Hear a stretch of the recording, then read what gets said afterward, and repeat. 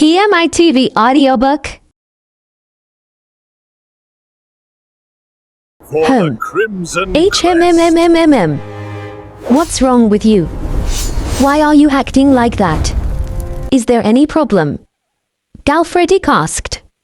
Eugene had been in deep contemplation for the last 10 minutes with crossed arms and a frown. Rai stepped out. Isn't it because you've been causing so much trouble? Maybe Sir Eugene is worried that you'll start groping every woman you come across and lose your hands. My precious hands don't just touch any woman's hips. Can't you tell by the fact that my hands have no interest at all in your buttocks? Galfredic retorted.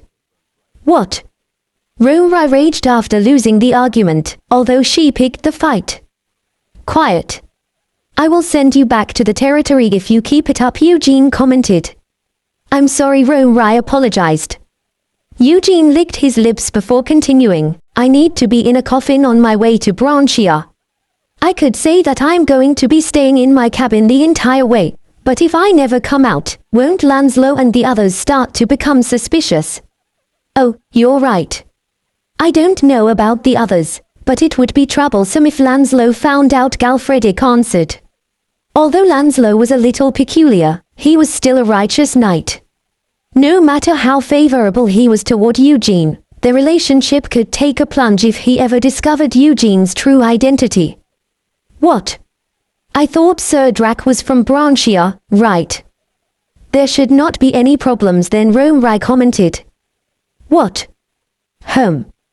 Both Eugene and Galfredic expressed their puzzlement while turning their heads, and Rai once again straightened her back and explained, thinking that another opportunity had presented itself for her to boast her wizardly knowledge.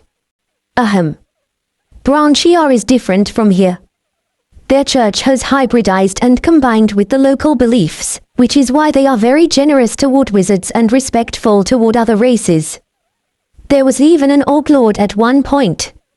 What? Is that true? Eugene asked. Yes. There was an orc knight among the subordinates of Branchia's legendary Night King in the distant past. In addition, Rai paused for dramatic effect, then continued with a sly smile. There is a high chance that one of the other subordinates of the Night King was a member of the Dark Clan. Whoa. The two vampire knights expressed their astonishment. Rai gave a satisfied smile and added, it's not been proven as a fact since it was such a long time ago, but it's very credible since my master was the one who told me the story. Why, you ask? The fact that my master told me so means that it was also the words of our school's founder. Oh. And so? Galfredic asked. However, Rai ignored him and turned toward Eugene with a smile. Since Sir Drac was born in Branchia and has the blood of elves flowing in his veins, it won't cause any problems even if you revealed your status as an origin vampire to him, Sir Eugene, Rai said. Is that so? Eugene asked. Yes. In the first place, Branchians share a hatred toward the Continental Church regardless of race, so he might even be happy to hear it, Rai continued. Well, I guess it's entirely possible since the church stood at the forefront of every invasion. Miss Rai, you're quite smart, Galfredic exclaimed. I'm at least smarter than you, Rai rebuked.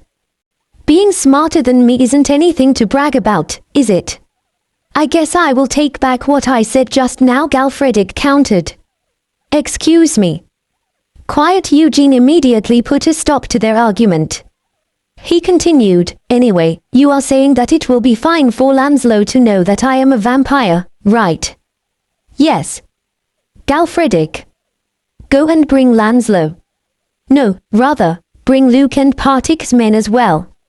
Eugene said. Yes, master. If anyone has a fit after being told the truth, can I take care of them?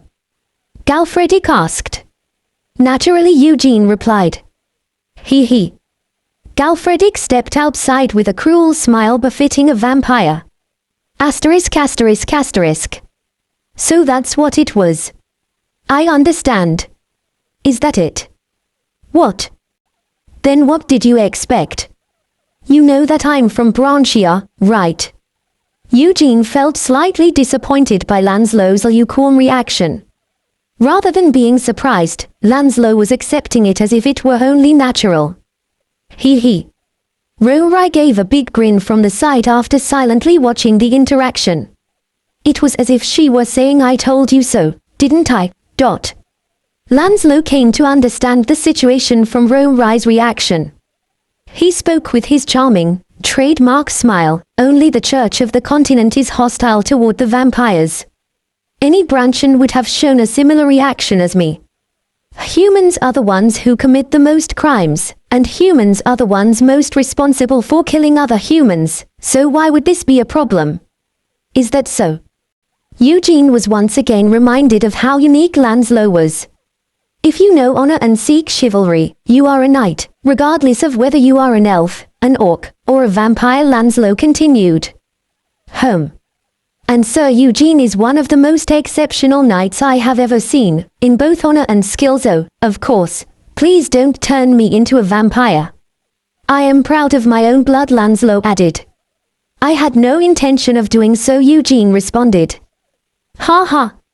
Lanslow's clear laughter resonated. Eugene turned his gaze toward Luke. The slave was trembling in silence. What about you? Eugene asked. Luke flinched before slowly parting his quivering lips. This is the best. What? Wasn't he frightened? As if to resolve Eugene's puzzlement, Luke excitedly raised his voice. I despise the Church. The army that invaded my nation was part of the main pillars of the Church. But Master is someone who will challenge the Continental Church in the future. I would like to fight by your side. If you want, I am determined to devote my blood to Master every day too. I don't need it. I only drink blood from monsters that are at least intermediate rank. Eugene interrupted him. For some reason, Luke became rather sullen after hearing Eugene's response. He responded while bowing his head. I see. Yes, Master. Now, then, Eugene turned toward the remaining three. Although they weren't Branchian nor Elven-born, they had been with him for the longest time. What about you three? Eugene asked. Partik shared a quick gaze with Blade and Lavin before answering in a quiet, but confident voice. We are mercenaries, and Sir Eugene has treated us incredibly well thus far. We couldn't even compare it to any of the other employers we have experienced until now. Really? Aren't you afraid of me? Eugene asked while deliberately releasing a small amount of fear. The three men shuddered. Partik struggled to part his lips. He couldn't even think of attempting to wipe the sweat off his forehead. I would be lying if I said that I wasn't afraid. However, if you had any intentions of harming us, we would already be lying on the ground. Though we are ignorant mercenaries, we know at least that much. So, in the future. Partik paused before gesturing at the other two. All three of them stood up, then knelt on one knee before shouting, I will live for you, sir. Please take us in. Although their voices were quivering, the three men were proving their loyalty even as Eugene's fear caused cold sweat to form on their bodies. Eugene nodded. Good. From now on, all of you will receive treatment equal to a knight's aid. The three men raised their heads with astonished expressions. What are you so surprised about? Did I ever break my promise? Eugene asked. Never. Partik shouted. Good. Luke, Eugene called out. Yes, Master. He responded. From this day on, you are no longer my slave, but my aide. Any objections? Eugene asked. Not at all. I will devote myself to you, Master. Luke immediately knelt beside Partik as hot tears flowed from his eyes.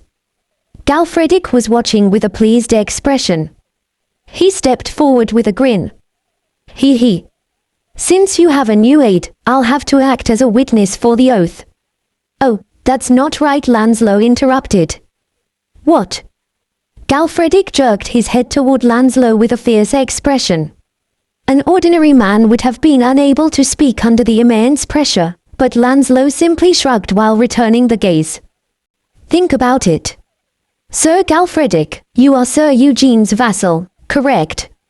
It would be unconventional, Lancelot explained. Ah.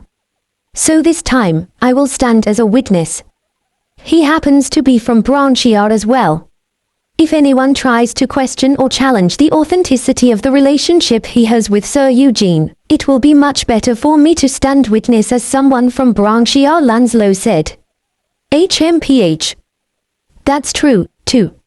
It's hard to win against you with words, though the story is different with swordplay, Galfredic responded. The outcome might have been different if you didn't use your vampiric strength, Sir Galfredic, Lancelot retorted. Well, that's true, Galfredic confessed after a short moment. Through the short, but meaningful interaction, Eugene was able to obtain figures who would act as his hands and feet in the future. Asterisk asterisk asterisk. Fwoosh. The Elion cut through the harsh currents, its sails pulled tight by the strong winds. Lancelot stood at the helm of the ship by the wooden statue of the beautiful Spirit King, which held swords in an X shape. Lancelot called out after turning his head, "Tell the captain that I can see Roderick Archipelago." "Yes, sir." As a quarter elf, Lancelot possessed better eyesight than ordinary humans. Thus, the sailor rushed to relay Lancelot's words to the ship's captain. "Sir Drac, are you really planning to go through the islands? The pirates will discover our ship. It's not too late. If you change your mind, then," the captain started. "There's no such thing as a pirate ship that's faster and bigger than the Elion, is there?" Lancelot interrupted. "That's true, but it's too dangerous to fight against pirates at sea. It won't be just one or two ships either. Perhaps 5 or 6 ships might flock toward us, and they will catch up quite quickly as well. Since they reside on the islands, they know the local water much better than we do as well," the captain strongly insisted. He had yielded quite a bit because the knight was from Branchiar, but he could no longer afford to give way when his own life was at stake. "Even if you're a knight, seaman knockings at sea, lad." The knight obviously had some knowledge regarding naval battles from the fact that he had taken off his heavy armor after boarding the ship, but there was a world of difference between land battles and sea battles. Therefore, the captain was able to make a strong stand and refute the words of a knight. It was something he would have never done in ordinary circumstances. "So, Captain, you are concerned about engaging in a naval battle with the pirates, is that right?" Lancelot asked. "That's correct," the captain responded. "And the danger will escalate with a larger number of pirate ships, right?" Lancelot continued. "You know it very well. Think about it. Right now, the other 2 sirs aren't functioning because of their seasickness, right? What could we possibly do against a group of pirates? How shameful would it be to become captured by the pirates?" The captain asked. "Aha. Aim. That's why, sir." The captain was flattered by the idea that a proud knight had accepted his sound advice. As such, he attempted to continue. "However," Lancelot interjected, "that would even be better, wouldn't it? That was the original plan anyway." "What?" The captain was dumbfounded. Lancelot spoke with a frightening smile. "Please tell my comrades in the cabin to get ready. Let them know that they will be able to use their power since we are close to the islands." "That, well." The captain hurriedly shut his mouth and stopped himself from retorting. He had simply considered the knight to be a handsome young lad, but he felt as if the knight was exuding a mysterious aura. "Fuck it. I don't know anymore." The captain had a hunch that he would be missing his head if he spoke another word. Perhaps the pirates would show him mercy and let him live if he handed over the entire ship. Thinking so, the captain walked toward the cabin. "Knock, knock."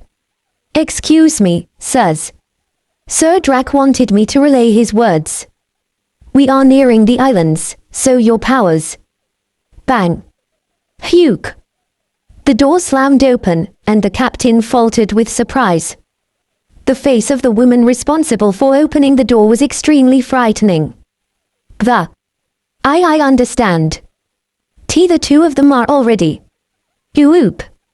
Already prepared so. Rai stuttered while attempting to steady herself, but she eventually spewed out yellow soup. Her complexion was extremely pale like a ghost. A large, burly knight with fierce eyes appeared behind her while twisting his head and swinging his arms. I feel so stiff. Oi, slave. No, I mean, aid number 2. Get rid of this pathetic wizard, Galfredic shouted. Yes. Luke answered. Did you forget to make medicine for seasickness again? Galfredic asked. Well. BWEUGH. It was because I had to pay special attention to your coffins. It's not like I didn't make any because I didn't want to. Rai shouted while vomiting. This raccoon is so filthy. Myrian said. A puking wizard, an aide who was comforting her, 2 vampire knights with crimson eyes, and a spirit invisible to the captain's eyes. The group left through the door one after another. The alien slowly entered the waters of Roderick's Island at the command of the captain. The Roderick's archipelago was a gathering of several small islands in narrow waters around Roderick Island, and it wasn't originally a place for pirates to gather. As the name suggested, Roderick Island was ruled by the Roderick family, and it was a sort of prison for criminals who had committed severe crimes on the mainland. However, about a decade ago, a large number of prisoners escaped and occupied the island in an unfortunate turn of events. Since then, pirates started gathering on the island as well, which ultimately turned it into a notorious island known to harbor criminals and pirates. So does the Roderick family still exist? Eugene asked. Lancelot answered with a shrug. I'm not too sure about that.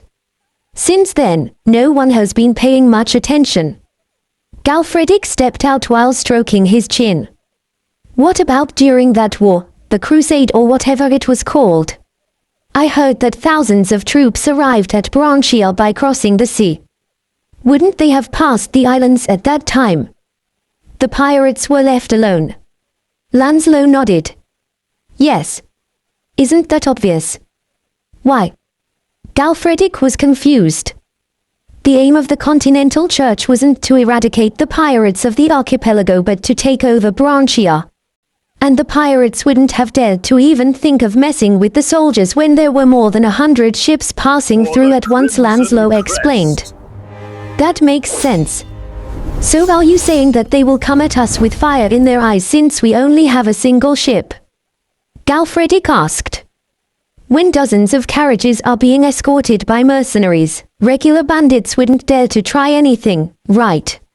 And even well-known, strong groups of bandits will have to think twice.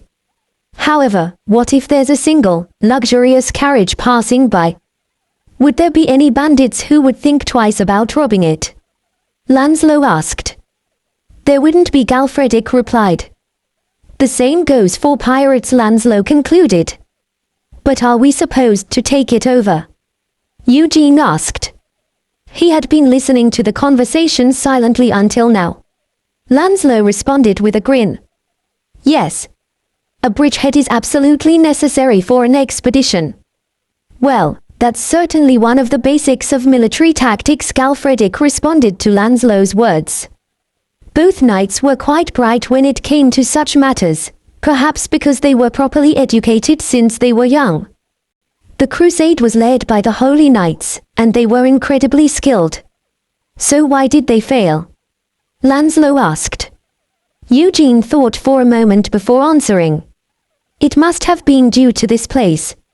If they truly did have so many troops, they would have needed a constant chain of supplies.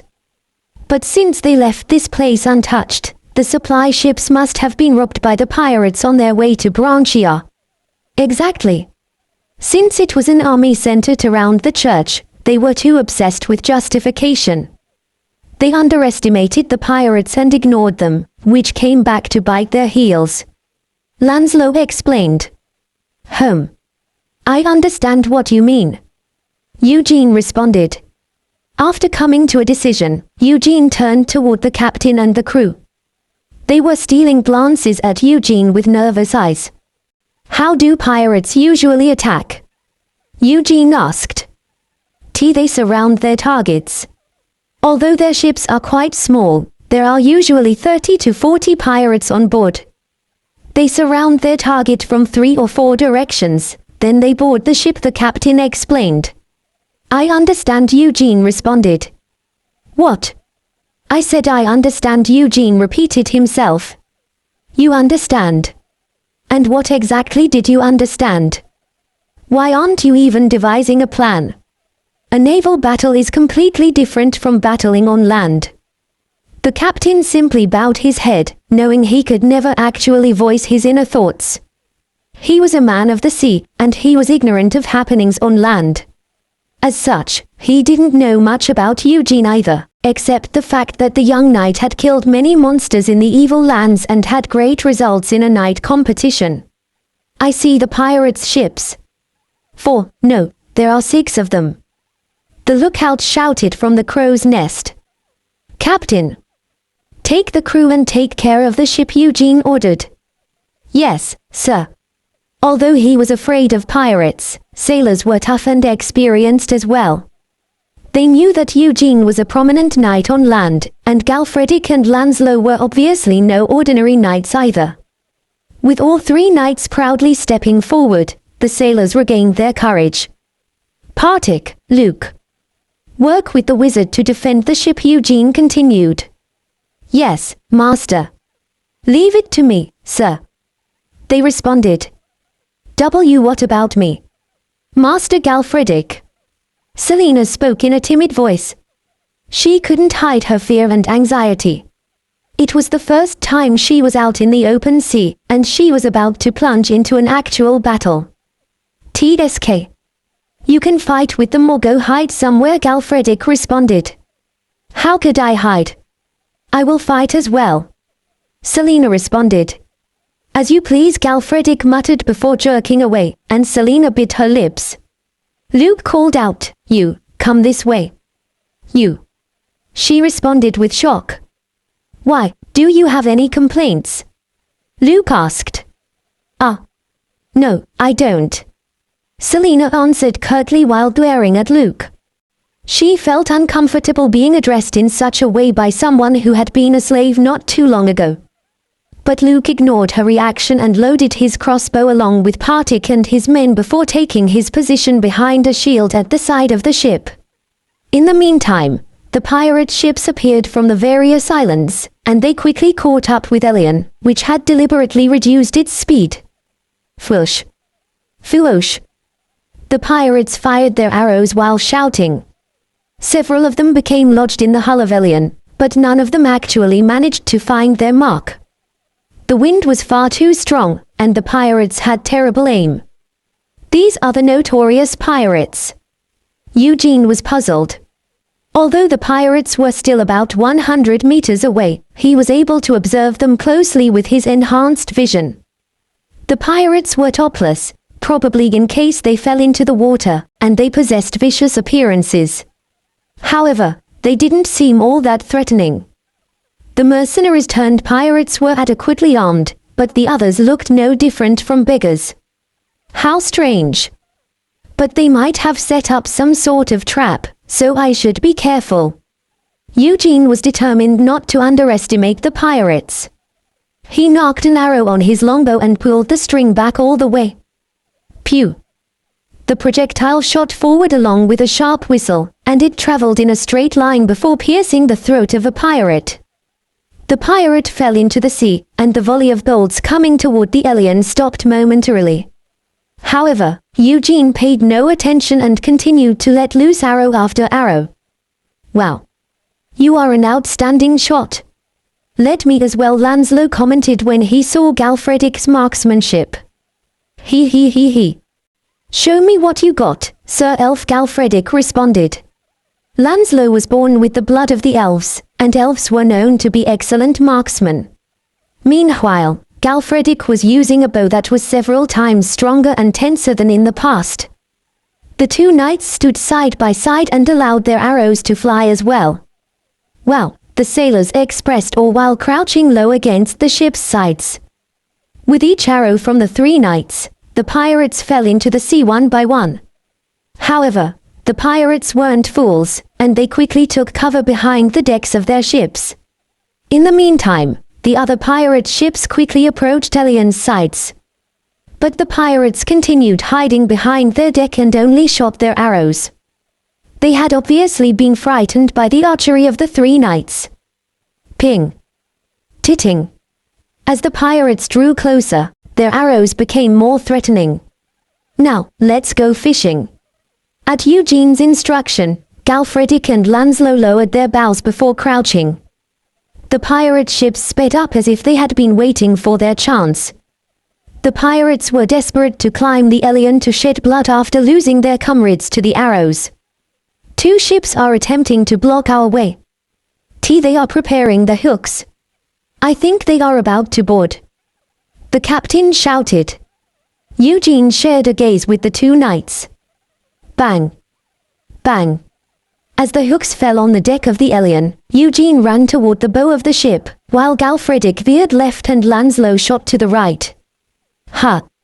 Only the few who had known Eugene for a long time had no change in expression, while all the others took on shocked expressions. Fwoosh! The three knights had charged in different directions at almost the same time.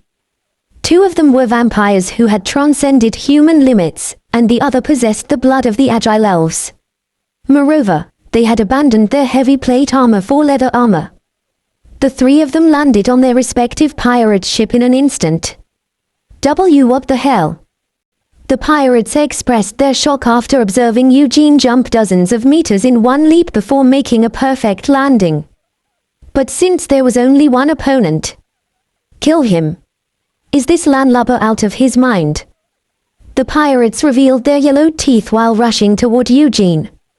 Eugene's eyes glimmered with a red light, and his fangs instantly grew longer. The brutal and bloody massacre of the sea commenced. Asterisk asterisk asterisk. The pirates are coming up the stern. Lavin. Glade. Partik and the two men quickly crossed the deck. Let us fight together. With even Selena and Luke joining in the fray, the five people raised their short swords and shields before taking a stance against the pirates. Ah! Oh my, Rai weakly groaned in a dying voice before slowly making her way behind the five people. Miss Rai. It's dangerous here. Please hurry back into the cabin. I wish I could, but if I don't prove useful this time around, I don't think I can. Brief. Rai was constantly leaving, and she was in a terrible state. No, this isn't the time to be worrying about. Partik started to respond, but Rai raised her staff and started to murmur. A group of red lights began forming at the tip of her staff, then shot forward. Q ha ha ha ha. Killed all the men. Leave the girls too. The pirates jumped aboard and started to shout before suddenly coming to a stop. The red light emitted from Rai's staff was wrapping around their heads. Hoo hee hee hee ha. Hee hee. Hoo ha ha. Four of the pirates took on empty expressions, then started to emit a strange laugh. Then, they suddenly jerked around before starting to swing their cutlasses toward the climbing pirates. Wah!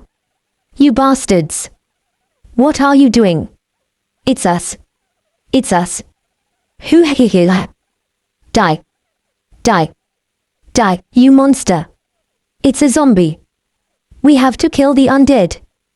The pirates didn't even have leather armor, and as such, they fell to their death after being slashed and stabbed by their enchanted comrades. Oh, Matilda, what are you all doing, Bewie? I don't have any power left, so I... Breathe. Rai muttered before once again discharging yellow liquid from her mouth. It was the cost of using magic despite enduring a severe case of seasickness. It was an ugly, pathetic sight. But it was more important to take care of the pirates, So the 5 figures left Rai behind and started swinging their blades toward the remaining pirates. Asterisk asterisk asterisk. The captain and crew of the Elion had their mouths agape, but they couldn't speak a single word.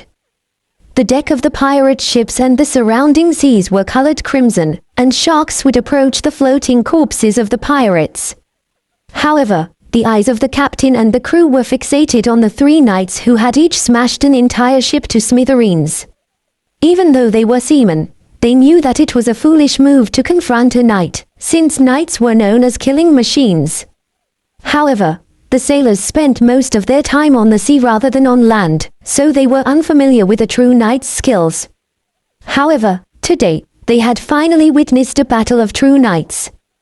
They finally came to realize that real knights were monsters who were trained in the art of killing since childhood. They aren't human. They're monsters. Oh God. From today on, I won't even try to speak with a knight.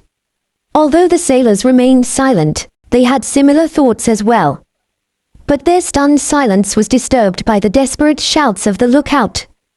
To the right. An unidentified monster is approaching the ship. It's fast. It's incredibly fast. Everyone's heads turned toward the right side of the ship. What? That's... Something black was approaching the Elion at an incredible speed while hiding beneath the surface of the water. It was almost the size of the Elion. Quawawara. The monster roared while surfacing, then hurled itself at one of the pirate ships. Kuwawawara. The monster swallowed the pirate ship whole while emitting a large cry, then it sank back into the sea amidst a huge splash. Whoosh. The captain cried out as the seawater fell like heavy rain. Sir Eugene was eaten by a sea monster. Shortly after the giant sea monster made its appearance, the rest of the pirates fled back toward the islands with their tails behind their backs. Galfredick returned to the Elion before bursting into a rage. What the hell is going on? What's with that monster? What happened to Master? Galfredick ran across the deck of the Elion while shouting loudly.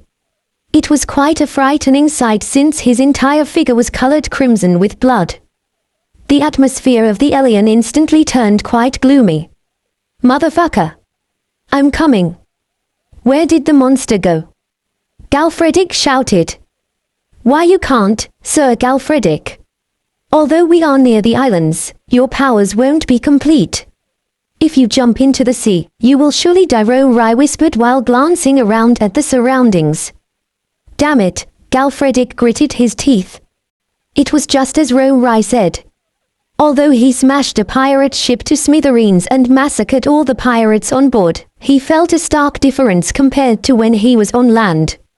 Even though he drank some of the pirates' blood from time to time, it was of no use. Then what do you want me to do? Master is in that monster's belly, Galfredick said with frustration. Sir Eugene is an origin. He will probably be fine, so just wait for a little while. Ah, Sir Lanslow, Rai called out. Lanslow had belatedly returned to the Elion. He threw a pirate on deck before speaking. It seems the pirates know something about the sea monster. Really? Hey, you motherfucker. What was that monster we saw earlier? Speak before I shove an axe up your asshole, Galfredick said threateningly. $hash asterisk at hash hash asterisk. Asterisk hash hash hash. The pirate responded. What the hell is he saying? Galfredick asked. Lanslow translated the unfamiliar words. He is speaking the language of Branchia. He says that the monster is the demon god of the islands. Demon god. What a superfluous title for a fucking monster. Anyway, where is the monster? Ask him, Galfredick responded. Lanslow asked, and the pirate responded while trembling with fear. The island of Poing is its territory. It seems the monster smelled blood. Usually, the pirates offer regular sacrifices to the monster, Lanslow said. What a load of bullshit. You little fucking morons. You make sacrifices to monsters. Cut off your balls right now, you little shits. No, I'll rip them off for you and throw them to the sharks, you fuckers. Galfredic began to speak aggressively. He was agitated about the possibility of losing Eugene. Without Eugene, there was no one who could control Galfredic. Ro-Rai felt a great sense of responsibility and inched closer to Galfredic. Sir. Let's calm down for now. Do you feel dizzy at all? Or as if all the strength is slowly seeping away from your body? Ro-Rai asked. I don't feel like my usual self, probably because we're at sea. But it's not to that degree. Why do you ask? Galfredic answered. Then Sir Eugene should be fine as well. You are Sir Eugene's thrall, right? If something happens to either one of you, the other should be able to sense it immediately, Ro-Rai commented. I see. But I'm not his thrall. I'm a vassal, Galfredic responded. A vassal? Ro-Rai asked. Yeah. That's what Master said, Galfredic replied. Then. Anyway, that's even better. If Sir Galfredic feels fine, that means Sir Eugene is also in good condition, Ro-Rai explained. Fuck. That's a relief. Hey, you piece of shit, Galfredic called out. Hueek. Although there was a language barrier with the pirate, the screams were the same. The pirate crawled backward with a frightened scream. Take me to the island of Poing right now. I'm going to strangle that monster to death, Galfredic muttered. There was no need for Lancelot to translate Galfredic's words. The word Poing and his terrifying appearance were enough to convey Galfredic's intention. The pirate immediately understood and started to diligently wave his hands while speaking. It's right behind the main island, Lancelot explained. Tell him that I'll cut off his limbs and throw him into the sea if he doesn't guide me properly, Galfredic said. The pirate's face paled after hearing Lancelot's interpretation, and he nodded crazily. Asterisk. Keek. Sir. Are you all right? Hwa. Myrian shouted urgently with tears in her eyes. I'm fine for now, Eugene responded. He tightened his grip on Wolf's slaughter while taking in his surroundings. Am I inside the monster's stomach? Or is this the throat? The sight was quite horrendous. Various limbs and remains of the pirates were entangled with all kinds of sea creatures and the pirate ship's debris. The filthy, bizarre sight was enough to make Eugene feel sick. Sir, are you really fine? I heard from my seniors that members of the Dark Clan die when they go into the sea. Myrian said. I'm fine. It must be due to black scales. Eugene responded. Although black scales didn't turn Eugene completely waterproof, it was sufficient to prevent the seawater from completely soaking Eugene's figure. As such, he was able to move without much difficulty.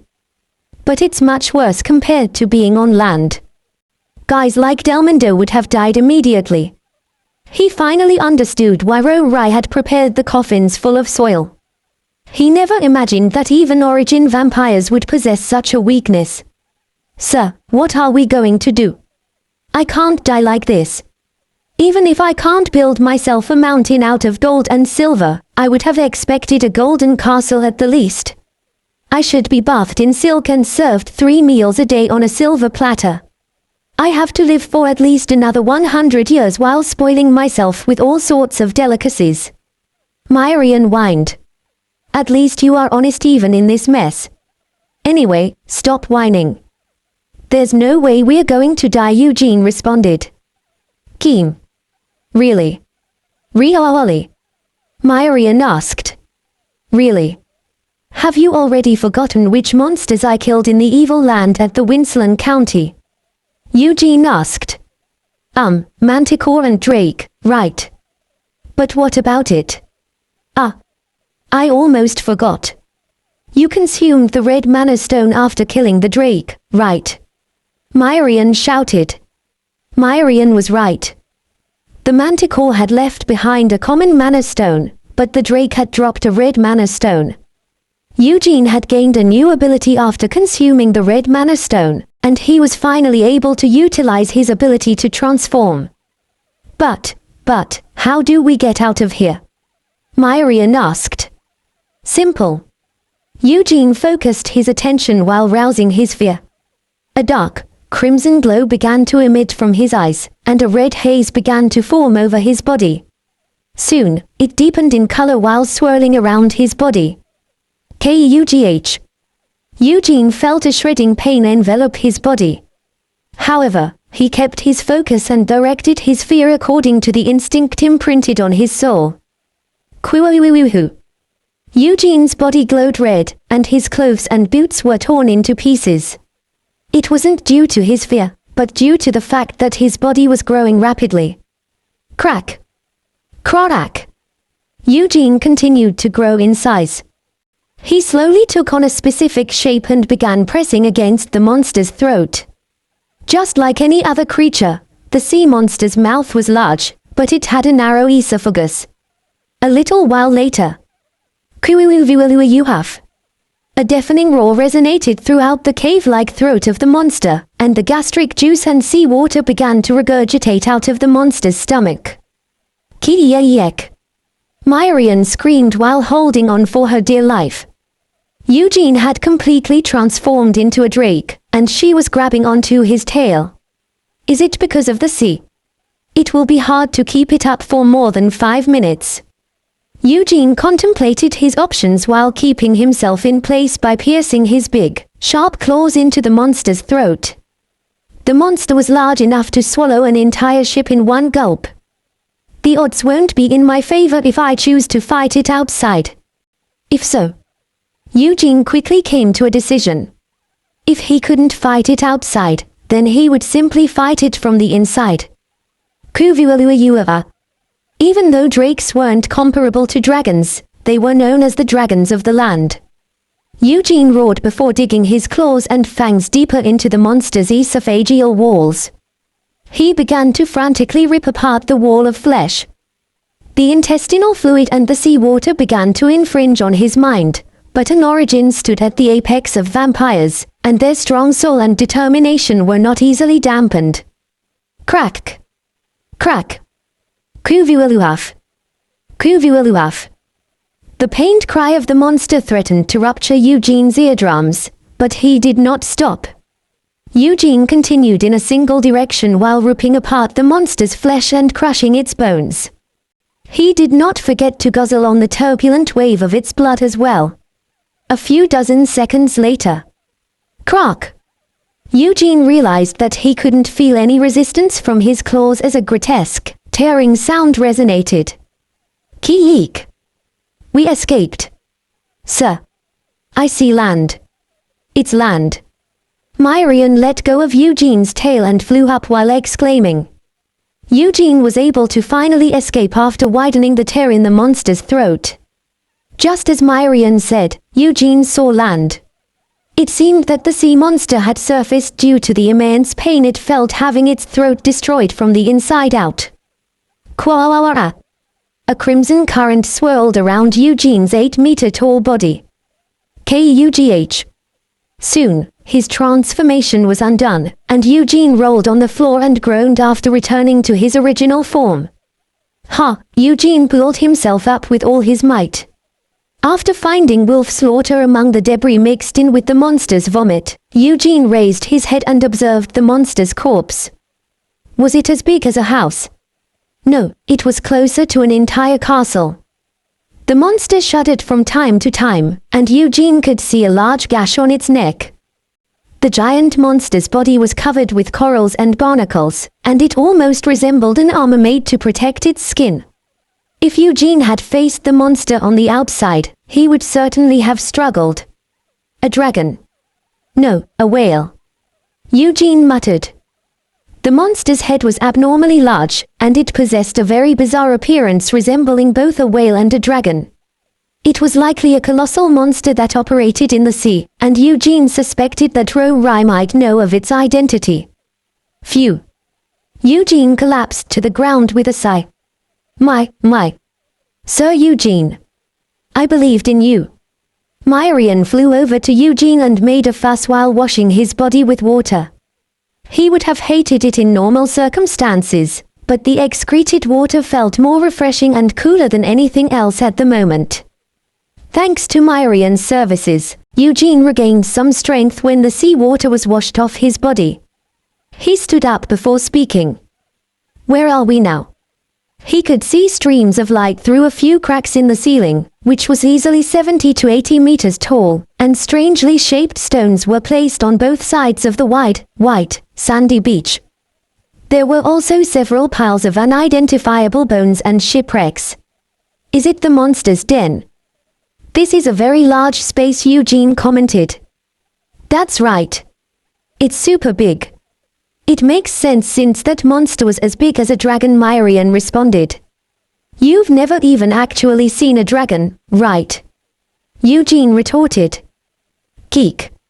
I've heard about dragons from my seniors. It's probably just around the size of that monster. But I heard they spew fire and use magic as well. Ah. Sir, look. Over there. Myrian exclaimed. Eugene turned his head. He could see the entrance to what looked like a naturally formed cave. I can feel the wind. Eugene became convinced from the flow of air that the cave was connected to the outside. He turned before speaking to Myrian. I will look over there, so you stay back and find something for me. Find what? Myrian responded. Mana stone, Eugene said. Where could a mana stone be in such a place? Myrian doesn't really know. Myrian felt her heart drop, but she tilted her head and pretended to be innocent and ignorant. Geek. Myrian screamed as Eugene snatched her out of the air and held her in a certain direction. In there, he said. Geek. The spirit's face became colored with fear and despair. Eugene continued while pointing directly at the sea monster's body, or to be exact, the area that could be considered its anus. It will be easier to enter through there than the mouth. Hurry up and go find it. Eugene slowly approached the sea monster's anus while maintaining his grip on Myrian. The back entrance into the sea monster was littered and full of horrible wrinkles. Sir. Wait. Just wait a minute. Kitke. Kiik. Kiili. Squirt. Spatter. The spirit's terrible scream slowly faded away along with a squishy, unpleasant sensation. A few minutes passed. Kerplunk. Fuff blah blah. Dark red stool erupted from the monster's anus like a waterfall. Ploosh. Foo. Myrian slowly crawled out from the barrier of poop after breaking through the confines of the monster's anus. However, she could no longer be called the spirit of water. Her entire figure was painted with fecal mass as she slowly flew forward while carrying a mana stone that was almost as large as her body. She placed the object on Eugene's palm without speaking a word, then sat down on the white sand with her back toward Eugene and crawled into a ball. Then, she began murmuring while scribbling something on the sand. I've been defiled. I'm no longer the spirit of water. That's right. I'm the spirit of poo. From today, I am the spirit of poop. The golden castle you talked about. I'll build it for you, Eugene muttered.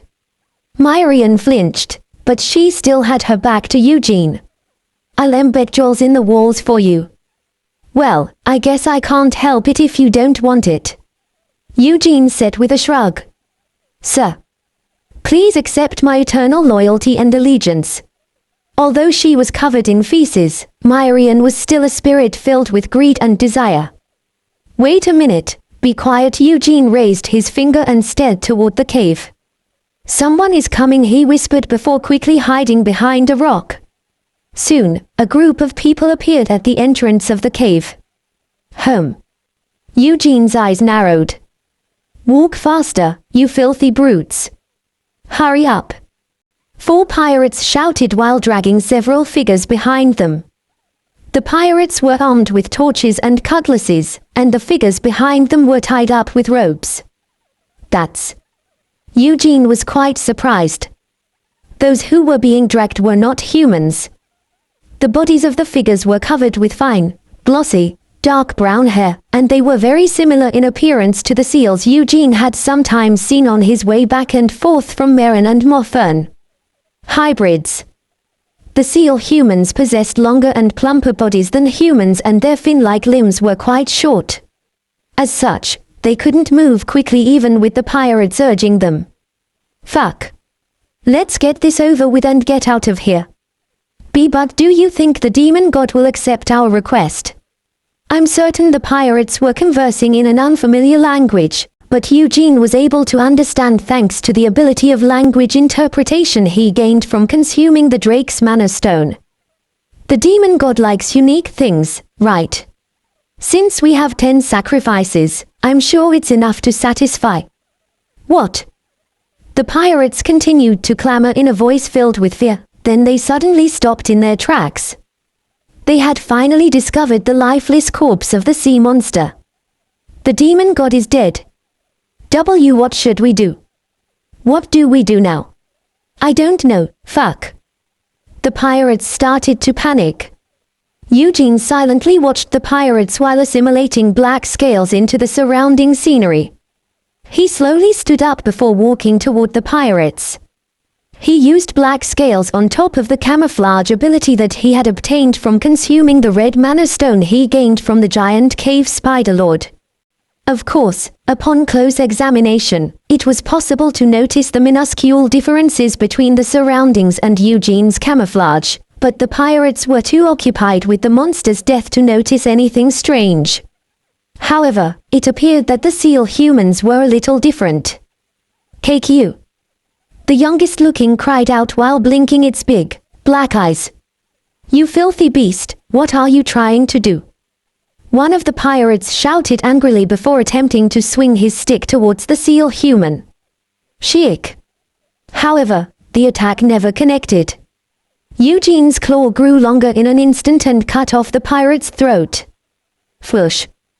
The pirate collapsed while blood spewed from his half-sawn neck, and Eugene continued to wave his claws without hesitation.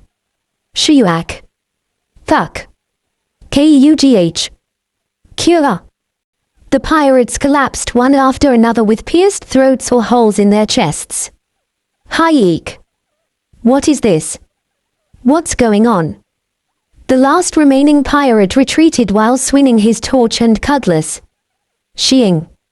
A small patch of black appeared out of nowhere before gradually spreading in the air.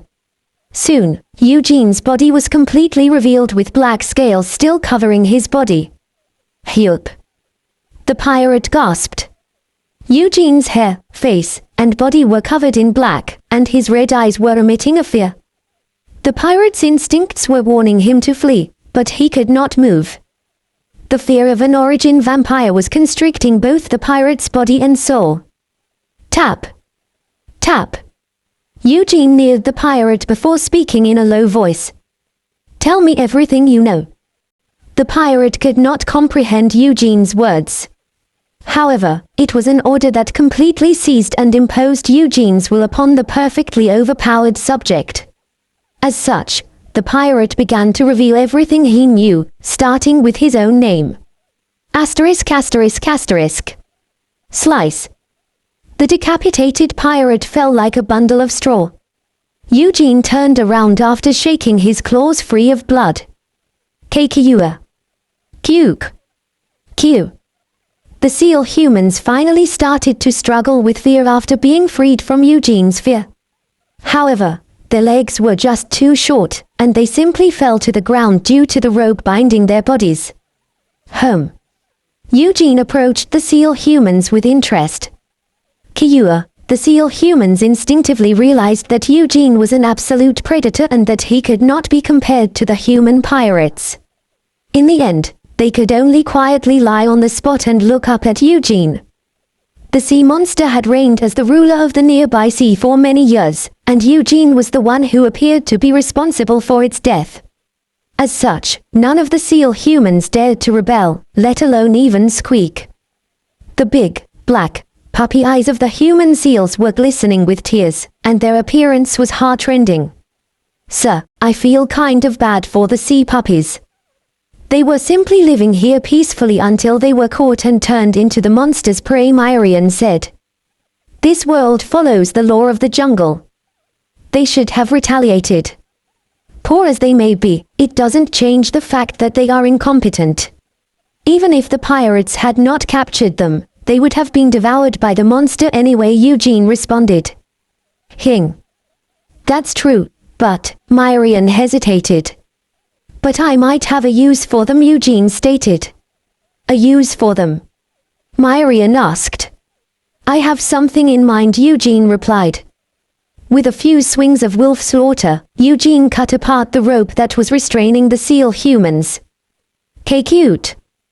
The seal humans expressed their surprise. Eugene pointed with the tip of his sword before continuing. Oi, Puckus. Lead the way. Go back to where you came from. Although they could not understand Eugene's words, the Puckus realized what they wanted from them. After sharing a gaze with each other, they started to waddle. However, they kept on looking backward and bowing their heads. They seemed grateful, but fearful at the same time. Are you sure you can make use of the sea puppies? They seem like complete idiots. Myrian commented. They're just timid and slightly stupider than humans, Eugene responded. The Puckus were smarter than monsters such as goblins and kobolds, but they were timid, which made them the perfect targets to take advantage of. This was why the pirates made slaves out of the Puckus and regularly used them as sacrifices to the sea monster. Kiyu. Kuwa.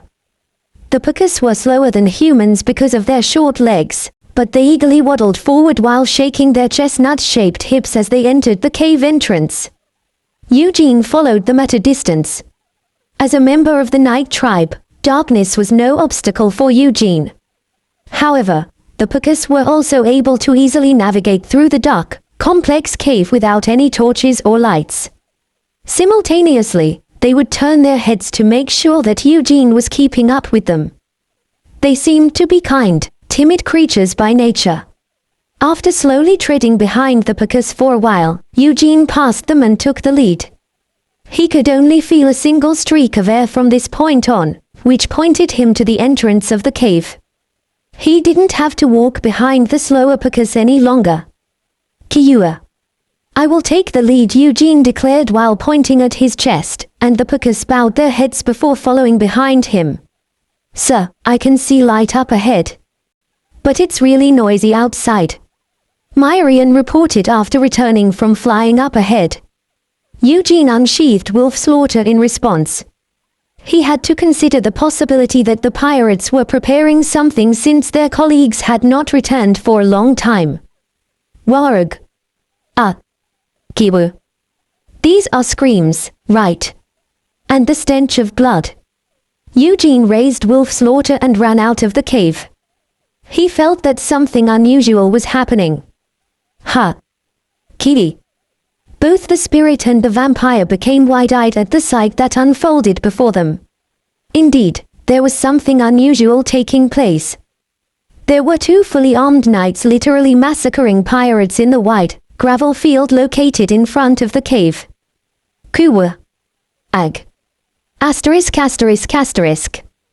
The knights had easily overwhelmed the pirates when they were equipped with simple, leather armor on the ships. As such, the difference in their power was made even clearer once the knights were fully equipped in plate armor and various weapons. The pirates were no different from mobile wooden dolls in front of the knights. The pirates were stronger in numbers with more than 100 men on their side. But in less than 10 minutes, greater than 70% of their numbers had been killed. Let's run. Run. The knights slit their throats even if they surrendered and begged for their lives, so the pirates chose to flee up toward the hill or jump into the sea. However, there were numerous sharks waiting for them in the water, and there was a group of sailors formed around Partik and the two aides waiting for the pirates on the hill. In the end, all but a few pirates were slain. Master. Galfredic ran with joy after spotting Eugene coming out of the cave. What's going on? Why are you coming out of that cave? Galfredic asked. Well, Eugene continued on and gave a brief recount of his experience, from killing the sea monster to rescuing the seal humans. In the meantime, the Puckus carefully exited the cave, and Lancelot ran up and took his place by Eugene. Lancelot spoke while looking at the Puckus. This is a surprise. I had heard that all the Puckus in this place had gone extinct when the islands were occupied by pirates. Huh. Is that them? Puckus. Galfredick frowned after seeing the Puckus slowly waddling forward.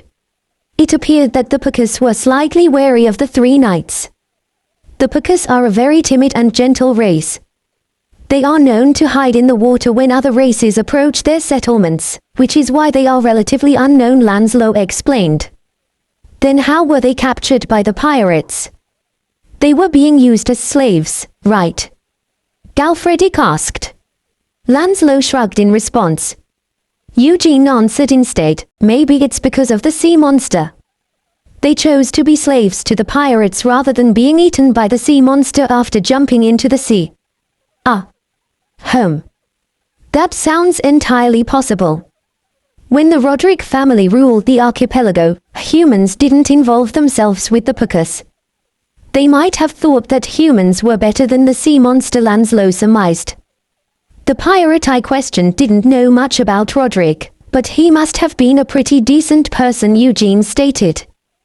The pirate that Eugene questioned at the sea monster's den had been just a lowly thug, so Eugene hadn't been able to gain any important information from him. Lancelot responded with a grin, yes. It is true that he had a good reputation, for he was rumored to be a very generous, merciful lord. However, he wasn't human. What? Eugene said. Didn't I tell you earlier? Branchiar is very accepting of other races, and there have been cases when they became lords, Lancelot added. Then. Yes. The Roderick family were orcs. Asterisk asterisk asterisk. The pirates' den was easily wiped out with the three knights taking the lead. One peculiar thing was that the pirates weren't only humans, perhaps since the island was used to imprison criminals from Branchiar in the past. There were orcs, dwarfs, and even elves. However, the pirates were underarmed and had been living an idle life. They were no match for knights who constantly teetered on the edge of life and death. Hey, technically, you're an elf as well. Is it fine for you to kill them like that? Galfredick asked as Lancelot pulled out his longsword from the heart of an elf pirate. Both knights were coated in blood. That's an interesting question.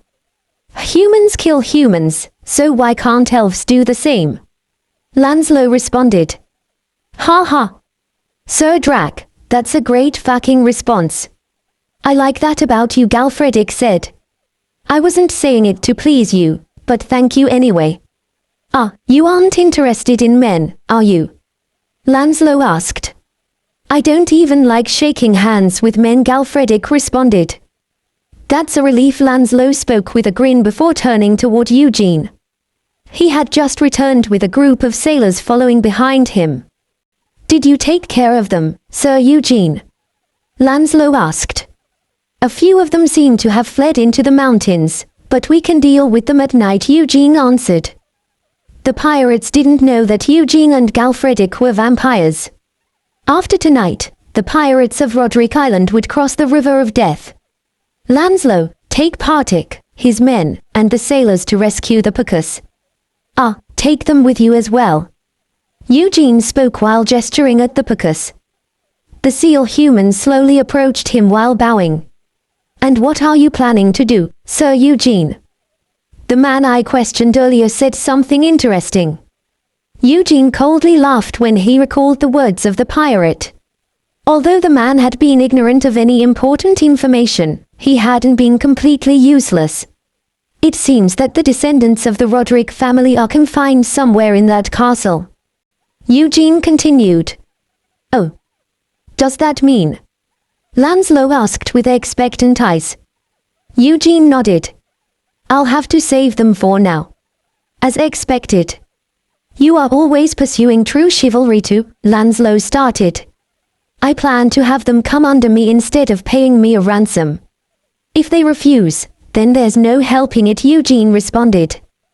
That's a very benevolent, yet practical judgment, Lancelot expressed his awe. Eugene had made a decision befitting his status as the leader of the expedition. Kiua you. Kiua hung. Kiua you. The Picus hurried to their friends and family after being released from their bindings.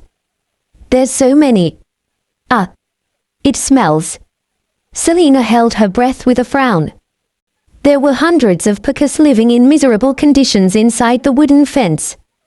They are originally a very clean race. Although they are primarily active in the sea, most of them live in places with fresh water. So they live peacefully among themselves on islands located down the river or near the coast, Lancelot explained. I apologize, Sir Drac. I had no idea, Selena said. She then turned to look at Galfredic and asked cautiously. But Master, why did Sir Eugene order us to rescue them? How should I say this?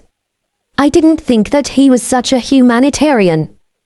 Well, Galfredic stroked his chin and was about to answer when Luke responded with anger. What? What did you just say? Selena was startled and quickly hid behind Galfredic before murmuring, well, it's the truth, right? Although they are kind of cute, the Picus won't be of any use to Sir Eugene. You punk! Luke shouted. Ha ha! Selena is right this time around. Your master didn't save the Picus out of pity, Lancelot interjected. See. Even Sir Drac agrees, Selena said proudly when even Lancelot took her side. Luke asked politely after hesitating, then what is the reason, Sir Drac? You know that Sir Eugene is trying to turn this island, or rather, the Roderick's archipelago into a bridgehead, right? In the future, merchant ships and supply ships from Morfern will pass through here, so where do you think we could find laborers and workers?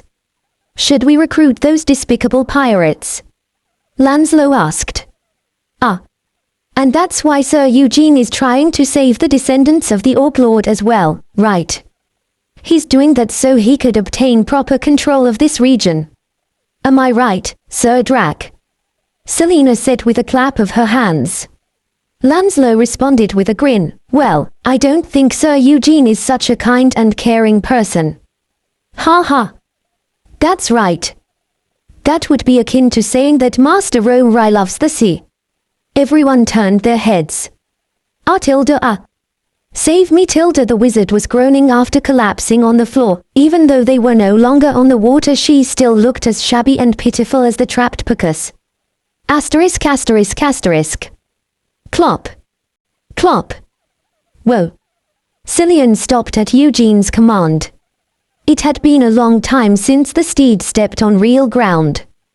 Eugene was armed in plate armor and all kinds of weapons as he stared at the castle that stood erect across the bridge that swayed over the sea.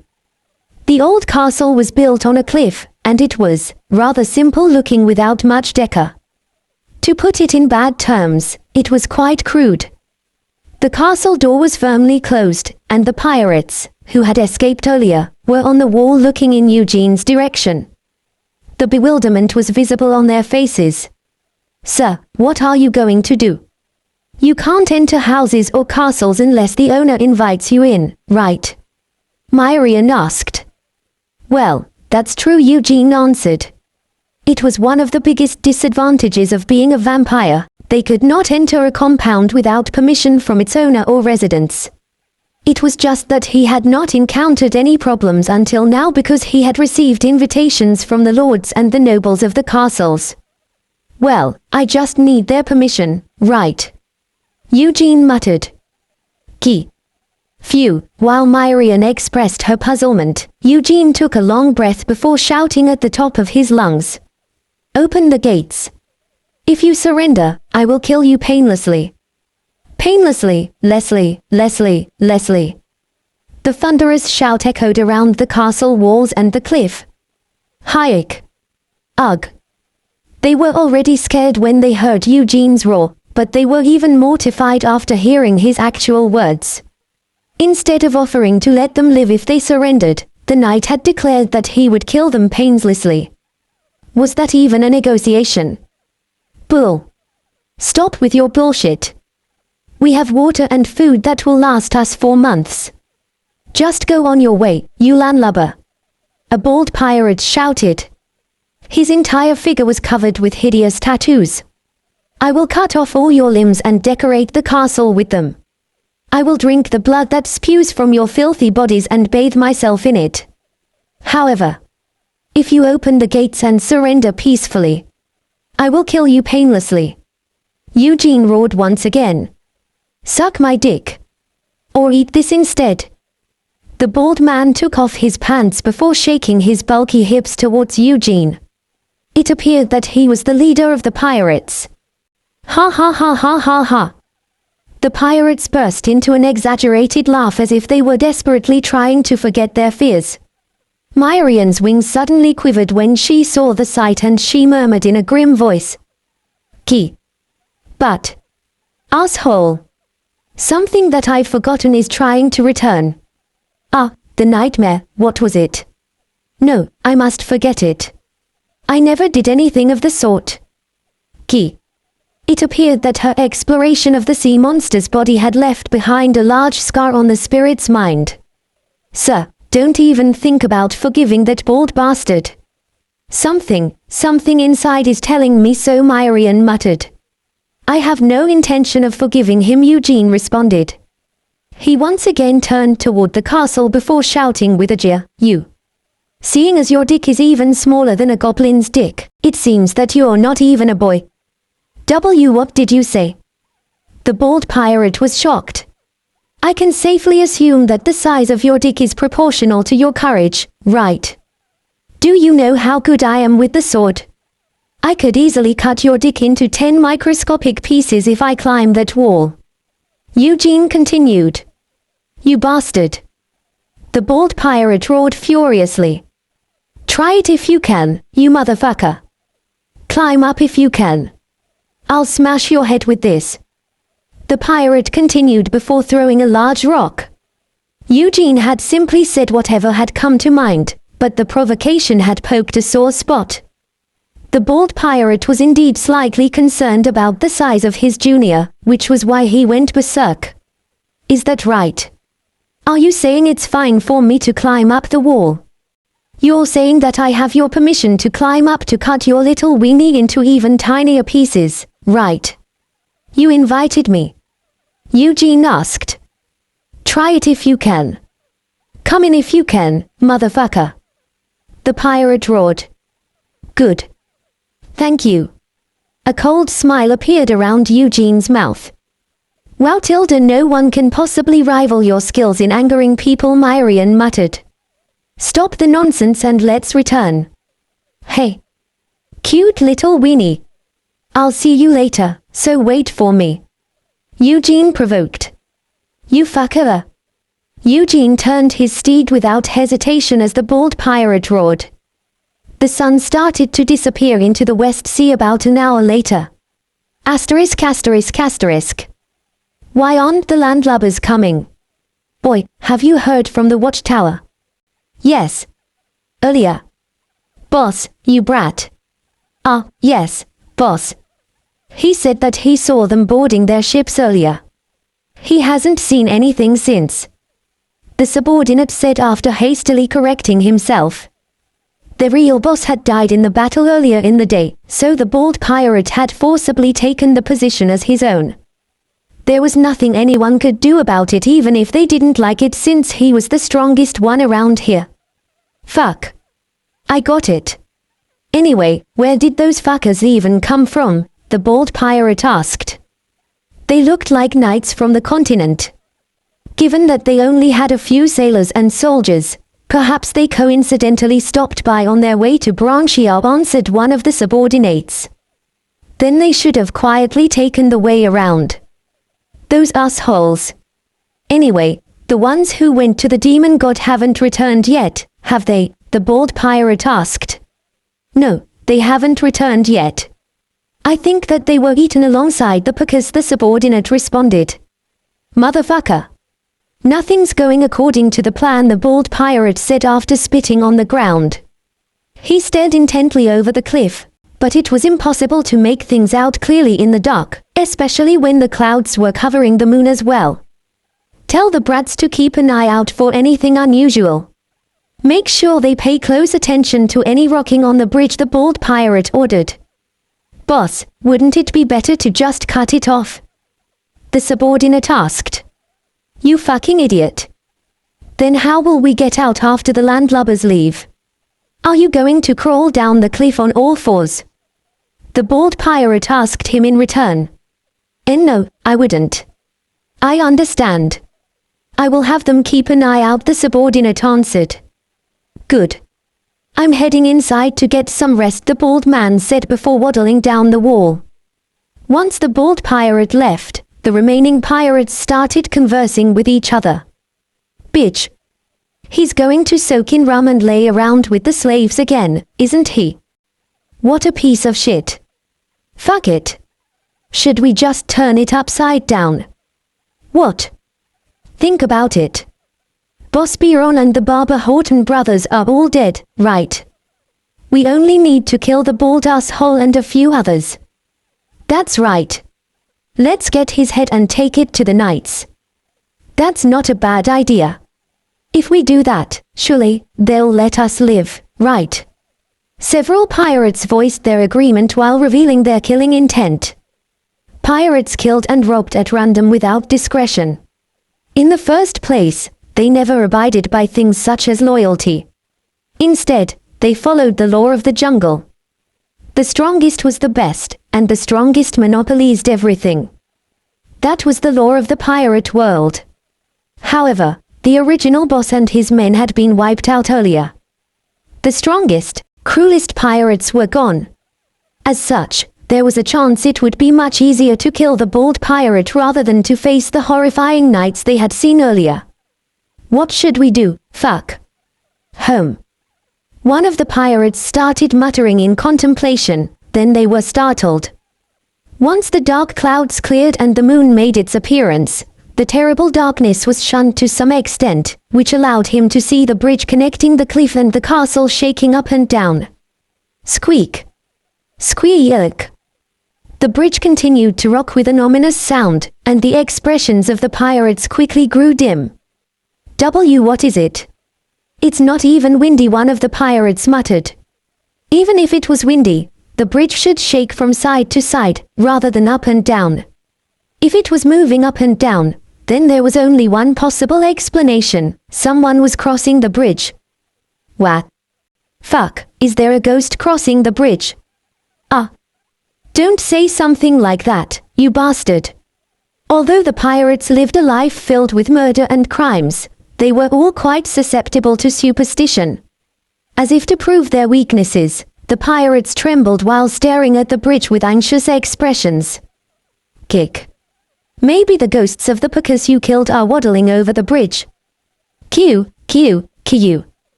Stop it. Shut up. Stop it, Tilda, listen to yourself, coward. You motherfucker. One of the pirates growled with anger. Ki. A breeze from the sea swept over the walls with a sound similar to the wailing of a ghost. Suddenly, the bridge stopped fluctuating like it had never actually swayed. The pirates felt goosebumps rising on their arms after witnessing the mysterious phenomenon. Did a ghost really cross over?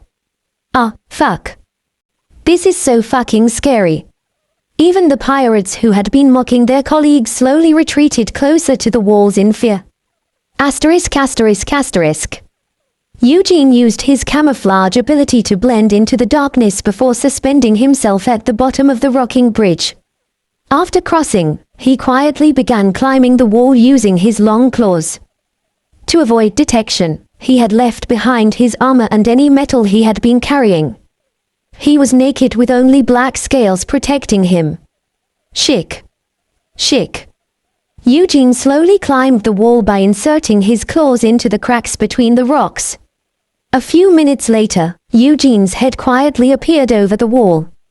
A group of about 10 pirates was gathered around a fireplace, and there were pairs and trios standing guard and wandering about the walls and the watchtowers. After successfully crawling up the wall without making a sound, Eugene pressed himself against the ground like a spider. It was bizarre to see Eugene crawling across the rampart on all fours. The pirates were busy chatting among themselves or staring at the opposite cliff. No one noticed Eugene. Shik. Shush. Hayek. A pirate turned around in shock. He was obviously more sensitive than the others. What was that? You scared me, you punk, his colleague said. I think something just grazed my leg, the pirate responded. Stop trying to scare me, you bastard, the colleague commented. The two of them hurriedly looked around with anxious eyes. However, they weren't able to find anything out of place. Huh. The keen pirate stared at his colleague with wide eyes. Ah, stop it, you shitface. Stop it, the other pirate responded. He was already scared, and it annoyed him that his companion was looking at him as if there was something standing behind him. That's not it. Behind you, there's... Hi eek. Hey, you fucker. Stop. Kiwug. Slice. The pirate collapsed while putting his hand against his neck. His throat was sliced open, and crimson blood poured out without stopping. A pair of red eyes appeared over his body, and a quiet voice reverberated. Ka-esi. Kidio-awawak. The keen pirate began to run away with a fearful scream. It's a ghost. Kidio-ara. Kiara, he shouted. What? What is it? A ghost. It's a ghost. Final was killed by a ghost. We've been cursed. Wawawagsh, the pirate shouted in fear. The dark passageway where Eugene stood was dimly illuminated by the swaying torches, and the moon was peeking out from the clouds. Only the upper half of Eugene's body had been released from the camouflage, and it was all that was visible. It was natural for anyone to mistake him for a ghost. You have been cursed. The strongest one must be sacrificed, a quiet, evil voice resonated from the passage. Awigawawa. The frightened pirates fled like madmen. You're not offended, are you? Eugene asked. Oh, of course not. You saved me, and I misunderstood you, sir. I am not offended at all, Autos responded with a stutter. He had already recovered considerably, perhaps because he possessed strong tenacity as an orc and due to the mana stones. However, judging by the way he stole glances at Eugene, it appeared that the aftermath of the beating still remained. I forgot myself after hearing such nonsense. I apologize, Sir Roderick, Eugene said. It's completely fine, Autos responded with a forced smile. However, it only made him look even more miserable. It was hard to believe that he was the only descendant of the lords who ruled over the archipelago throughout history. Excuse me, Sir, Autos spoke up. What is it? Eugene responded. What will happen to me now? Autos asked. Even though he was the only descendant of the Roderick family, he was a lord only in name over an island that had long been neglected by Branchia. Moreover, Eugene wasn't Branchian, but a knight from the mainland. Autos was not so foolish as to be ignorant of the fact that his fate lay in Eugene's hands. What do you mean? You're going to be the lord here, Eugene responded. As expected. I'll have to live as a prisoner for the... Quet. Autos was stunned by Eugene's response and flared his nostrils. Me? The Lord of Roderick, he asked. Why? Is there a problem? Your family originally lorded over the archipelago, right? Eugene asked. That's true. But why me? Couldn't you simply take over the islands? Autos hesitated. I didn't cross the sea for this island. And I heard that your father was an excellent ruler. His honest and honorable temperament must have been passed on to you as well. I believe in you, Eugene stated. Yes, Sir Eugene, Autos muttered. His eyes started to fill with tears. In addition, the small animosity he had toward Eugene due to the beating disappeared like melting snow. Although Eugene's thrashing had made the pirate's beating seem like child's play, who wouldn't be angry after being called a pervert during their first meeting? Right, and it would only be more applicable for knights who were honorable and wise like Eugene. I've made a huge mistake. Kiwu. Sir Eugene. I, Autos of the Roderick family, swear on my honor that I will do my best. Autos shouted as tears started to drip from his little eyes. Eugene was convinced that Autos was almost his. He spoke generously while hiding his insidious thoughts. Yes, yes. I believe in you, sir. Of course. Please leave it to me. Autos shouted while wiping away his tears. But his expression darkened slightly when he continued. However, Sir Eugene, there are only a few residents left on the archipelago and only hundreds of pukas. I am a little doubtful as to whether I can properly manage this place. Don't worry about that. Sooner or later, ships will be arriving here from Merin and Morfern, Eugene responded. What? Merin and Morfern? Autos exclaimed. He was knowledgeable about the two famous port cities as the child of a lord. He remembered when ships from the eastern kingdoms and cities would stop at Roderick Island when he was but a child. That's right. The two ports are supporting my expedition.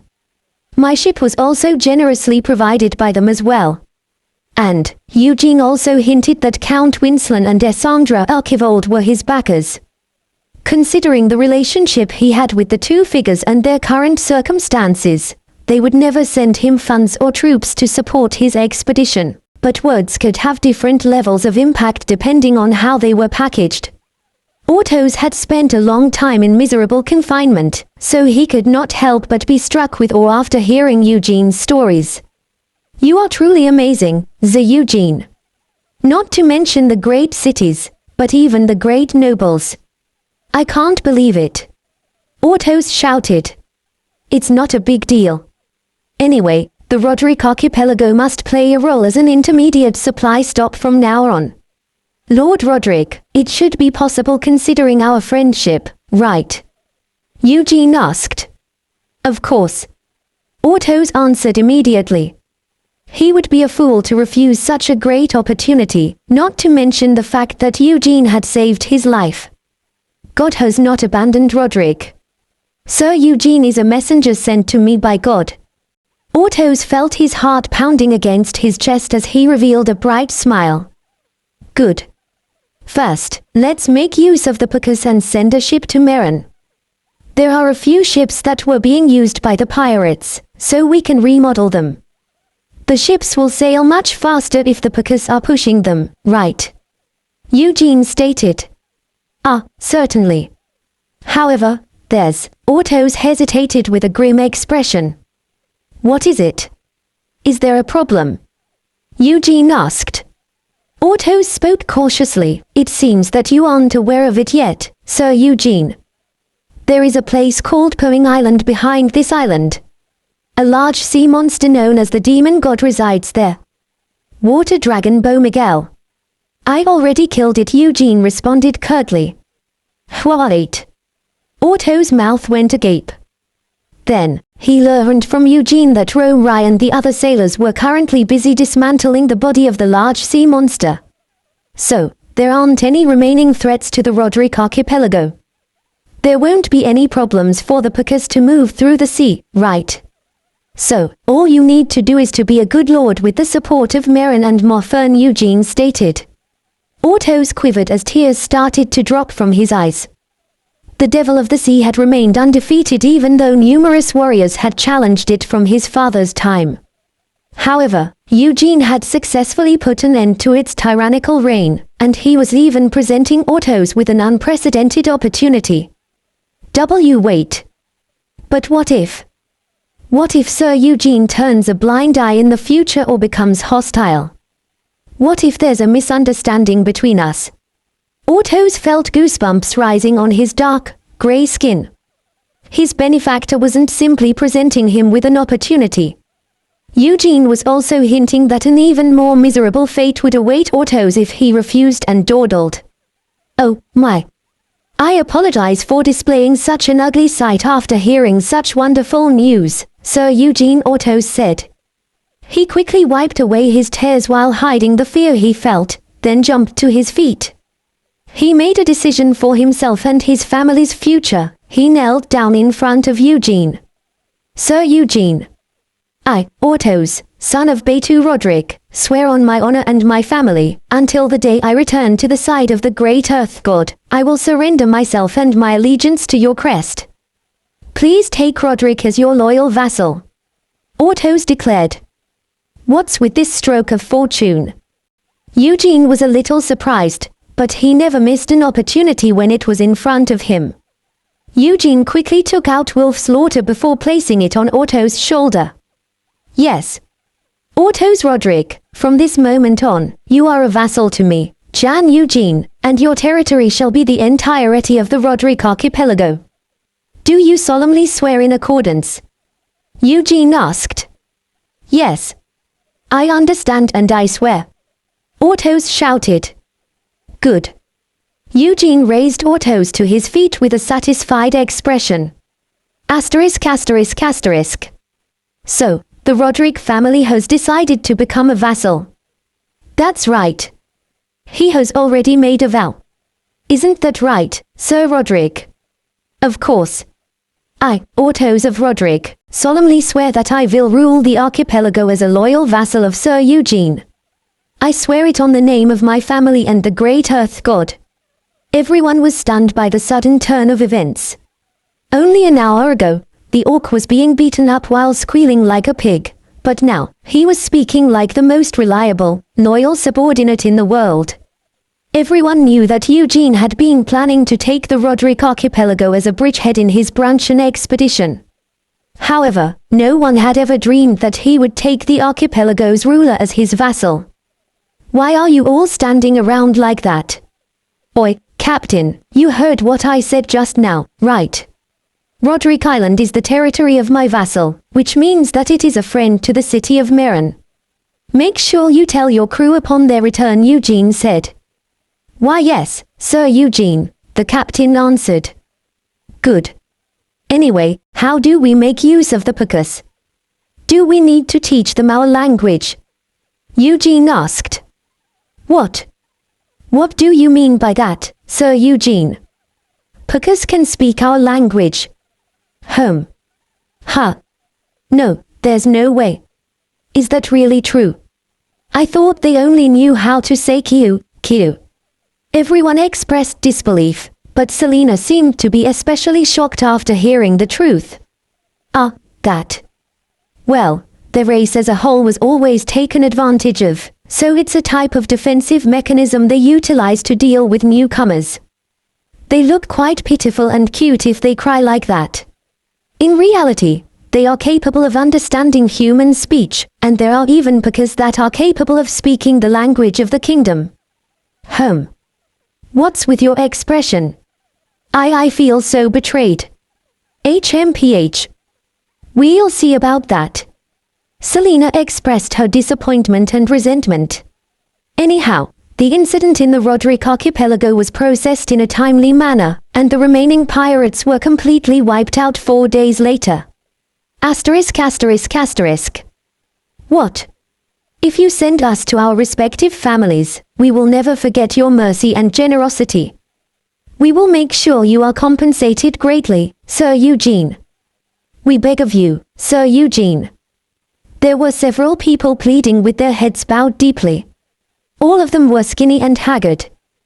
They were nobles who had been captured by the pirates while riding supply ships during the crusade. Most of them had died due to hunger and abuse, but a small portion had persisted and recovered after consuming the mana stones that Eugene provided them with. Of course, sirs. However, if your families had intended to pay the ransom for your release, wouldn't they have done so earlier? Eugene asked. Well, there were certain circumstances. The nobles started to make excuses, but Eugene interjected coldly.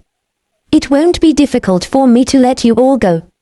However, I implore you not to taint my honor by speaking of rewards or whatnot. Everyone stared at Eugene with surprise.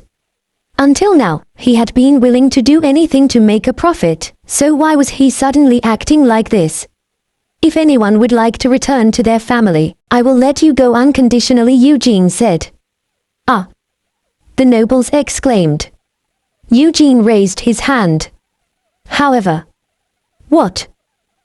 Jan Eugene, am receiving the full support of the city of Meran and the city of Moffern and the support of His Excellency Count Winslan and Her Excellency Archivold, the Margrave of the Karlsbaggins Peninsula. If any one of you would like to join me in my expedition to Branchia, I am willing to provide you with a spot, Eugene stated. The eyes of the nobles quivered mercilessly. They were all born into nobility, but they possessed insignificant positions in their own families. If they truly were successful nobles, why would they have to board a supply ship to Branchia in the first place? But in the end, it was also true that most of the nobles who had been on supply ships in the crusade were those who wanted to somehow get ahead by borrowing the power of the central church. Is what I heard from Ortos. He told me all about how much you've lamented over your situations in the prison. I leave the choice in your hands, sirs. Now, what will you choose? Eugene said while looking at the nobles with relaxed eyes. The nobles did not contemplate for very long. Their families would have forgotten about them long ago, and it would be much better to align themselves with Eugene, who had wiped out the pirates and was supported by great nobles and cities. If you will take me, I will live for you, Sir Eugene. Eugene suppressed a smile before solemnly speaking. Good. Gentlemen, you will make the best of your abilities for me and Roderick. I am really looking forward to it. Oh.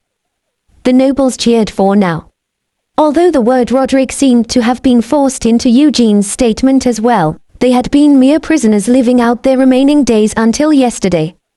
As such, they were more than satisfied that the captain of an expedition would take them in. Once the cheering nobles returned, Lancelot asked, "Are you sure you don't want their ransom? We are short on men here. I will put them to work first, and if it doesn't work out, I will send them to Meran and claim the ransom," Eugene responded. Aha! It's a very benevolent, yet reasonable decision, Lancelot commented. I think I've heard something similar from you before, Eugene said. Ha ha! Wouldn't you say that it's your unique, defining characteristic, Sir Eugene? You are a lord with both a benevolent heart and a rational mind befitting a leader. At least, that's what I think, Lancelot responded. Eugene paused at Lancelot's remark. Only a year ago, he had been struggling to find himself a proper identity. He couldn't believe that he was being referred to as a lord by now. He felt proud of himself, but he could hardly believe it. My own land, my own territory. A place where vampires like myself can live without any worries. A specific goal was slowly forming in his mind. Eugene let his thoughts settle and organized them before looking around at his people. He raised his voice. Now, let's settle the accounts first, then talk about how to get into Branchia. Settle the accounts? Galfredic asked. Eugene responded with a nod. We have all the goods we seized from the pirates, right? And we have the byproducts from the water dragon's corpse. We need to collect all of it and sell it. Even if it had only been for a moment, some of them had doubted Eugene's love for money. However, they immediately repented after hearing Eugene's words. Everyone worked hard, so the money will be shared equally amongst all of you. Let the sailors know as well, Eugene continued. We will. Then, they were forced to repent once again. No one in the world, including themselves, hated money. Asterisk. The best way would be to use the Picas to get us through the quiet shore. As such, I recommend this place, Lancelot said while pointing at a specific place on the map. The Roderick family had ruled as the lord of the archipelago for a long time. As such, the map they possessed was precise and detailed. It displayed Branchia, as well as the Roderick archipelago. Then we're heading to the city of Mungard? Eugene asked. Yes. I'm not sure how it is now, But when I left Branchia, it was considered the most liberal city in Branchia. They were welcoming of foreigners and other races. Hundreds of years of history and tradition certainly wouldn't change overnight, and I think it is also the best place to acquire information. Moreover, Lancelot paused, then continued while looking at Eugene with a meaningful smile. Rumor has it that there are noble vampires living in Mungard. Mungard. It was a city with vampires, and not just any vampires either. Perhaps Eugene would discover other origins in Mungard. The city aroused his curiosity since Eugene only knew two other vampires, Galfredic and Delmondo. I might find myself new enemies, or perhaps new friends. Of course, the former is more likely. Other vampires wouldn't act favorably toward him just because they were of the same race. Such naive thoughts were only befitting fairy tales written for children. Even human nobles and lords waged war against each other and shed blood for a handful of land, so would members of the Dark Clan, who were rumored to be crafty, show unconditional love toward their own. Even Delmondo referred to his own territory when he first encountered Eugene. It went without saying that it would be similar to others who would have accumulated territory and power in one city over long years. Then, is there a need for us to sneak in like bandits? Why can't we go around and experience Branchia's situation firsthand? Eugene said.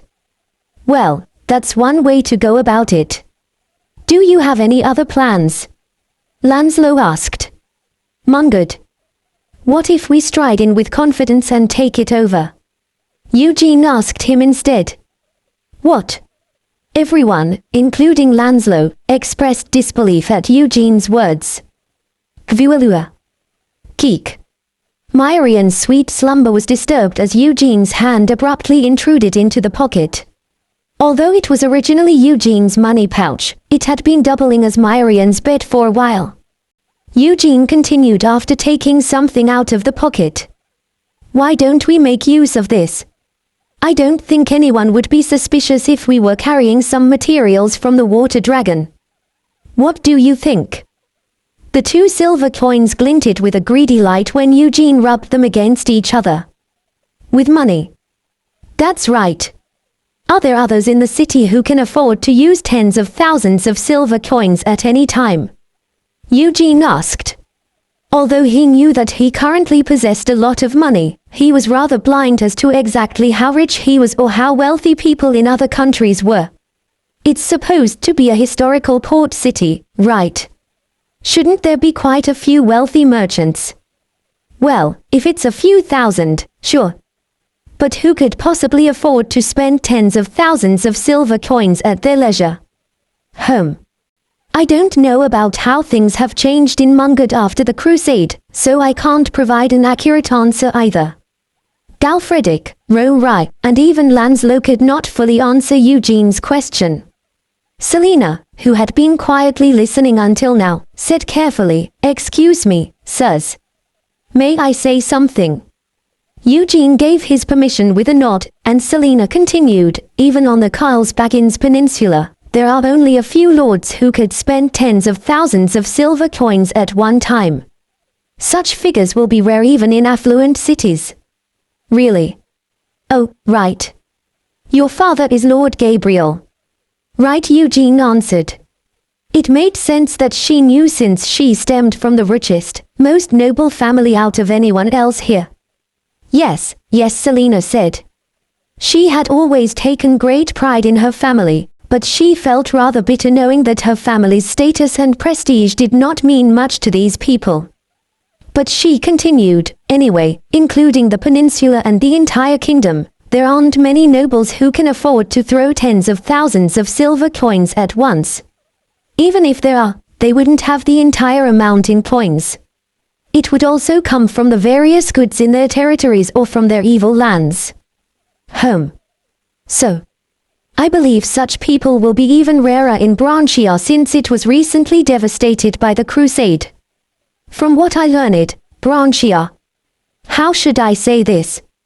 It's supposed to be a very poor, uneducated nation, Selena finished while stealing a glance toward Lancelot and Luke. It appeared that she felt bad saying such things in front of two Branchans. Well, you're not wrong. Even among the nobles, there are quite a few who are ignorant, Lanslow responded. It's also true that Branchiar is quite poor, master. Not many knights are able to afford chainmail, let alone plate mail, Luke chimed in. The two people unexpectedly agreed with Selena's words without any hesitation.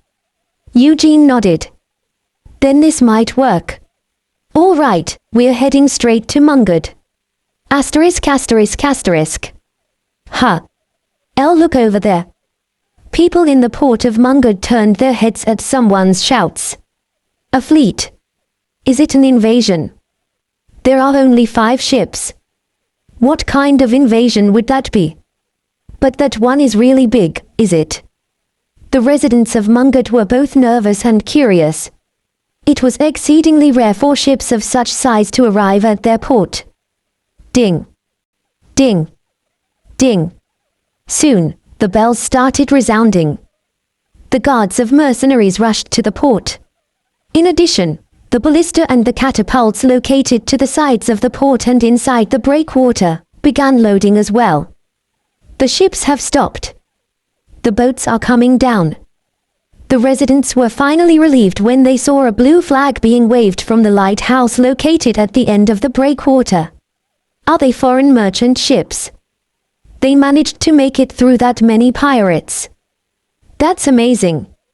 Or maybe that's all that's left of them. What if they are beggars asking us to save their colleagues from the pirates? Then we can simply take their remaining ships as well. What's there to worry about? It will be hard for them to return anyway. While the port buzzed with all sorts of speculations, a boat lowered from the largest ship slowly approached the port. It's a knight. They're knights from the continent. The people of the port became frightened when they saw Eugene standing at the front of the boat with several troops standing behind him. Are they dogs of the Central Church? They can't be holy knights, right? Then we'll have to take care of them. Their curiosity quickly transformed into hostility. Although Mungard managed to escape the fires of the crusade, it was by no means favorable toward knights from the continent. Squeak. Tap. Eugene stepped onto the pier once the boat stopped. I am Sir Rocker, the guard captain of Boros Wharf, elected with the consent of the mayor and the guild leaders of Mungard. Who might you be, sir? Thanks to the deciphering ability he gained from consuming the red mana stone from the Drake, Eugene could understand the words of any intelligent being. However, responding fluently in the same language was an entirely different manner, so Eugene glanced at Lanslow in response.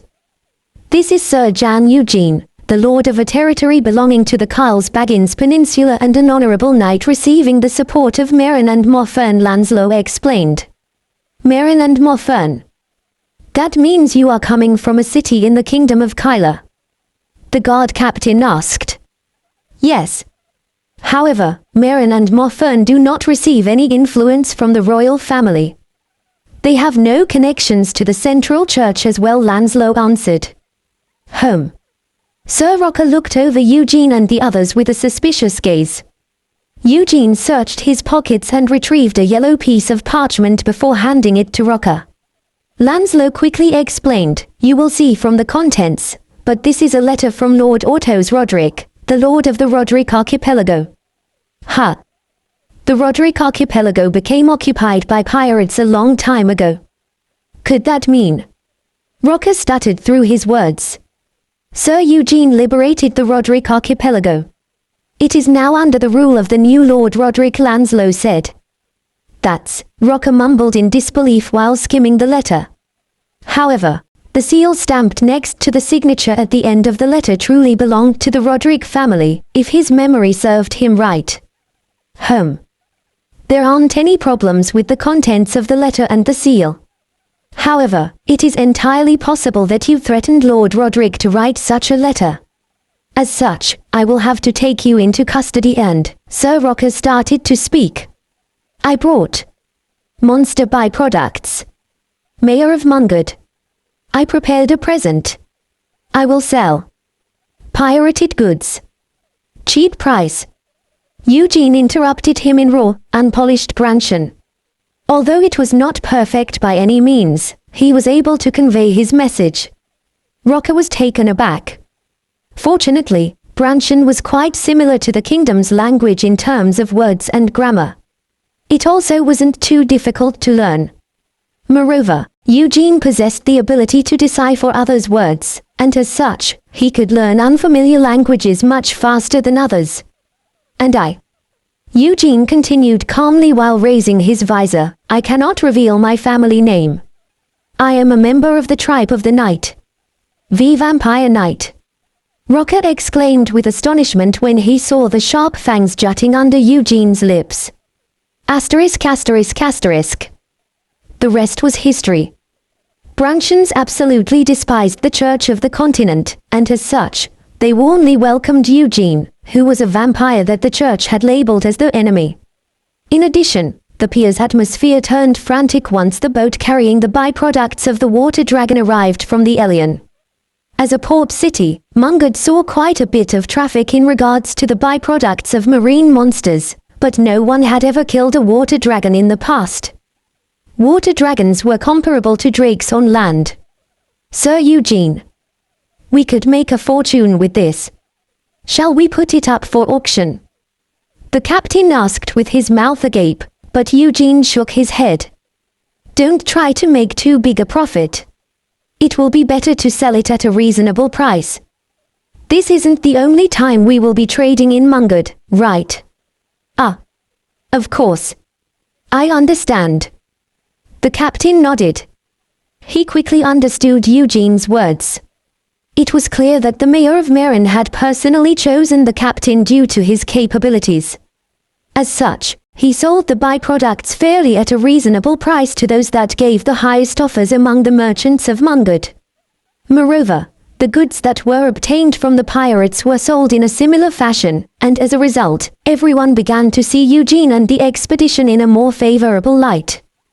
With the current turn of events, a merchant ship from Mofern or Meran would have a much easier time in the future if they had connections with Eugene. In the end, Eugene was able to make thousands of silver coins and win over the hearts of the people only a few hours after arriving in Mungad. Where are you planning to spend the night, Sir Eugene? Rocker asked. He had become much politer in the meantime. I don't know too much about Mungad. Nice place. Can you show me around? Sir Rocker. Eugene responded in broken Branshan. Then what about an inn that my brother operates? During my grandfather's time, even the Stana royal family stayed there for a few days, Rocker suggested. Let's do that, Eugene answered without hesitation. He believed that a place run by the family of the guard captain would be reliable. However, less than 10 minutes after departing for the inn, Eugene started to slightly regret his decision. Asterisk asterisk asterisk. Eugene was no longer curious to see a port city of a foreign nation. He could be considered eye-catching in the kingdom, but it was to an entirely new level in Mungad. Eugene felt as if he was a clown. Whisper. Whisper. All the passers-by whispered while stealing glances at him when Eugene passed by with his men. At first, he did not know why he was attracting so much attention, but he finally understood now.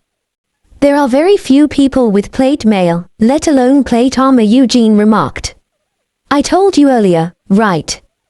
Branchiar is very poor. Something similar to what you are wearing, only the great nobles and royalties could possess such things in Branchiar. In the first place, the skilled dwarfen craftsmen would have headed to the empire or the kingdoms in the continent, not Branchiar, Lanslow answered. But I thought the northern dwarfs gifted these to the duchy, right? If they were that close, they must have visited Branchiar quite a bit, Eugene asked while tapping Wolf Slaughter and Mad Arazaka. Lanslow responded with a smirk. The northern dwarfs may sell items, but they will not send anyone. Why do you think the emperors of the Roman Empire often attempted to subjugate the dwarfs? Is that so? Anyway, all of this feels a little burdensome, Eugene commented.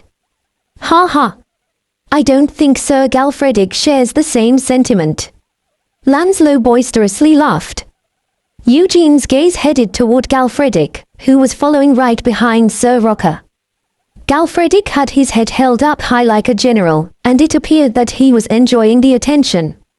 It shouldn't be detrimental. It will be a hot topic that 3 knights armed in plate armor arrived from the continent and sold rare goods on the wharf, Lanslow commented. And the fact that I revealed my identity as a vampire? Eugene asked. In fact, that would probably be the biggest topic, Lanslow answered. I thought they would be at least a little scared. I was a little surprised by their reaction, Eugene said. That is because most members of the Dark Clan in Branchia suck blood from slaves. The poor, impoverished ones sometimes commit murder, but so do humans.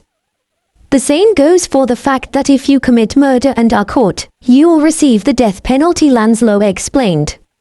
So, it's not a problem even if you reveal your identity, as long as you drink blood legally. Eugene asked.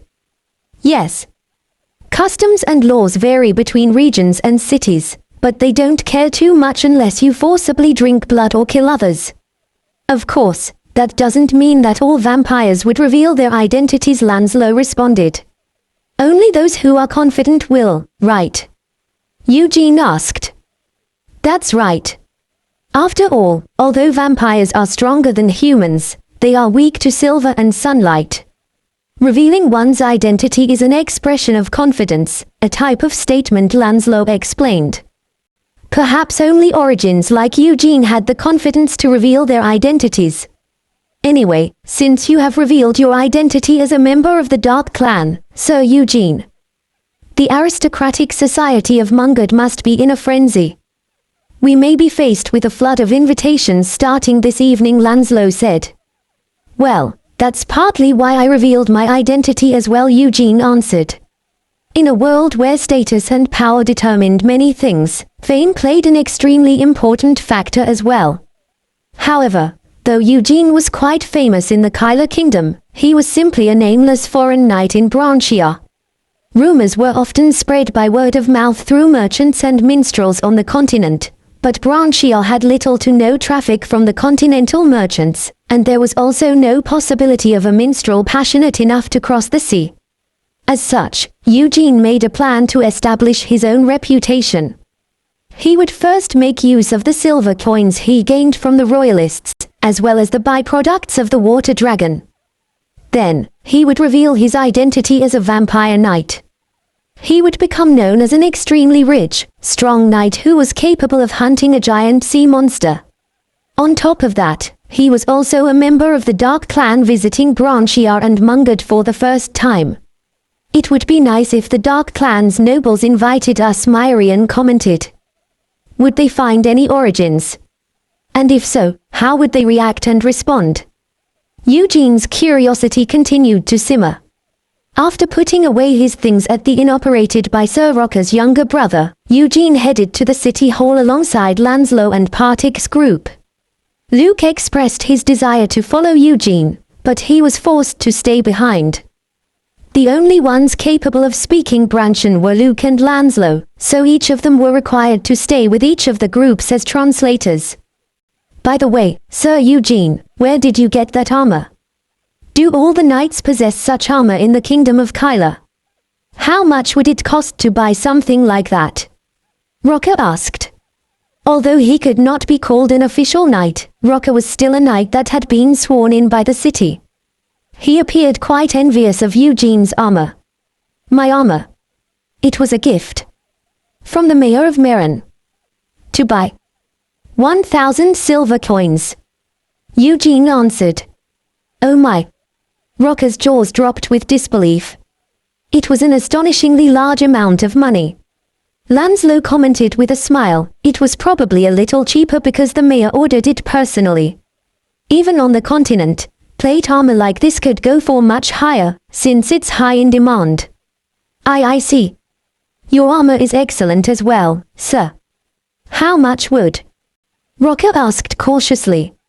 About 300 silver coins in the Kyla kingdom, so in Branchia, it would come out to about 30,000 sellings, Lanslow responded. Rocker could not hide his shock. 30,000 sellings was indeed an enormous sum of money. He would have to save up for an entire year without spending a single coin to accumulate such an exorbitant sum. If he wanted to buy Eugene's armor, he would have to save up for about 5 years. But even if he did save up for 5 years, it wasn't clear whether he would qualify to buy such an armor. Is he from a prestigious noble family from the continent? No, I've heard that the kingdom of Kyla is clearly hostile to vampires. Rocker was confused. However, come to think of it, it was likely that Eugene would earn hundreds of thousands of sellings from selling monster byproducts and the goods he gained from the pirates, even if he was to sell them at a relatively low price. Eugene and his companions had demanded only a portion of their payments in sellings, so more than half was paid with silver and gold bars. He must be incredibly wealthy. Some people may try to go after his money. Rocker's predictions were on the mark. However, the one who was after Eugene's wealth was someone he would have never expected. Partik's men laid down a gift for the mayor of Mungard in the middle of the spacious office. The rather greaser-looking mayor greeted Eugene. First of all, I would like to say thank you for coming to visit our city. But may I ask what clan and family you come from? How would I know? Unfortunately, Eugene couldn't give such an answer. He responded to the mayor in a slow, but clear Branchian. It is my first time visiting Mungard. I hear that there are nobles of our tribe. If there are hostile clans, it won't be ideal. Ha ha. So that's why. Let me tell you. There are 2 clans of families in Mungard. Marcus and Graham, respectively. Have you heard of them? The mayor asked. No, I have never heard of them, Eugene said. Eugene only knew about 4 vampire clans, and that was from what he heard from Delmondo. There was no way he would know about families that existed in a foreign city. Oh, that's too bad.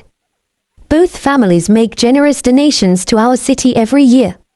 I was planning to show mercy if you had any relations with them, the mayor responded. Mercy?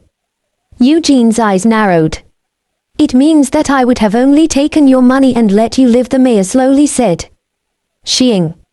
Lanslow unsheathed his blade before the mayor finished his words. His hand had been resting on the grip of his sword. Simultaneously, the city's troops raised their crossbows, swords, and spears. All of them were standing with their backs against the wall. What's going on? Draw your weapons. Partik and his men quickly pulled out their weapons before arranging into a formation. Eugene was dumbfounded. He had found it a little strange from the moment he entered the office. Even though he was an armed foreigner, there had been way too many soldiers stationed in the office. Regardless, he could not believe that a mayor of a city would be so blinded by greed as to act like this. Ease a pick.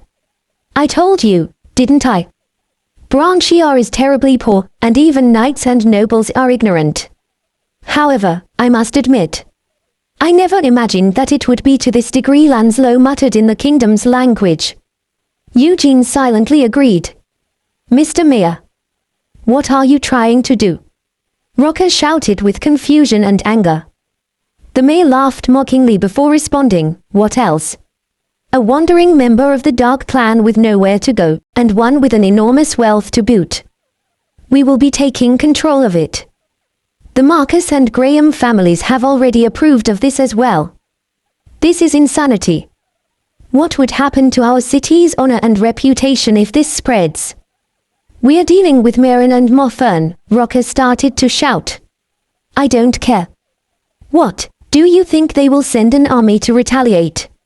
Over the death of a few measly knights? No, it doesn't matter even if they come.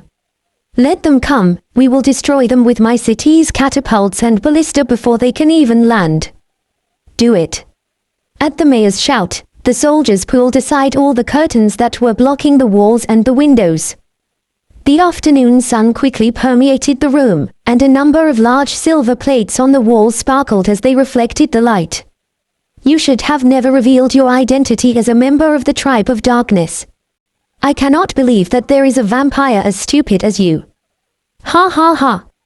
I appreciated, the mayor boisterously laughed. Sunlight and silver were fatal to vampires. Eugene had also suffered considerably from such weaknesses in his past life. However, that was a long time ago. Sir Rocker, Eugene called out.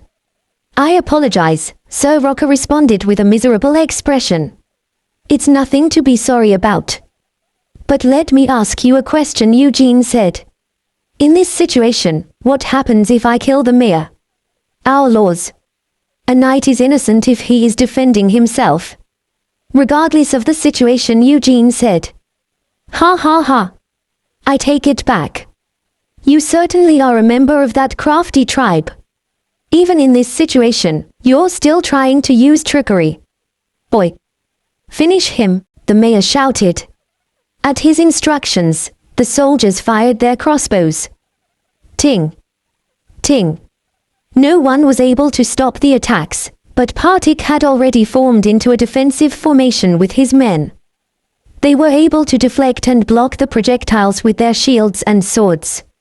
Unfortunately, they weren't able to avoid all the bolts, but the attacks were nullified by their solid armor. It was the same with Lancelot. He had been looking in the direction of the crossbows.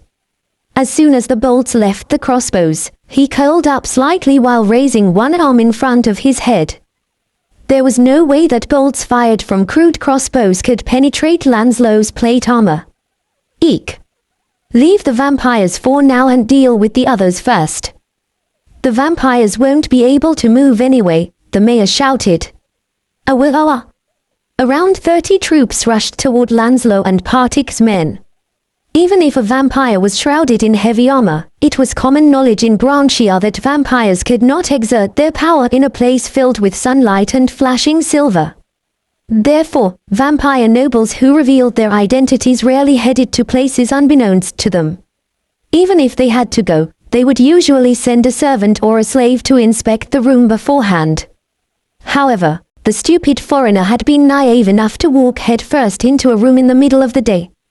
As such, the mayor naturally assumed that it would be a piece of cake to simply deal with the 3 mercenaries and 1 knight before taking care of the vampire. Shuik. A black object sliced through the air with a loud shockwave, then passed straight through the mayor's abdomen. Kiwu. Boom. Crack.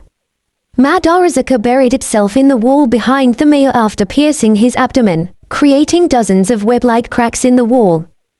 Thud. The mayor looked down at the spillage in his stomach with disbelief before collapsing forward. Zeeting.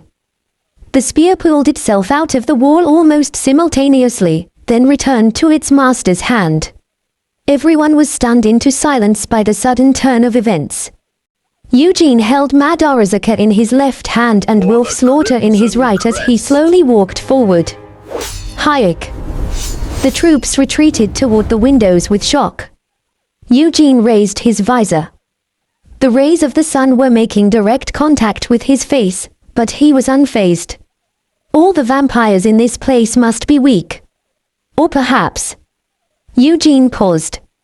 As the dazzling sunlight surrounded his figure, he gave an even more brilliant, stunning smile while revealing his fangs.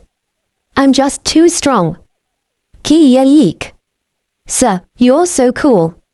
Myrian exclaimed. The slayer of orcs and slaughterer of wolves cried out with joy as they danced in the glittering sun. Crimson flowers bloomed splendidly around. Asterisk asterisk asterisk. Clack. Clack. Clatter. The sword could be called the shadow of a knight. However, Rocker's sword hung limply by his side as his teeth continued to clatter. The shock and fear stemming from an overwhelming force was something no one could imagine. It made humans completely and utterly helpless. Take this to stop the bleeding, Eugene said. Yes, sir. Partik and Blade hurriedly received mana stones from Eugene before stuffing them into their mouths. Although they had avoided fatal injuries, Their injuries had exposed their bones, and they were bleeding from various places. In the past, they would have never had the chance to consume superior mana stones, let alone lay their eyes on one. However, their master generously provided them with such precious items. What shall we do now? This is the city hall, after all, so there must be other troops. Should we kill them all? I wonder if that will be necessary, Eugene mumbled. Rocker came to his senses and trembled as he felt Eugene's cold eyes heading toward him. Sir Rocker. My question earlier. What's your answer? Eugene asked. Someone who tries to kill a knight. Killing them. What happens in Mungard? Eugene continued. Why, you would be innocent, Rocker answered. Even if the opponent was the mayor. Eugene asked once more. Yes, Rocker answered after a moment of contemplation. He had no choice but to unconditionally agree to Eugene's words in the current situation. Judging by the overwhelming display of force earlier, it would be difficult to guarantee a victory even if all the knights and soldiers of Mungard attacked, let alone the remaining soldiers in the city hall. He must have personally killed the water dragon. I was a fool. Rocker blamed himself for realizing the truth so late, but it wasn't his fault. No one in Branchia would have imagined that a vampire knight was responsible for hunting a large sea monster. Lanslow, relay my words, Eugene called out. Yes, sir. Lanslow turned towards Rocker after listening to Eugene's words. Rocker was still shaking with fear. Sir Rocker, please take care of the mess. Sir Eugene would like to continue to trust in the honorable actions you displayed before this unfortunate incident. However, if you attempt to do anything similar, Lanslow said. Rocker's gaze headed in the direction that Lanslow was pointing his blade towards. It looked as if he was possessed. Tomorrow morning, before sunrise, there will be no one left alive in Mungard City Hall, Lanslow said. Rocker collapsed with immense shock. That was right. There were dozens of dismembered, torn bodies, and pools of blood in the room. However, the bright rays of the sun were still illuminating the room. Eugene was a vampire who could do such outrageous things in broad daylight. So what would happen when he regained his true strength at night? Clatter. Clack. Clack. Rocker's teeth continued clattering with fear and shock, and saliva ended up dripping from the side of his mouth. Ah, right, Eugene muttered just as he was about to leave. Rocker jumped with fright. Hayek. The mayor. Tried to kill me. Compensation. I want it, Eugene continued. Oh, of course. We will pay. Rocker responded. Good. And Marcus. Graham. Where are they? Sir Rocker. Eugene asked.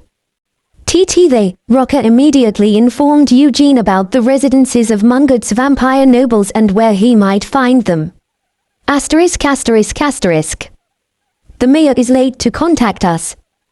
That swine of a human. He couldn't possibly think of taking it all for himself, right? No way. He might take his share, but he will hand over all the gold bars and the coins from the Kyler Kingdom. And the armor and the weapons. It will be offered to Lord Marcus, so no one should dare covet it. Of course. There were 5 figures, all skinny, and all dressed in silky clothes with a subtle gloss. Their sharp fangs were exposed. Anyway, the members of the tribes in the continent are so stupid.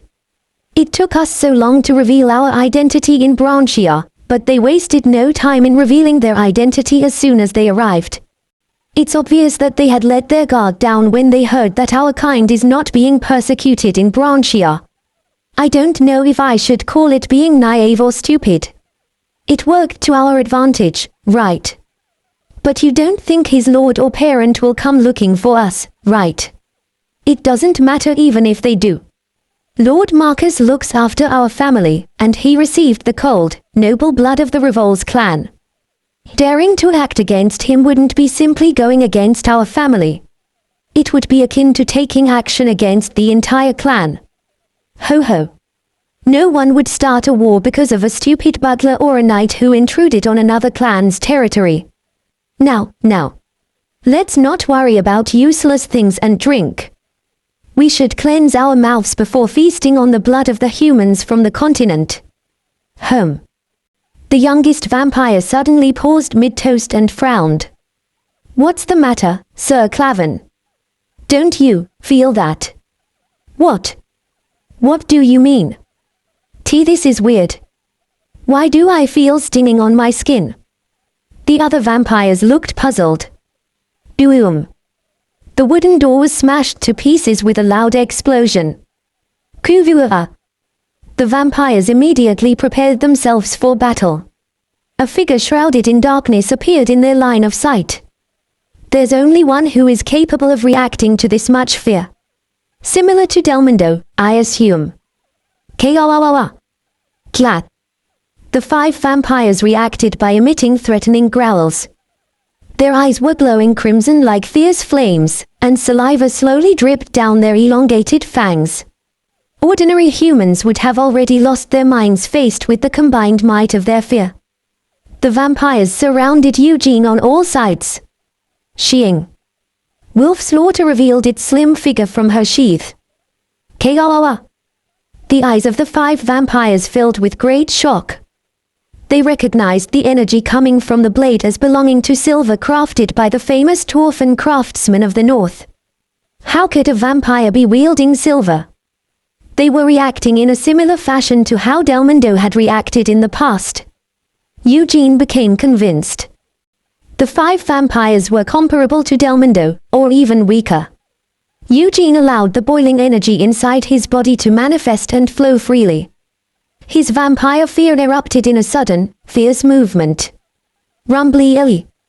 Eugene's fear materialized in a wave of true, dark energy and swept through the room like lightning.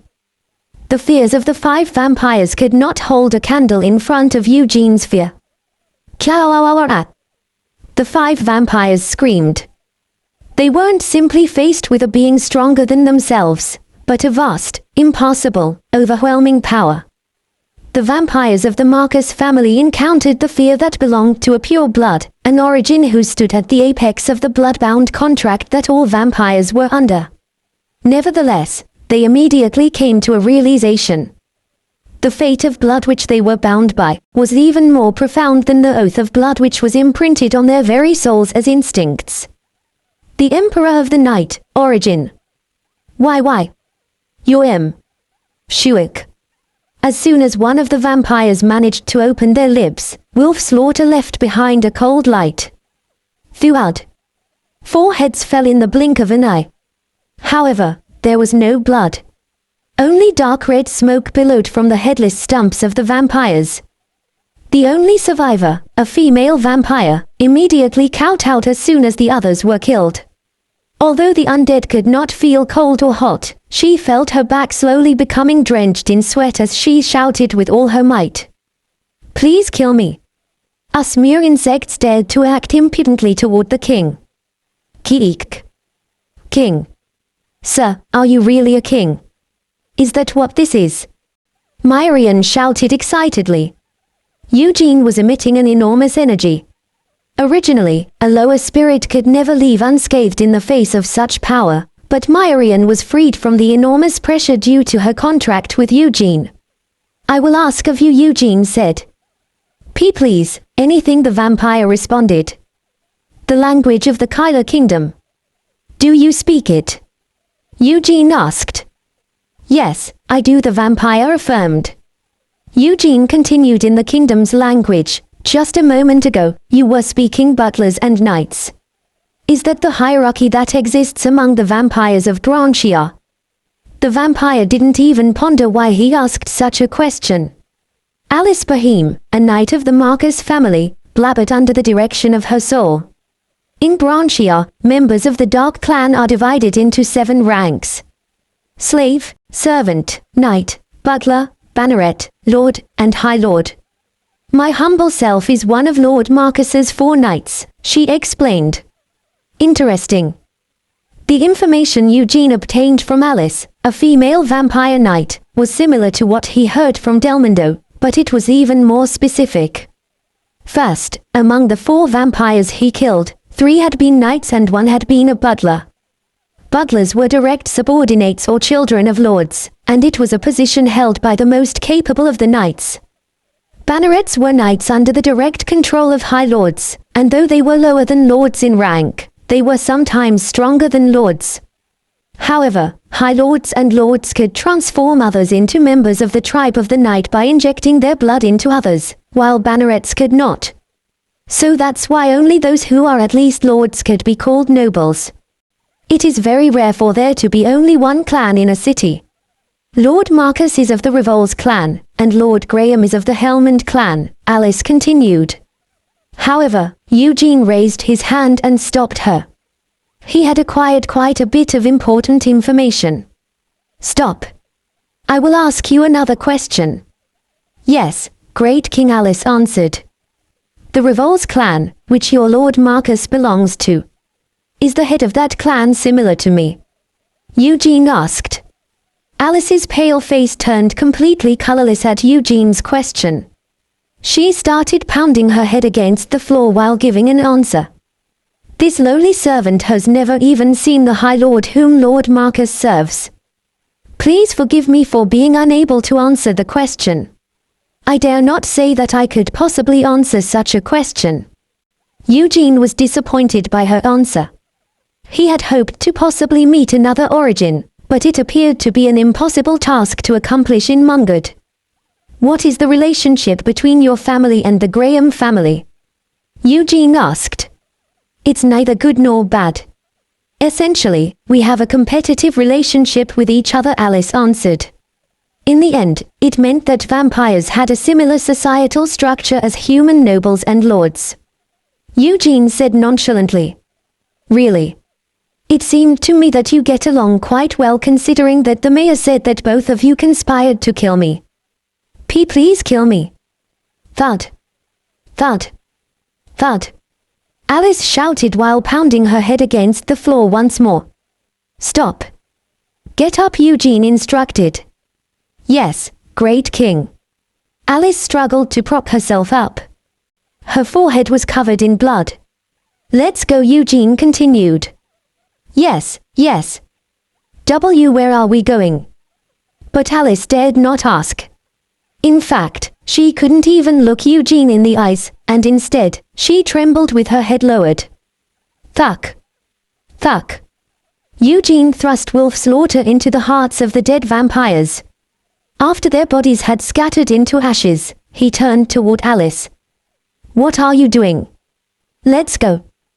To your master. Why, yes. Alice quickly answered before leading the way. It never even occurred to her that she was betraying her master. The overwhelming presence she was faced with did not allow for such thoughts. Asterisk asterisk asterisk. Night Bohem. You're a little late. The gatekeeper vampires bowed politely after seeing Alice. They were guarding the gates leading into the mansion which overlooked the entirety of Mungard. And who might this knight be? One of the gatekeepers asked. Eugene looked no different from a human knight with his fear hidden. The gatekeeper's transgression caused Alice to feel a sense of dread. How dare a mere servant? Shut up and open the door. Alice shouted. I apologize, Knight Bohem. The gatekeepers hurriedly apologized, as if to prove the strict bindings of the hierarchy. Alice turned her head slightly, then spoke to Eugene with a frightened, nervous expression. Let's go in. Eugene nodded lightly before crossing the gate into Lord Marcus' mansion. The gatekeepers were quite surprised. They had never seen Alice acting so kindly to anyone before. Home. A glint appeared in Eugene's eyes as he overlooked the servants. His 5 senses had been fully activated since before he arrived at the mansion, and he detected something unusual. 3 of the 4 servants standing guard had almost no difference in their odors, while one of them was subtly different. However, Eugene feigned ignorance and followed Alice through the inner courtyard. Well, I guess vampire lords must be rich. Look at this mansion, Myrian chatted while looking around incessantly. Just as she said, the mansion of the Vampire Lord was very spacious and splendid. It seems even better than my castle. Eugene felt a wave of subtle anger rising in his chest. At the same time, his anger toward Marcus for daring to target him intensified. I will guide you personally. Alice bowed deeply after arriving in front of the mansion's main door. She then opened the door. Eugene frowned slightly before entering the mansion. The servant with the different smell left the gate. Vampires possessed enhanced senses, but lower-ranked vampires could only utilize their heightened senses against other races or monsters. Alice could be considered to be on the cusp of intermediate rank as a knight, but it appeared that she was oblivious to the disappearance of the servant, perhaps because of the extreme anxiety she had. This is interesting. Eugene smiled coldly. Perhaps things would work out very easily. I will show you to Lord Marcus. *****. Eugene followed Alice through a long hallway filled with all kinds of paintings and decorations. Finally, they arrived in front of Lord Marcus' office. Thump. Thump. Alice knocked on the iron doorknob twice before opening the thick door without any difficulty. A man was seated in the office, which was lit by various lights. He jumped to his feet and raised his voice. Alice. Where have you been? Why are you so late? Where are the others? Home. Who is that man? A glimmer appeared in the man's eyes. He appeared to be in his mid-30s, and he was rather thin and of medium height. Fwoosh. Eugene shot forward while erupting his fear. Kugh, ugh. The man attempted to retaliate by releasing his own fear, but Eugene grabbed him by the collar and raised him into the air. Eugene kicked Marcus' knee, and a dull thud announced the breaking of a bone. Kuuvua. Marcus howled in pain and fury. Simultaneously, a crimson energy began to engulf his figure. Eugene immediately realized what Marcus was planning to do. Transformation. The foreign vampire was about to utilize the same transformation ability Eugene had gained when he consumed the red mana stone he acquired from the giant bat monster. Eugene forced Marcus to the floor and pulled him hard by the collar before whispering, "You'd better quit unless you want to die." As soon as Marcus peered into the two glowing orbs of red inferno, the crimson energy that engulfed his body disappeared without a trace. At the same time, his body went limp as if he was a frog faced with a serpent. Eugene threw Marcus onto the floor. The vampire seemed to have aged 10 years in an instant. Marcus looked up at Eugene with trembling eyes, then he barely forced himself to speak. "I, a lowly servant scrounging the darkness of revels. Greet the great king." Boom. Boom. Boom. The vampire lord of Mungard, who ruled the city's darkness for over 100 years, pounded his head against the floor with both his legs broken. *****. I have committed a grave sin by not recognizing your honored presence.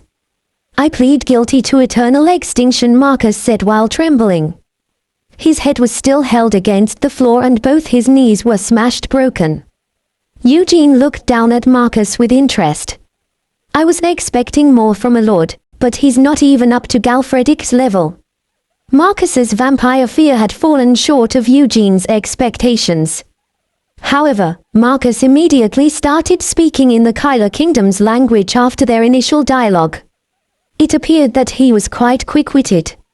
I am willing to call it a mistake since you didn't know who I was, Eugene said. Your mercy is as white as the sea, O exalted one. Your lowly servant dares not express his gratitude, for I am unworthy, Marcus responded. It's quite unsightly, so fix your legs, Eugene continued.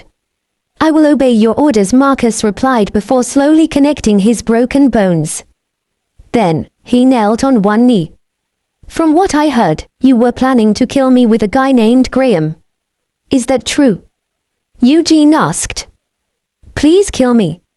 Marcus shouted. I'll kill you when I see fit, so just answer my questions, Eugene said. That's right. Our lowly selves had been blinded by greed.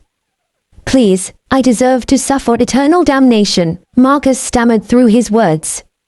You wanted my armor and my sword, didn't you? Eugene asked. Please, kill him, Marcus started. If you say that one more time, I will really kill you, Eugene interrupted. Marcus immediately paused his desperate shouting and closed his mouth. Eugene looked down at him for a moment before slowly walking toward the windows. Click. The night's cold air began to fill the room alongside his murderous intent. Mungard. Isn't it rather small for two families to share? Eugene stated. Forgive me. Your humble servant is having a hard time understanding, Marcus responded. Let me put it plainly. According to the rules of your clan, what are you supposed to do if a member of another clan attempts to kill you? Eugene asked. According to the covenant of blood, I am supposed to protect myself and kill the opponent, Marcus answered. I see. But right now, I'm keeping you alive, even though you tried to kill me. Furthermore, Eugene paused before turning around. He looked over Marcus and Alice before continuing. I might let you live once more. So, what does that mean? Marcus flinched before slowly raising his head. Eugene's smile was as cold as the moonlight streaking through the window. It looks like the traitor of your family has brought those known as Graham. Marcus shuddered with anger. He could vividly sense the fear belonging to the vampires of the family. However, he did not dare reveal his fangs in front of a supreme monarch of the clan. So what will it be? Do you want me to spare you or not? Eugene asked. If your revered self would be so kind as to consider, Marcus slowly responded. That's not the kind of answer I'm looking for. If I let you live twice, what can you do for me? Eugene asked. Anything and everything you want, Marcus answered. Swear it on your name and the blood of your clan, Eugene stated. I swear it on my name and the blood of Revol's, Marcus declared. Vows of vampires were not to be taken lightly. However, the opponent was speculated to be at the very pinnacle of the vampires. No matter what the consequences of his oath may be, Marcus firmly believed that the elders and the high lords of the clan would consider the gravity of his situation. Of course, Marcus was also furious. He could not let himself be beaten by the Graham family in vain. Good. I will spare your lives once again, Eugene spoke while revealing his fangs. Then, he turned toward the window. Marcus and Alice looked up at Eugene's back with a nervous look. They were curious to see how the cruel, overwhelming monarch would annihilate the Graham family. What? The Lord and the Knight shared a perplexed glance while kowtowing side by side. Eugene was simply staring out the window without making a move. What is he doing? How would I know? However, they didn't dare to ask. The two vampires could only stare up at Eugene's back with restless, worried eyes. It seems that he has arrived, Eugene muttered. Alice became puzzled by Eugene's words, but Lord Marcus suddenly shuddered with a shocked expression. What's wrong, father? Alice turned her gaze towards Marcus, but her lord only stared at Eugene with a blank expression. No, rather, Marcus' gaze was now fixated on the window. Alice soon understood why Marcus was reacting as such. What is this? Alice felt goosebumps rising on her skin for the first time since she became a vampire. ****. Lord Graham. All preparations have been made. I understand. Lord Graham responded before pressing down his helmet. He was adorned in a red armor he had inherited from his father, the one responsible for turning him into a vampire. Today, we shall destroy the Marcus family, Lord Graham stated. His crimson eyes were glowing with anger and killing intent. When he first heard of the mayor's death, he assumed that he had mistakenly underestimated the status of the one who had crossed the seas. However, as soon as he heard that there were 3 knights and a butler from the Marcus clan who were missing, as well as the news of Alice entering the Marcus family mansion with a human knight, he immediately came to a realization. Betrayal. The vampires of the Marcus family must be trying to monopolize all the wealth after eliminating both Mungut's mayor, as well as the foreign vampire. Moreover, the human knight accompanying Alice into the Marcus family mansion had been adorned in a foreign silver plate armor, which meant that the knight was with the foreign vampire. It appeared that the human knight had joined in on the betrayal. Both human and vampire alike. You dare to betray our trust because you're blinded by wealth. I should have expected this to happen. If he had known that such a thing would happen, he would have shared an oath of blood with the Marcus family to prevent such an outcome, even if it was only temporary. However, he had a simple reason for not having done so. It was all because he had also been planning to betray Lord Marcus if there was a chance. Just like this. He was incredibly envious of the enormous wealth and the precious armor that the vampire had brought over the sea. Now that most of the knights and the butler are absent, this is our chance. I will take care of Lord Marcus, so take care of the knight Bohem and the human knight. Lord Graham started giving orders before suddenly turning his head.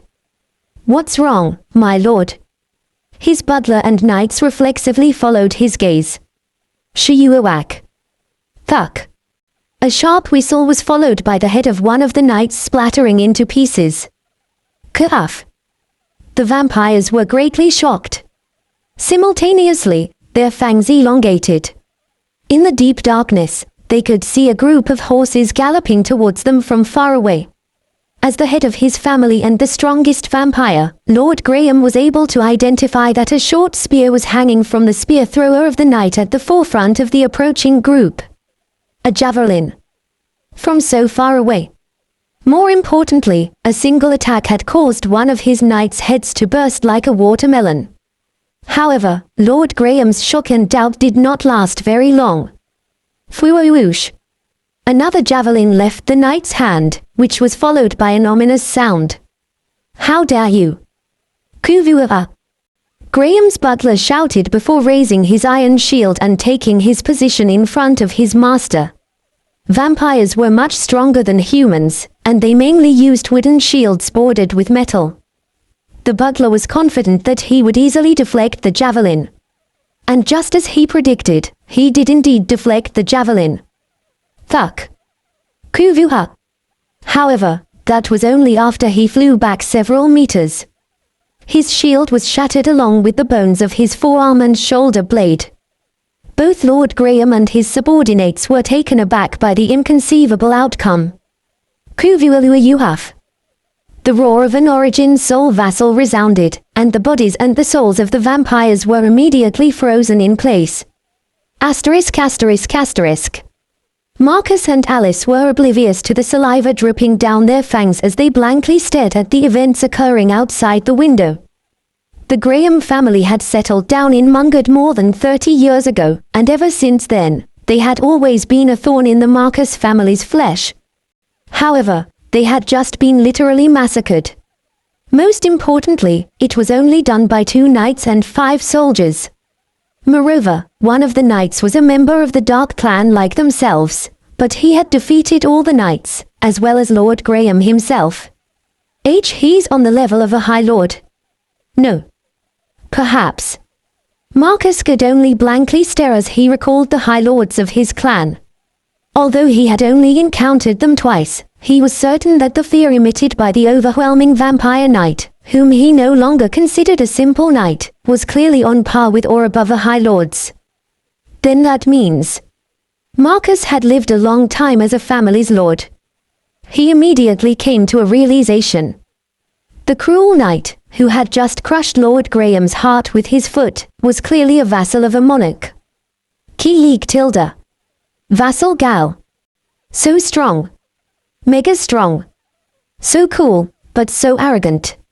HMPH, you only got to know Sir Eugene later than me. Ki Yerg. Myrian started to rant, but Eugene flicked her off with his finger, then turned toward the 2 vampires before speaking. Oi. Are you done watching? Yes. Both Marcus and Alice answered as soon as Eugene's cold voice resonated from behind them. Do you know why they came here? Eugene asked. This foolish, trivial one knows not the Hugh. Marcus started to blabber whatever thoughts came to mind due to his nervousness. He paused, then suppressed his doubts while forcing himself to continue. I believe that the king has called them here to punish us for our insolence. You know it well, Eugene responded with a cold laugh. Just as Marcus guessed, Eugene had called Galfredic and the others to the mansion with the intention of completely wiping out the Marcus family, depending on the circumstances. I'm glad I switched my armor with Lanslow. It had been done to simply confuse the mansion's guards, but he never imagined that a spy from the Graham family would be in their midst. It only went to show how cunning and greedy the vampires of Mungard were. Consider yourself lucky. My vassal over there is not nearly as merciful or as patient as I am. Ah, well, you've seen it for yourself already, Eugene stated. Yes, yes. Marcus and Alice answered frantically while repeatedly bowing their heads. Vampire nobles were close to Immortal, and simply thinking about having their hearts pulled out from their chest while they were alive made their hairs stand on edge. Anyway, just like I promised, I spared your lives twice, Eugene said. The heavenly mercy of the great king. This humble servant of Revol's, Marcus started. Enough, Eugene cut off his words before taking a seat on Marcus' favorite chair. He continued after crossing his leg. It seems that we'll have to reconsider. Sparing your lives twice is a different matter from allowing you to become the only vampire family in Mungard, right? Eugene explained. Don't tell me that it never crossed your mind. Eugene asked. How could that be? Marcus hurriedly denied it. Eugene muttered while stroking his chin. I'm a little disappointed. Tilda, perhaps I should leave my vassal in Mungard and have him watch over you. Not at all. You are completely right. The words of the king are the justice and the truth. Marcus shouted while smashing his head against the floor. He could already imagine his heart being held in the hand of that dreadful vassal. Good. Let's take our time and discuss your future. As you know, the night is long, Eugene stated. Vampires were known as the tribe of the night, the beloved race of the night. However, Marcus and Alice wanted nothing more than to see the rays of the sun as soon as possible. ******. What? The mayor was murdered last night. That's ridiculous. Who was it? Similar to most cities, the guild leaders representing the various occupations stood at the top of the city's hierarchy. The culprit was, the gazes of the guild leaders focused on Zerika, the sole witness of the previous night's bloodbath. It was Sir Graham and his men. What? The guild leaders were dumbfounded by the unexpected answer. The head of the vampire family had maintained a harmonious relationship with the city of Mungard for decades, so why would he suddenly kill the mayor? Nonsense. Although he was a member of the Dark Clan, Lord Graham was an honorable man. That's right. He always insisted on drawing the blood of slaves from foreign countries, and he even took the liberty of wiping out the roamers near the city. Why would such a nobleman commit such an atrocious act? Zerika, tell us the truth. The first ones to speak up were the guild leaders who had shared a close relationship with Graham. However, the other knights of the city also appeared rather suspicious of Zerika's words. Suddenly, the door opened, and a figure walked in. What? If it isn't Lord Marcus. Lord Marcus, what brought you here at this hour? The nobles weren't able to hide their surprise. Even noble vampires rarely made their appearance during the day. It has been a while since I saw you all, Marcus said politely after taking off his wide-brimmed hat and his mask. He was also adorning a thick, black coat. I'm sure many of you have already noticed why this old man took the risk of coming here at this hour. Marcus continued. Although he appeared to be in his mid to late 30s, the guild leaders knew very well that Marcus had lived in Mungard for well over 100 years by now. In addition, they were aware that Marcus rarely moved about during the day. Everything Zerika said is true. The Graham family was involved in the murder of the mayor. I can swear on my cold blood, Marcus declared. Well. Oh my. The ones close to Graham fell back on their chairs while sighing. The old vampire lord had lived in the city for more than 100 years, and his words were worth their weight, especially when he swore on his cold blood. This is how it all started.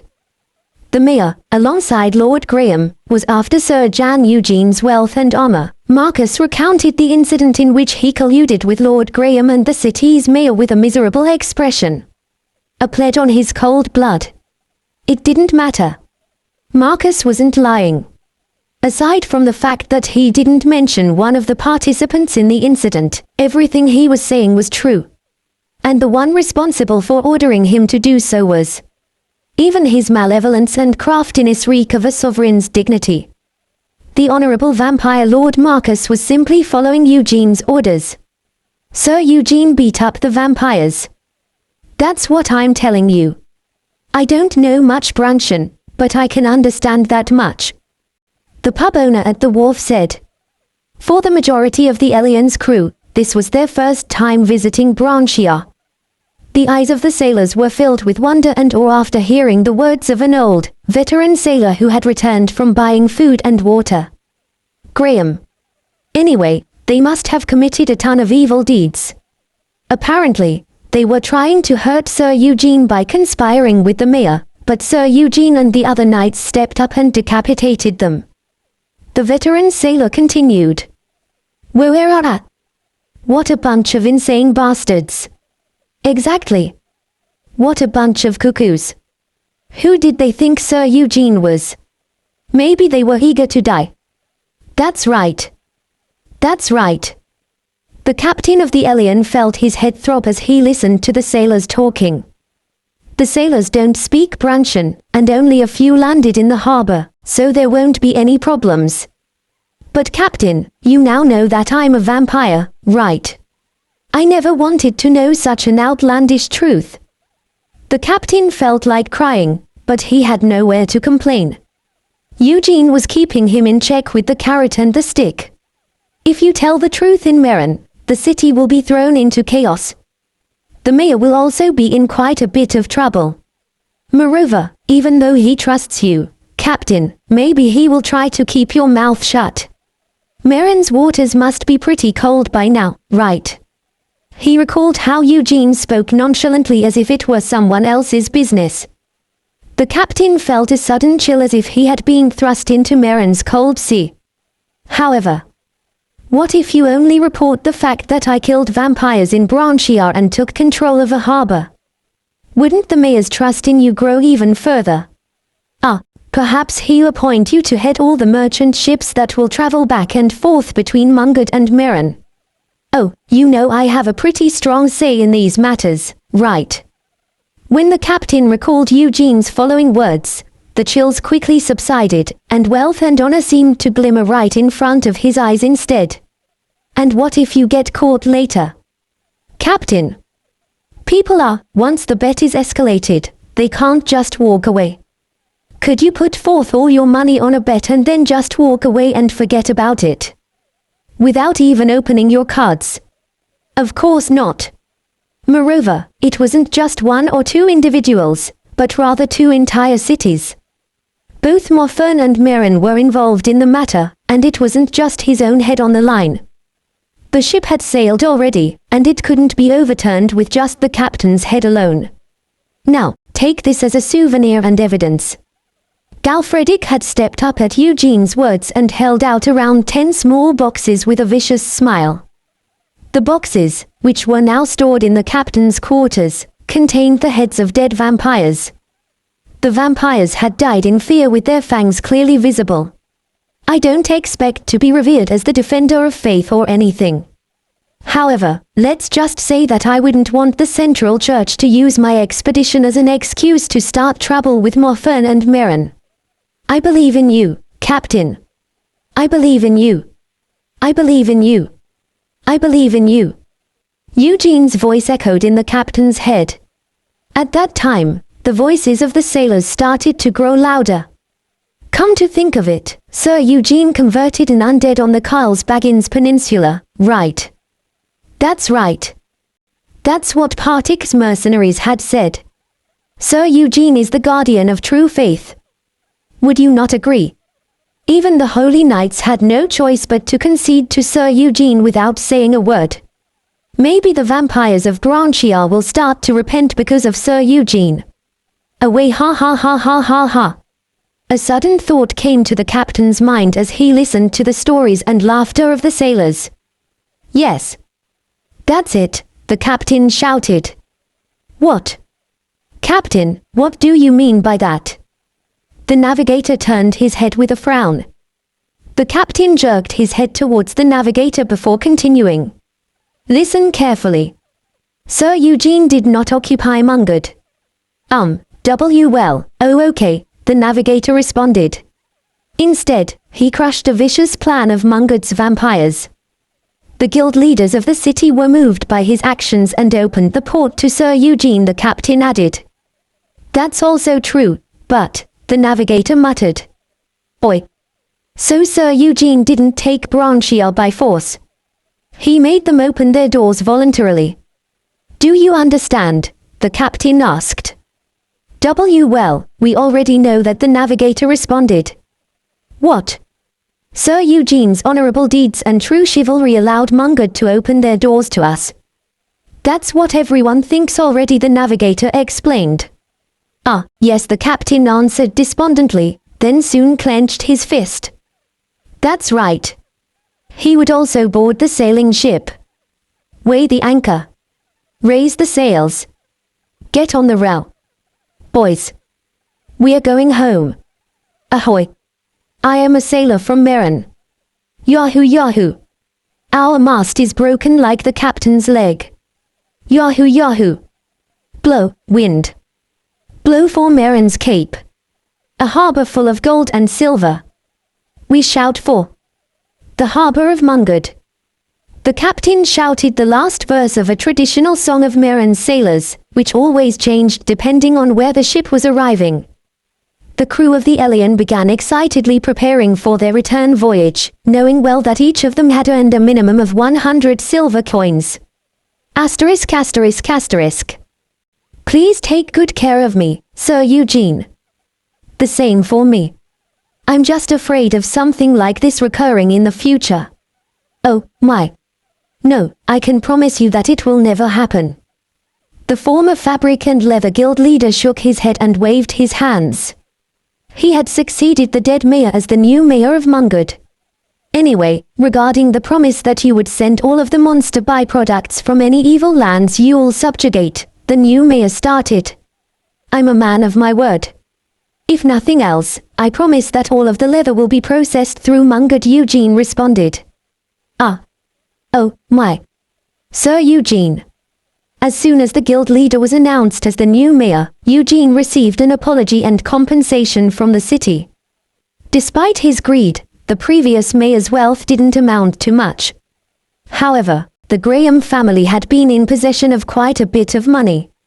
Eugene had the choice of claiming all of the Graham family's wealth as a member of the Dark Clan, but he decided to take half and donate the rest to the city. In addition, he promised to process all of the byproducts he gained from any evil lands in Branchia through Mungard in the future. And this was the result. It would have been a world of difference if there were only a few more knights as honorable as yourself on the continent. Now, please, drink, the mayor said. I hear that quite often. But I only did my duty as a knight. I'm flattered to know that you think so highly of me. Eugene took up the mayor's toast with a smile. He stole a glance at the other guild leaders and Marcus, who were looking at him, before slightly raising his voice. Then, from now, the flag with my crest. Those carrying it can come and go to Mungard. May I rest assured? Phew. Naturally. Sir Eugene is Mungard's friend. You have treated us with honor. That's right. Mungard isn't some rascal who would respond to your kindness with disrespect. The guild leaders spoke up in unison. Of course, it was highly likely that only around half of them were being truthful, and that the rest were speaking out of fear and greed. However, no one denied the fact that Eugene had taken good care of Mungard, unlike any other knight. In addition, those gathered at the table knew that it wasn't an act of altruism, but rather a cooperative exchange of favors. What's good for the goose is good for the gander. In any case, the city will make more profits because of that knight, right? What if he's not just all talk? What if he really stabilizes the southern coast? Then we can be comfortable regardless of who becomes king. Branchia was an isolated country in general, but many different races were gathered in the port cities. Moreover, Branchia had been without a real king for a long time now, so no one really cared who ascended the throne. The guild leaders of Mungard simply wished for someone who would guarantee their interests, like Eugene, to ascend the throne of Branchia. But that would be a stretch, right?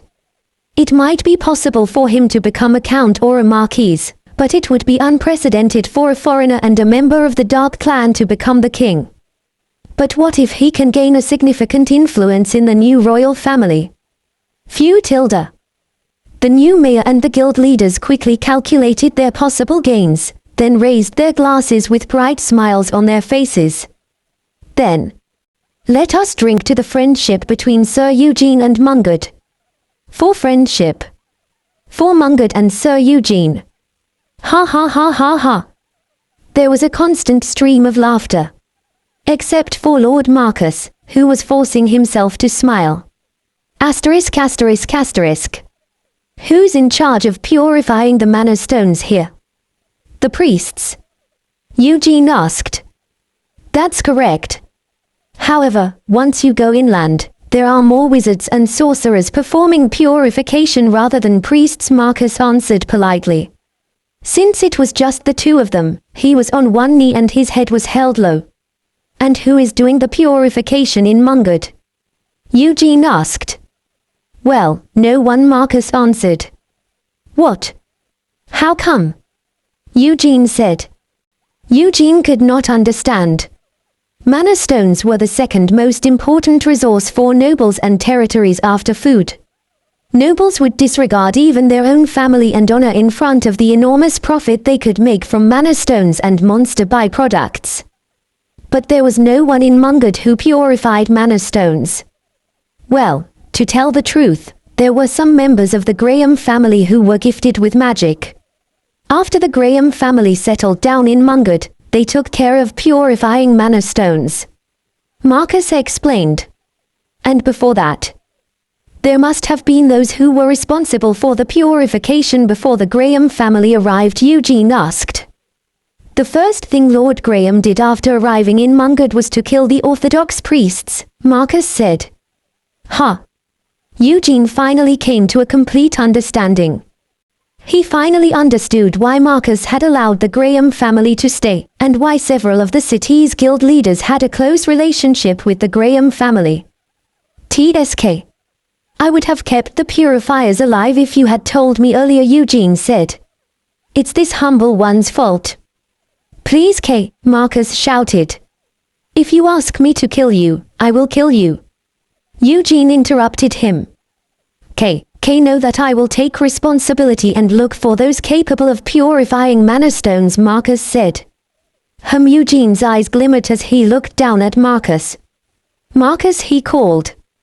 Yes, my lord. Please speak, Marcus responded. How much did Graham charge to purify the mana stones? Eugene asked. All of the mana stones were either low grade or intermediate grade, and he charged them 30% of the purchasing price, Marcus answered. What? So he was a complete swindler? Eugene muttered. You are absolutely right, Marcus commented. Then that means everyone will be happy if we only charge 20% instead, right? Eugene asked. That's right, Marcus answered. Then let's do that. You will be in charge of purifying mana stones from today on, Eugene declared. I am eternally grateful for this opportunity, but my humble self is lacking in the ability to purify mana stones, Marcus stuttered.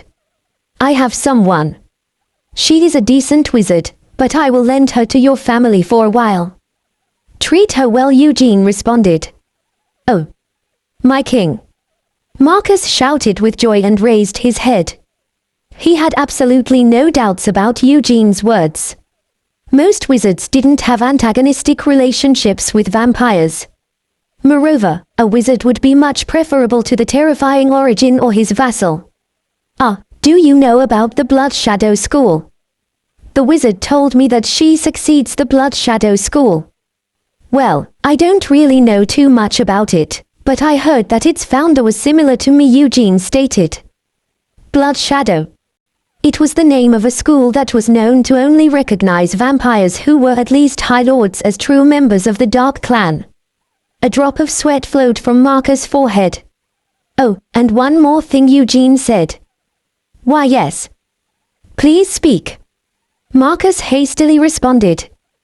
Do you happen to know about the Battler Duchy? Do you know how to get there? Eugene asked. Yes, indeed. If you would like some information regarding it, organize it and bring it right away. And a map to get there as well, Eugene said.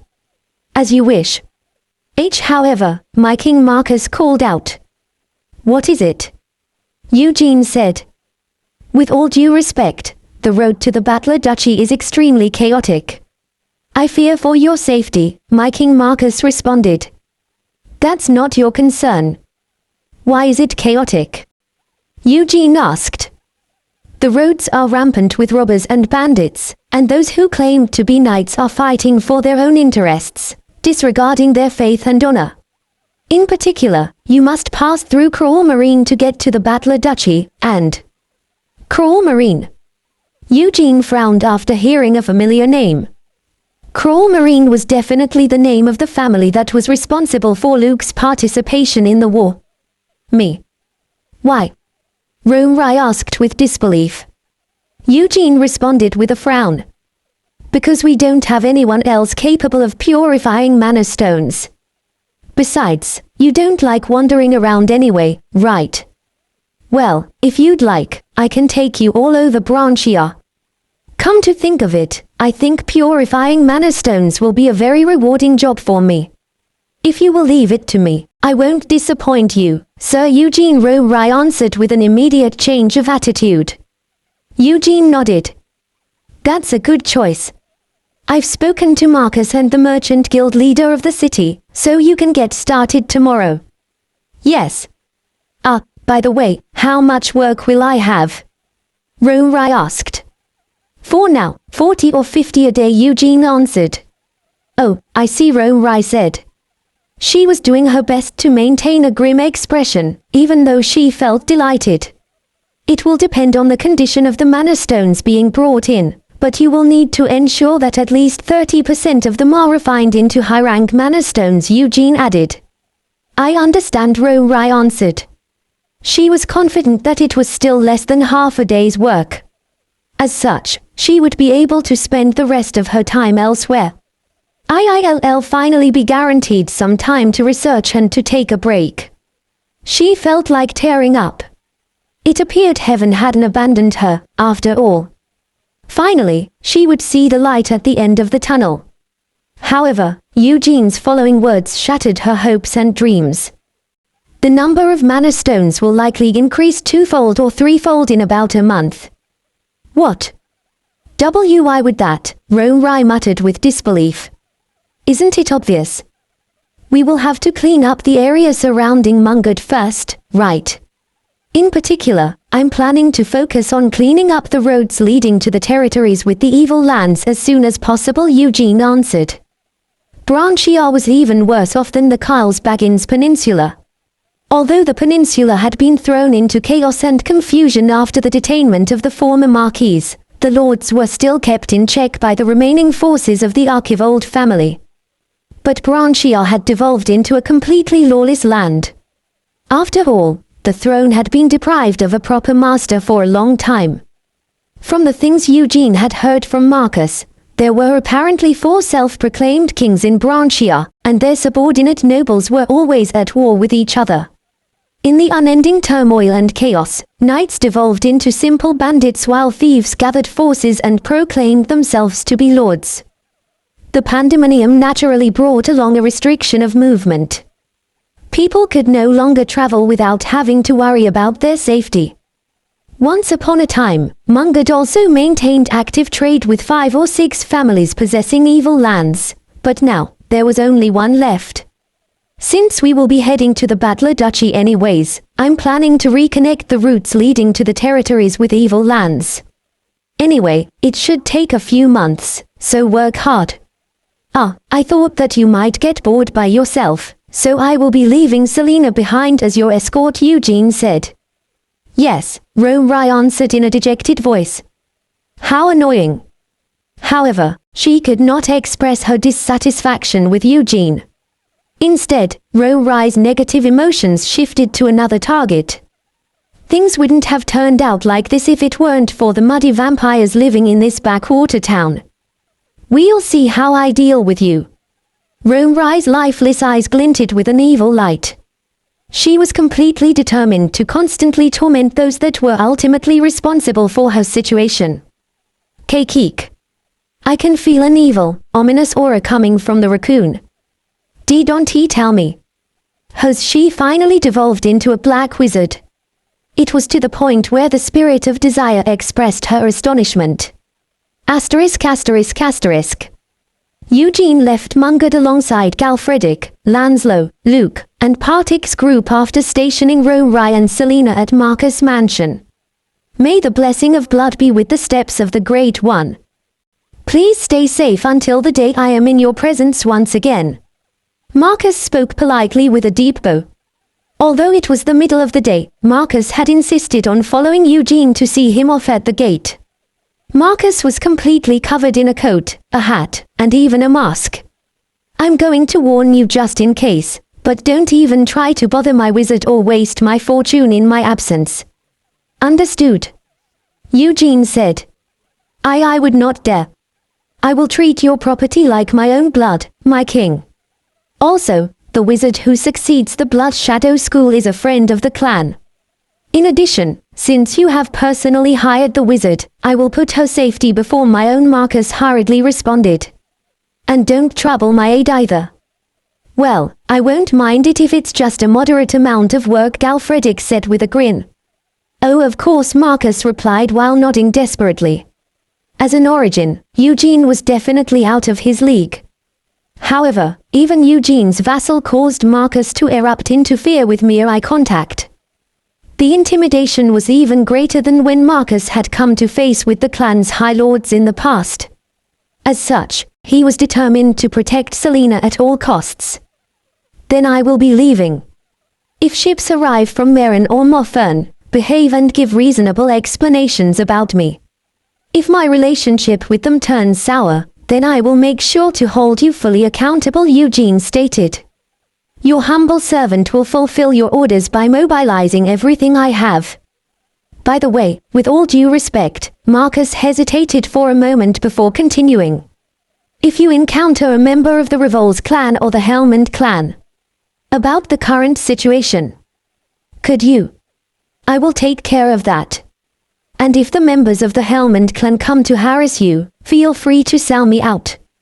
I've already talked with Rai, so you can seek help from her as well, Eugene responded. I am eternally grateful for your boundless mercy and consideration, my king. Marcus shouted while dropping to one knee. He felt as if a giant boulder had been removed from his shoulders. Vampires rarely ventured outside of their territory once they settled down, and as such, it was highly unlikely for a lord or a banneret of the Helmand clan to make their way here. However, even if it happened, Marcus now had a wizard of the Blood Shadow School to appeal in his stead regarding Eugene's existence. As such, he should not be held accountable. I am safe. Although Marcus had a bad habit of asking Eugene to kill him every time he made a mistake, his true desire was to live a longer, more comfortable life than anyone else. With Eugene's reassurance, he was finally able to attain peace of mind. Of course, he never imagined in his wildest dreams that his mental stability would soon come to collapse under the brunt assault of an irritated, tired wizard that had been forced into simple repetitive labor. Asterisk asterisk asterisk. Bang. A human head was ruthlessly crushed under a mace, and the limp body fell backward. A few more loud screams erupted in succession, and the noisy forest road soon regained its quiet. Why are there so many crazy bastards in this place? Galfredick muttered while shaking off the blood and brain matter from his mace. Lanslow answered, if they sell all of our horse and equipment, they could easily earn hundreds of thousands of sellings. Even when compared to robbing an average village, they would earn dozens of times the profit by taking all of our possessions. It's worth a gamble for them. Even so, we have 3 heavily armed knights, right? Besides, you mentioned earlier that even the equipment on those guys would be on par with knights here, Galfredick said while pointing toward Luke and Partick's men. They were armed with chainmail and plate coats. Lanslow responded with a bitter smile. Whether they are bandits or mercenaries, 30 is quite a large number. It's a force enough to catch the eye of any lords. They would have never imagined that things would turn out this way. The bandits, all of whom had been wiped out promptly, had been dressed in shabby leather armor, dull rusted spears, and swords, as well as simple wooden shields. It hadn't been just them either. Eugene's party had been attacked a total of 3 times while traveling for 4 days, and the attackers had been groups of 30 to 50 soldiers and bandits armed with extremely poor quality weapons and armor. The type of equipment they used was similar in quality to the garbage worn by novice mercenaries on the continent. They were wielding sticks that one wouldn't even pay to use. Naturally, none of them possessed even a single crossbow, and there had been only a single person who had been armed with chainmail, and he had been the sole, self-proclaimed knight. By chance, are the mercenaries and knights of Branchiar unfamiliar with plate armor? Eugen asked after leaving Luke to clean his weapon. Lanslow nodded. That's exactly right. Plate armor is extremely valuable here. Since there aren't many knights fighting in plate armor, not many people understand the defensive capabilities of plate armor. In addition, most would be ignorant as to how to fight against a knight armed in plate armor. In other words, they are brave because they are ignorant, Eugene answered. Ha ha.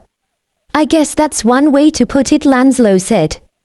Lanslow's words were true.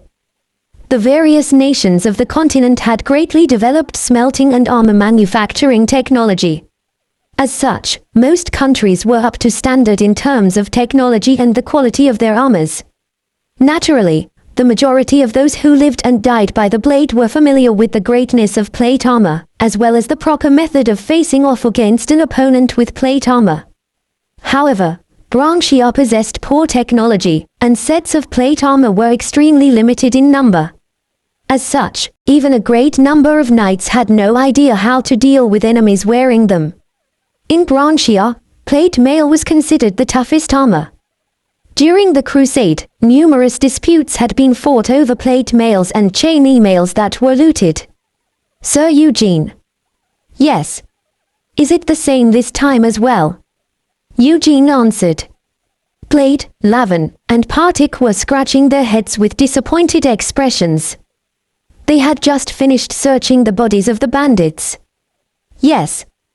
There's nothing useful. Just dozens of silver coins. They were practically beggars, Partick reported. Well, we killed quite a few of them during the last 4 days, so I'm sure we've secured a safe passage until this point. This should be enough. Eugene made a decision. It was a pity that there was nothing to show for the massacres, but their primary objective had been to secure a safe passageway. As such, Eugene could only endure his disappointment. Master, why don't we rest in a village today? The smell of blood is really getting to me, Galfredick said. It was quite ironic that a vampire was feeling uncomfortable with the stench of blood. But even Eugene agreed with Galfredick.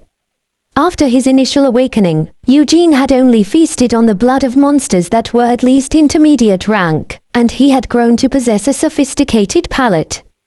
Sure. Luke, let's head to the nearest village, Eugene answered. Yes, master.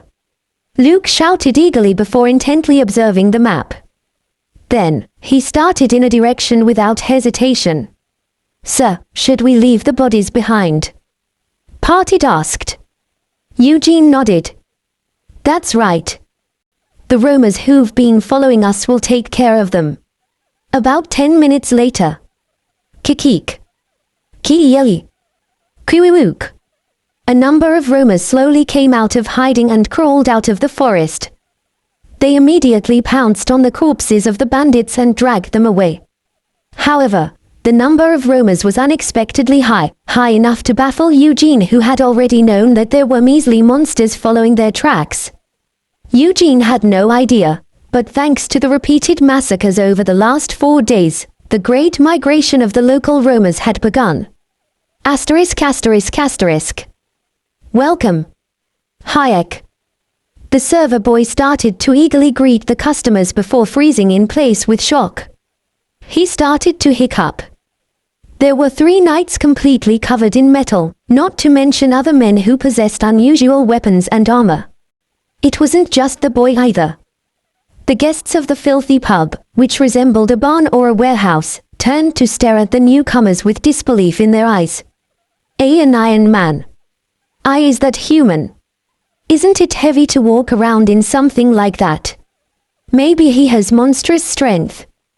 The guests of the pub believed themselves to be discreetly murmuring amongst themselves, but Eugene could hear everything. It was certainly a response he had expected from the ignorant people of a poor country. The food and drinks will be served soon. There are even rooms with baths, Lanslow said after returning from the counter. He looked around with a smirk before continuing. You will have to get accustomed to it. Remember how it was in a city like Mungard? You will be receiving everyone's attention regardless of where we are in Branchia. That's fine. It would be a relief if it ended with just gazes, Eugene answered. That's true. Greed makes people foolish, Lanslow stated with a bitter smile. He could see the greed overflowing in the expressions of several people in the pub. After a while, food and alcohol were served. With the exception of the 2 vampires, the group filled their stomachs. By the time the group retired to their rooms and prepared to wash themselves and take care of their equipment, a sudden disturbance came from the outside. Ding. Ding. Ding. Monsters. The monsters are coming. Frightened screams accompanied the urgent rings like a disharmonious chorus. Eugene and his men quickly headed outside after arming themselves. The villagers were rushing into their homes and tightly locked their doors. About 20 vigilantes were lined up in front of the gate while holding exceedingly shabby weapons. Sir Knights. Please help us. If you protect us, we can offer you 6,000 sellings. Please, save us. Please grace us with your chivalry. The chief and the vigilante captain begged Eugene. 6,000 sellings was only a meager amount of money, approximately 60 silver coins of the Kyler kingdom. However, it was likely a huge sum for the villagers. Eugene turned toward the 2 figures and asked in Branchian, monster type. What is it? How many? They are controlling strange wolves. It looked like there were more than 50 of them. Wolves. Eugene said.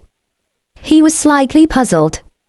He himself had faced black wolves in the past, and he knew that although wolves traveled in groups, they usually didn't have more than 10 members in a single pack. Even the largest packs would only have 15 or 16 wolves, so there was something strange about the fact that more than 50 wolves were traveling together. Woo woo woo woo woo. The eerie cry of a wolf resounded. Keek. Sir, this isn't just a wolf. This. I think it's a lycanthrope. Myrian exclaimed. The Undine is correct. It would make sense for a lycanthrope to control such a large number of wolves, Lanslow chimed in. Eugene unsheathed his sword. You will finally live up to your name. The wolf-tearing sword glinted silver-grey as it slowly unveiled itself to the world. A few moments later, giant wolf-shaped monsters started jumping over the wooden fence surrounding the village. Ha ha ha! How exciting! This is my first time facing a lycanthrope. Come get it, you shitty mutts! Galfredic shouted while drawing his long sword. However, something unexpected occurred. Hung. Who are you calling a dirty mutt, member of the Dark Clan? The wolf monster standing at the forefront of the group had spoken. Keek. The lycanthrope is speaking. Myrian shouted with shock. Eugene and Lanslow also had surprised expressions. Then, Lanslow asked as if he had thought of something. Are you a Beowulf? You have a good eye. What I would expect from someone born with the blood of the forest watchers, the creature responded. The self-proclaimed Beowulf was grey overall with 3 lines of black fur that cut through the middle of his forehead.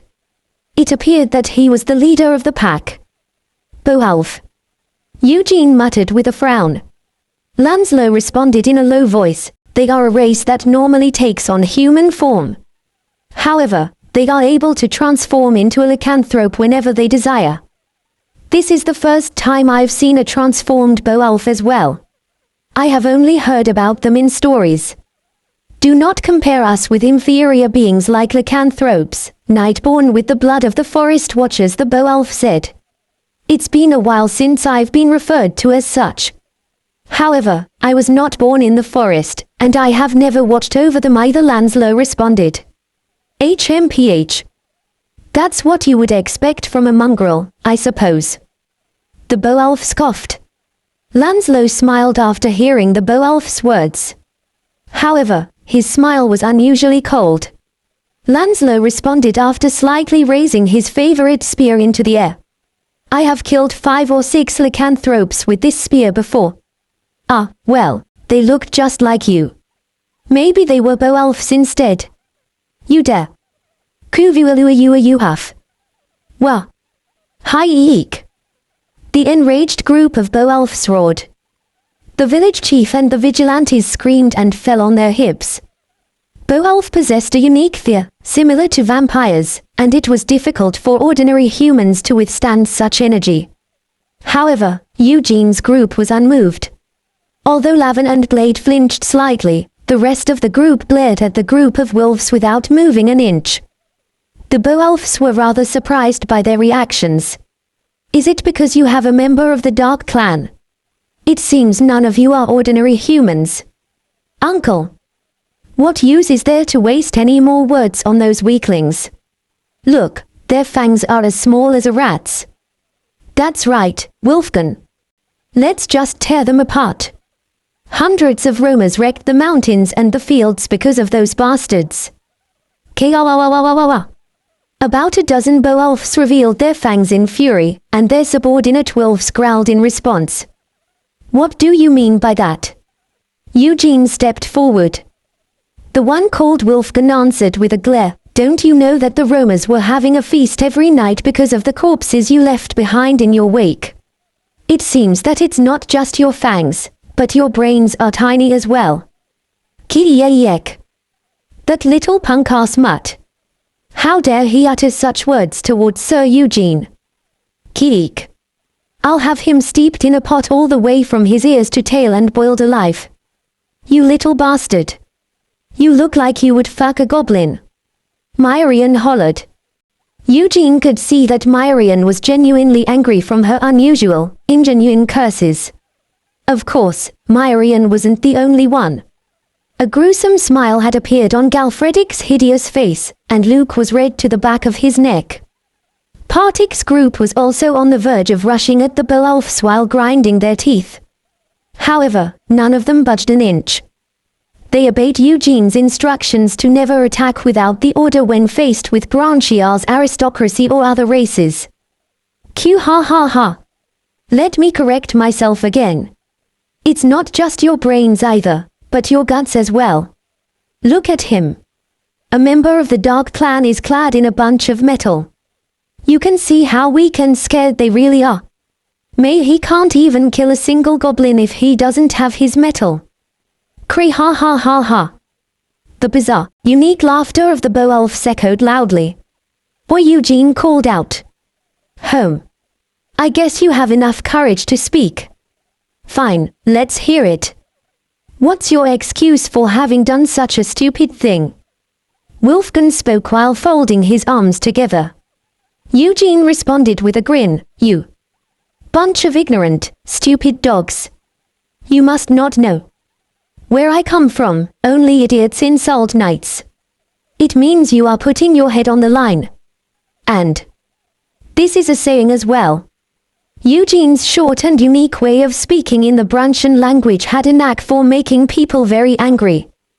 What? You little rat fang, the Beowulf started to rear once again. Eugene looked over the group of wolves before sheathing wolf slaughter and taking out Mad Arazaka. Disobedient mutts. Beating is the best answer. Quawawara. Shuik. Eugene shot forward like a spring while fully radiating his fear. His black cape spread out behind him like the wings of a giant bat, and then it followed behind Eugene after transforming into a long awl. Kegawa. The Beowulfs had beastly reflexes, and they immediately responded by taking on a defensive stance. Their yellow eyes flashed with lights. However, an Origin's fear was akin to a large storm capable of leveling a mountain.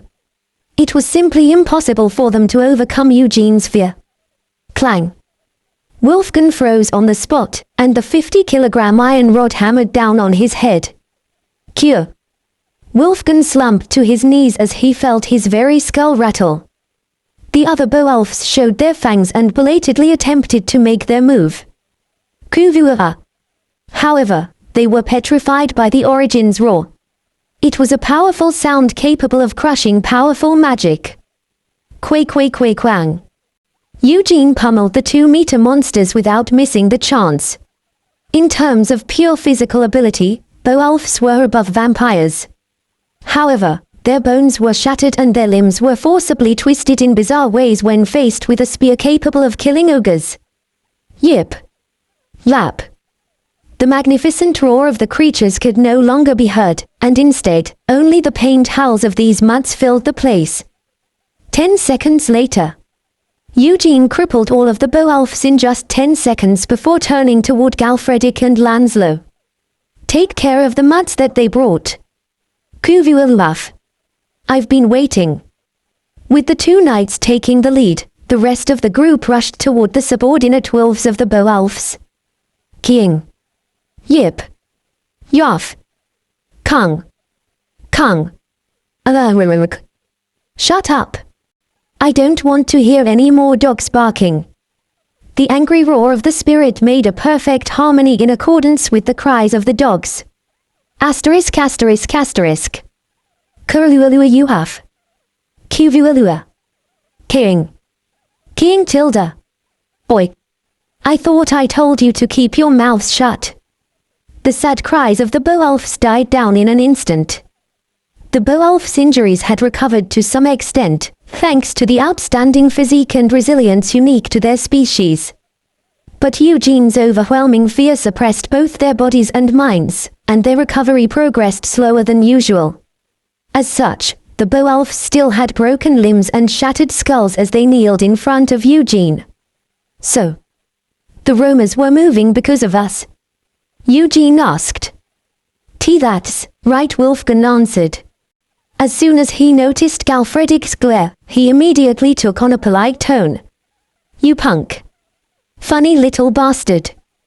Why is that my responsibility? Eugene asked. Wolfgang felt dumbfounded, but he no longer dared to retort. He simply rolled his yellow eyes without responding. If it were you, the ones who attacked to kill, should you just leave them alone? Eugene asked once again. Well, that's you. If it were you, will you take care of the corpses of the ones who attacked you? Eugene continued. This is not my territory. Why do I have to care about it? Local Roma's going wild. Do you need help? Then you should have asked for it. You little mutts. You insulted me, a knight. Is that the honor of the Beowulfs of Perseus? Kugh. Wolfgang and the rest of the Beowulfs dropped their heads in shame. They had been completely outclassed, and even their justification had been taken away. Of course, things had turned out like this because the opponent was a monstrous being. However, that was their fault as well. They were too arrogant and ignorant, which made them unable to properly gauge their opponent. I can't believe that there is such a monstrous being among the tribe of the night. Even if the Beowulf King came, could he be that vampire's match?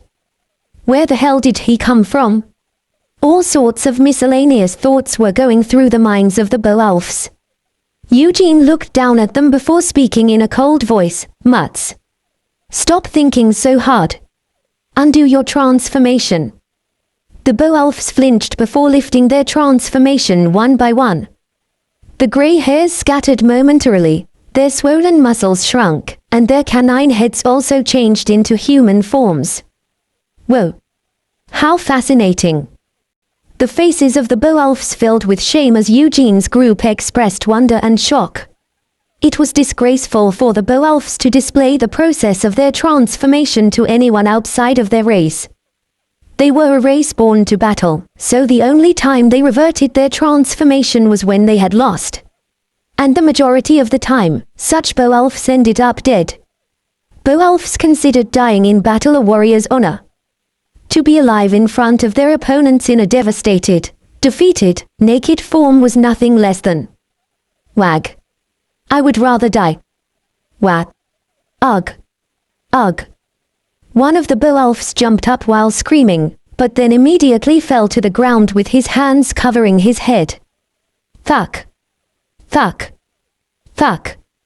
Galfredic had approached the figure like lightning and started mercilessly pounding on his head with the handle of a mace. You scared me. You piece of shit. How dare you shake your hideous thing like that? Maybe it's because they possess the blood of beasts, but their things are quite lively, Lanslow said with wonder.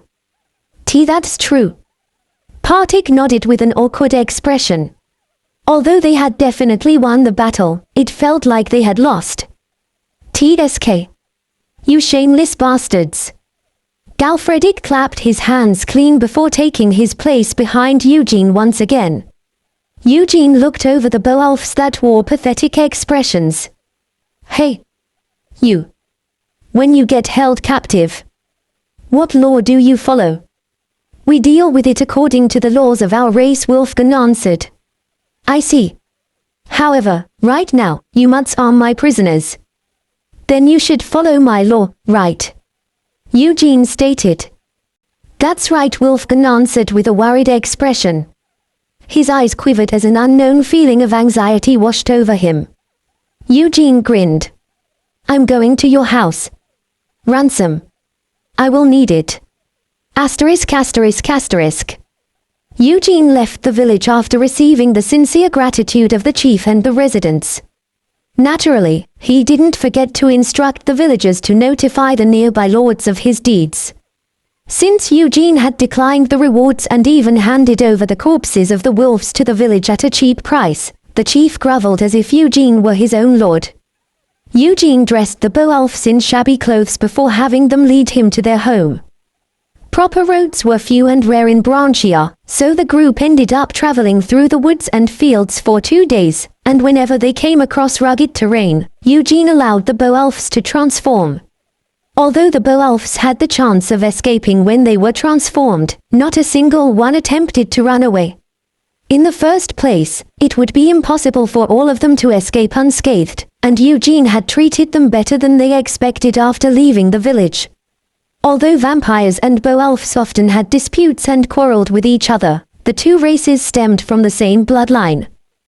The two races were like distant relatives. And after traveling with Eugene for a couple of days, the Beowulfs began to see Eugene in a new light. Their bodies still ached when they recalled the harsh beating they had received from Eugene, but they had also never heard of a vampire treating Beowulfs so well just as how Eugene was treating them. As such, by the time the group neared the Beowulfs' residence, the Perseus Mountains, Wolfgang and the Beowulfs had grown quite close to Eugene's party. However, they never imagined that the scheming, jet-black heart of the origin vampire was hidden underneath Eugene's kindness. It would be much better to make use of them compared to hiring Branchen mercenaries. In the first place, the mercenaries would be using shitty equipment and it would also be hard to communicate with them. Of course, Eugene's decision was considerably influenced by an unexpected person. He. Leave it to me, master. I'm a natural when it comes to educating mutts, starting with the babies that Grandma Talula gave birth to. Keek. Oi. Mud master. I believe in you. Keek. In many ways, it appeared that Eugene had made the right choice in taking Galfredic in as his vassal. Your pack. Call it, Eugene said. All right, Dark Lord Wolfgang answered before stretching his neck and uttering a long cry. During their trip together, he changed the way he addressed Eugene. Tilda. Vigor and strength could be felt in the resounding roar, and it echoed all the way through the wide fields and gentle hills to the Perseus Mountains in the distance. After uttering a few more cries that were calling his kind, Wolfgang turned his head. They will be here soon. I understand. However, soon passed, and no one came. Only a few Beowulfs lived among humans and other races, and the majority of them lived in the wild. For them, soon meant quite a long while. Eventually, after waiting for more than 20 minutes, Eugene could see a group of Beowulfs coming toward them in the distance. They looked similar to Wolfgang in appearance. Gulp. Someone gulped without realizing it. There was nothing to be afraid of as long as Eugene was here. But the sight of about 10 groups of Beowulfs, each consisting of around 7 to 8 members, was definitely overwhelming and intimidating. It was a known fact that a group of 2 or 3 lycanthropes could hunt trolls without difficulties. A group of lycanthropes could kill an ogre. Moreover, lycanthropes were without intelligence, while Beowulfs were capable of reason and thinking. It was only natural for ordinary humans to feel overwhelmed at the sight of more than 100 of such monsters rushing toward them. Wolfgang. What's going on? Are you out of your mind? Where do you think this is? You dare to bring a small fang? Were you beaten up? You fool. Are you asking for help after losing to a small fang? If I were you, I would have died fighting. You're less than a mutt. Have your teeth gone rotten? Why don't you just pull out your fangs? Befitting their reputation as a battle-born race, the newly arrived Beowulfs immediately poured out curses, reproach, and ridicule as soon as they saw Wolfgang's pack. Ha! You little rotten mutt, there you are. Fucking little brat.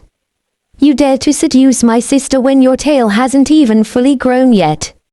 Some of the Beowulfs, who were already on bad terms, suddenly started growling at each other before openly grabbing each other by the collar. It was truly a ridiculous scene. What a mess. I guess you would expect a dogfight from mutts, anyway, Myrian muttered. Eugene agreed wholeheartedly. Even if they are of the same race, it seems that there's no mercy when they become divided. It was truly dumbfounding. The Beowulfs completely shared the habit of living in small groups under a leader, just like regular wolves. Wolfgang appeared to be embarrassed, as well as angry at being cursed. He turned toward Eugene and spoke, Dark Lord. Like I said, our race is a bit. I will take care of it, Eugene responded. Even as the Beowulfs scuffled among themselves, they continued to emit fierce killing intent toward Eugene's party. Eugene looked over them before raising his voice. Listen to me, Beowulfs of Perseus. The Beowulfs started to murmur even before Eugene finished his first sentence. That cheeky little fang des. Does he have a death wish? Let's let him talk. We should at least listen to what he has to say. That's right. Wolfgang isn't some weak little mutt. Look at the way they've been pummeled. As members of a race capable of reason, the Beowulfs were quick to recognize hints. A few were still ready to fight at a moment's notice, but the majority of Beowulfs folded their arms or squatted in place to listen to Eugene's following words. There is a reason why Wolfgang, a member of the Perseus Beowulfs, has become like this. Eugene calmly recounted the series of events. He didn't lie or exaggerate, and he only told nothing but the truth. Even Wolfgang's pack was surprised. So, I'm here to claim my ransom, Eugene concluded. The Beowulfs clamored once again. It was Wolfgang's fault. Yeah. We sent him because he gets along with the humans the best out of us. But isn't it true that the hunting ground will be affected by such a large movement of roamers? The lords of humans may even blame us for it. That's right. They act all nice and good when we are helping them, but if anything happens, they will immediately push the blame onto us. They're so simple. Eugene came to a certain realization during the 2 days he had traveled with Wolfgang's pack, and that was the fact that they were simple creatures. How could he put it? Although Beowulfs were rough and loved fighting, to put it nicely, they were simple and naive. Their characteristic was made even clearer after they heard why Wolfgang had been chosen as a representative. He was the smartest of the Perseus Beowulfs, and he could communicate well with other races. I loved it when Lord Crawlmarine ruled. He knew how to properly treat a warrior. It was blazing hot back then. You don't like the eldest son who succeeded him, do you? Don't like. He's garbage. We chased away those knights from the continent for him, but all he gave us was 20 cows. What a petty bastard. The Beowulfs busily chatted among themselves with no regard for the current situation, but thanks to their carelessness, Eugene obtained a very important piece of information. Boom. Eugene stamped his feet, and the Beowulfs immediately turned their gazes towards him. The ransom. I am not done talking yet, Eugene said. Ah, that's right. But we have nothing to give, so what should we do? Can't we just kill Wolfgang's pack? There's nothing else we can give for him. Hey. He's still your cousin. We shouldn't just kill him off. Instead, let's help him, and maybe we can ask him to pull out one of his claws for us later. The Beowulfs started babbling. It was clear that they would never stop talking amongst themselves at this rate. As such, Eugene raised his voice. The ransom will be the equivalent of a knight for each Beowulf. The price will be based on where I come from, though I will give you a huge bargain. There are 9 altogether, and it will be 1,800 silver coins. 180,000 sellings. Give it to me. Whoa. The Beowulfs expressed their shock. Although they lived by themselves in the wild, it wasn't as if they were clueless about money. They would sometimes fight as mercenaries for human lords or head to human villages or cities to buy necessary goods. We don't have that much money. Just kill them. What if we kill the little fangs instead? They look like they have a lot of money. Since they were able to defeat Wolfgang, he must be at least a banneret. If we touch him, the clans will come in flocks and do all sorts of dirty, scummy things to us. Since we, the Perseus Beowulfs, are honorable, we should kill Wolfgang's group since they provoked them and lost. The yellow eyes of Wolfgang's pack shook violently at the words of their kin. Brothers, relatives. Wolfgang shouted with all his might. You were the ones who sent me to take care of the Roma problem, so you can't just tell me to die now. Although I made a mistake, all of you aren't free from responsibility either. The Romas are still out there. Someone will have to go out to take care of it. Wolfgang continued. Kung. That's true. Then what should we do about this? What else? Just let him pay with his life. We will pick someone else from the pack and I will take care of it. Eugene interrupted the Beowulfs with a shout mixed with a little bit of fear. The Beowulfs jumped in surprise and observed him. Eugene quickly continued before anyone else could interrupt him. He felt as if he would stumble into insanity if he continued to converse with the crazy dogs any longer. The ransom of 180,000 sellings. Help me, instead. The Perseus Beowulfs. I will hire you. Hoo. That's not a bad idea. The Beowulfs showed interest. Eugene continued. Strong warriors. Give me about 20 of them. I will get rid of the ransom. I will treat them honorably like brothers. In addition, Eugene paused for a moment. The Beowulfs were staring at him as if they were possessed. Then, he continued and drove the final nail into the coffin. Cruel Marine. I will return it to normal. I am the Dark Lord. Jan Eugene. Asterisk. The rest was history. The Beowulfs became quite cooperative after hearing the title Dark Lord, which was a title given to the High Lords of vampires. Eugene didn't find it necessary to reveal his true identity as an origin. Judging from the atmosphere, even if he revealed his status, it wouldn't cause a huge shock as it did with the vampires. Moreover, it was highly unlikely that the Beowulfs would treat him any differently. Instead, the Beowulfs were much more focused on Eugene's proposal rather than his status. He would solve the problem with the roamers and clean up the mess on their hunting grounds. He would eliminate the ransom of Wolfgan's pack and divide any spoils of the expedition fairly. He would restore the harmonious, respectful relationship that the Perseus Beowulfs had with the Cruel Marine territory.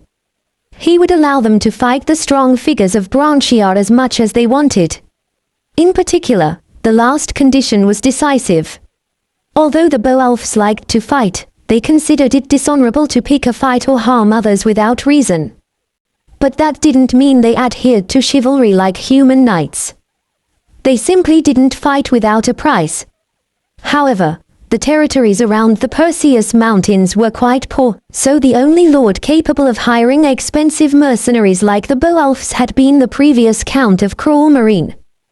The Beowulfs ended up fighting in the crusade, but once Count Cruel Marine died and his eldest son succeeded the territory, they were simply given 20 cows as compensation. The Beowulf warriors ended up smashing the Cruel Marine territory up after the betrayal, and the relationship between the two groups significantly soured. Of course, the Beowulfs had completely forgotten about the mess they caused in the Cruel Marine territory and only recalled the 20 cows. After the incident, the Beowulfs had been suppressing their tempers by hunting at the edge of the mountain range, and as such, Eugene's proposal felt like the opportunity of their lifetime. The Beowulfs chose to vote on the matter, and everyone came to a unanimous agreement. More than 50 members volunteered to go with Eugene. Each pack. Middle rank, come out, Eugene spoke. 12 Beowulfs, male and female, stepped out like lightning. Galfredic, Eugene said. Kihir. I've been waiting. Galfredic stepped forward with a grin. The Beowulf warriors appeared a little puzzled. One small fang. What is he going to do? What else? That man. If you win, I will take you, Eugene responded. A murderous light appeared in the eyes of the Beowulfs at Eugene's words. Galfredic picked up an iron mace in each hand. His physique was no less than the Beowulf's. Then, he gave a vicious smile before speaking in Branchian. Although his words were clumsy, his meaning was clearly conveyed. Little mutts. One at a time, no. All together. Good. Come here, you little bastards. Woof, woof. Galfredic continued. Pew ha ha ha ha ha. Lanslow burst into laughter, and the warriors of the Perseus Beowulfs rushed toward the Origins vassal like rabid dogs. However, the Beowulfs were simply too large for 12 of them to attack Galfredic all at once. Instead, 3 rushed at Galfredic from the front, and 1 jumped up into the air and swung his sharp claws at Galfredic. The claws of Beowulfs were sharp enough to cut through chainmail, but Galfredic's mace was essentially a rod made from a pure block of iron. KKK Kang. Galfredic sidestepped in a beautiful motion and deflected the attacks of the Beowulfs. Then, he directed his foot toward the scrotum of the one attacking from above. Thuck. Kang. Galfredic ignored the desperate screams and brushed past the three warriors. He swung his mace toward the fighters who were standing at the back. The Beowulf warriors instinctively sensed danger, but it was already too late. Galfredic wasn't an instinctive fighter like themselves, but instead, an engineer who had trained and studied how to effectively beat and kill his opponents, regardless of their race. With the addition of the power and the speed of a vampire, a one-sided beating was just a simple procedure for him. Dull thuds were accompanied by pained screams. Blood and grey hairs splashed and scattered. The warriors attempted to press him with force in desperation, but a real knight knew how to utilize their opponent's strength against them to skillfully counter. In the first place, Galfredic wasn't inferior to the Beowulfs in strength as the vassal to an origin. A blow after tripping them, a blow to the back of their head after pretending to block their claws, a blow to the abdomen after avoiding an attack. 3 minutes later, 12 Beowulf warriors whimpered on the ground with broken claws and fangs. They could recover fast, but they weren't immune to pain. Phew, Galfredic took a big breath after taking off his helmet. He seemed quite exhausted, perhaps because he had fought without restraining himself. Clap.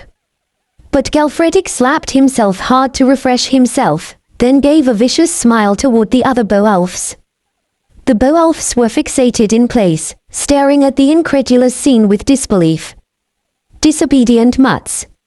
Stick is the solution. I can beat you all day. Wulfgun's pack and the other Beowulfs shuddered after hearing Galfredic's words. The race born to battle had been overwhelmed in a battle. Asterisk asterisk asterisk. Wulfgun's pack. 30 in all, right? Eugene asked. That's right. Small Fang. No, Dark Lord. The oldest of the packs nodded.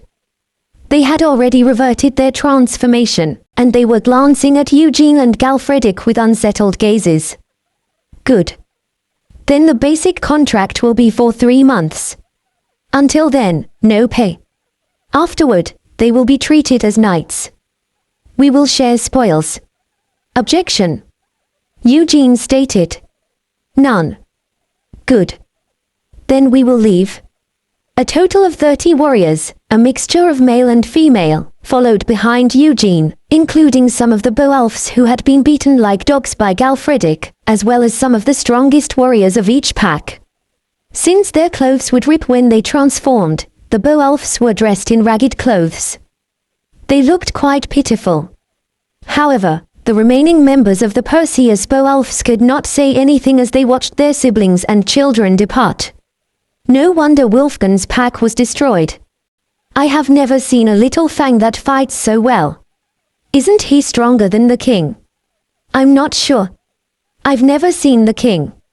At least they won't die with such strong little fangs by their sides. Then that's fine. Even if a warrior is killed in a battle, it's fate. The strong would survive, and the weak would die. It was the fate of struggle carved into the souls of the Beowulfs, so the remaining members of the packs waved goodbye after forgetting about the events from a little while ago. Have a good fight. Make lots of money. Bring beef when you return. 10 days later, every large group of roamers between the Perseus Mountains and the Cruel Marine territories was destroyed and scattered. Thank you, Sir Eugene. I feel relieved now. The half-bald nobleman grinned while holding on to Eugene's hands. Don't mention it. Anyway. From now on, you will trade mana stones and monster byproducts with Mungard. Eugene responded. How could I say otherwise? It will be beneficial for me as well. Ha ha ha ha. The nobleman said with a hearty laugh. His name was Lord Robner, and he was the lord of a territory with a small dungeon. Just like many other lords of Branchia, Robner had neglected the suppression of the evil land in his territory due to the war and had been rather troubled because of the rapid increase in the number of roamers in his territory. However, Eugene and the group of Beowulf warriors had annihilated the roamers, and he could now focus on the management of the dungeon in his territory. In addition, Eugene even subjugated the dungeon once on the condition of taking half of the mana stones and byproducts obtained from the dungeon, which gave him some breathing room to set up a plan for the future. But you are certain that the road to Mungard is safe, right? Lord Rotner asked. Of course. No roamers. Bandits. Most of them are dead. Take about 10 soldiers. You will get there safely. Mana stones, byproducts, talk with the mayor of Mungard and Lord Marcus. Give them my name, Eugene responded. I will do so. Thank you so much. Lord Rotner nodded with a bright face. The only place he could sell the mana stones and monster byproducts was Mungard anyway. Eugene and his group left the Rotner territory with a following of livestock. They had been paid 100 sheep and pigs in return for subjugating the dungeon. Asterisk asterisk asterisk. This makes it 2 now, Sir Eugene. I'm glad it worked out. Everything proceeded smoother than I expected. I had been worried that the lords would be stubborn and uncooperative, but it worked out surprisingly well, Eugene responded. Although it was a pity that he did not encounter any high-ranking monsters to obtain red mana stones from, it was definitely good to have had success in subjugating evil lands with the support and cooperation of the lords. The war caused an increased number of bandits and robbers, which made it hard to even farm, let alone subjugate evil lands. I'm sure they weren't in a position to reject our help. I see. The territories employed about 50 to 70 troops at most, and such force was insufficient to even properly defend the villages, let alone fight against bandits and roamers. However, it wasn't as if they could simply hire mercenaries either, since Branchen mercenaries were lawless individuals who could turn into bandits at a moment's notice. As such, the lords had been forced to watch the situation worsen without being able to take action. However, Eugene and the Beowulf warriors had solved both the problem of bandits and roamers at once, which ended this vicious, endless cycle.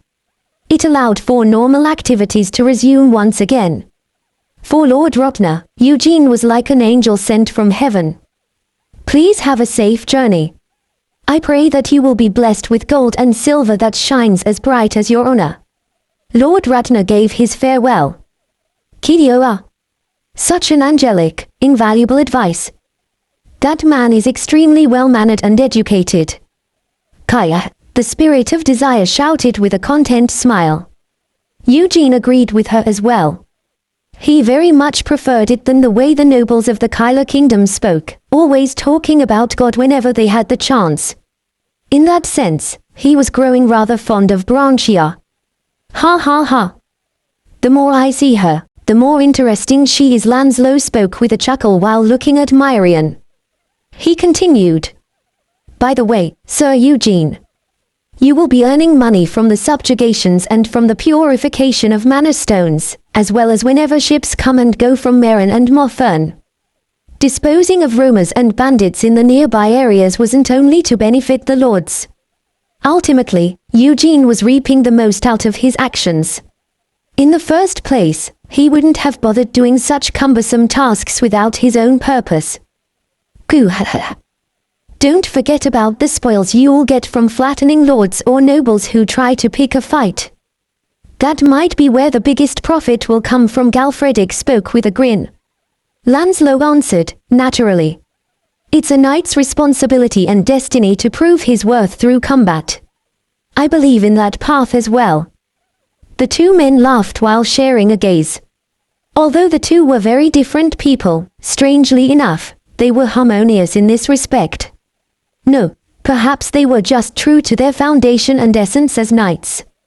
Of course, Eugene was also a person who now considered himself a knight. Good. Then let's head to the last territory. Was it called Pylon? Eugene asked. Yes. Hopefully the lord there will be as cooperative as the previous two, Lanslow said. As long as they aren't stupid, they should notice that they haven't seen any bandits or roamers recently, right? If they won't acknowledge who they have to thank for that, we can just break their heads in, Galfredic commented. There's no need to go so far.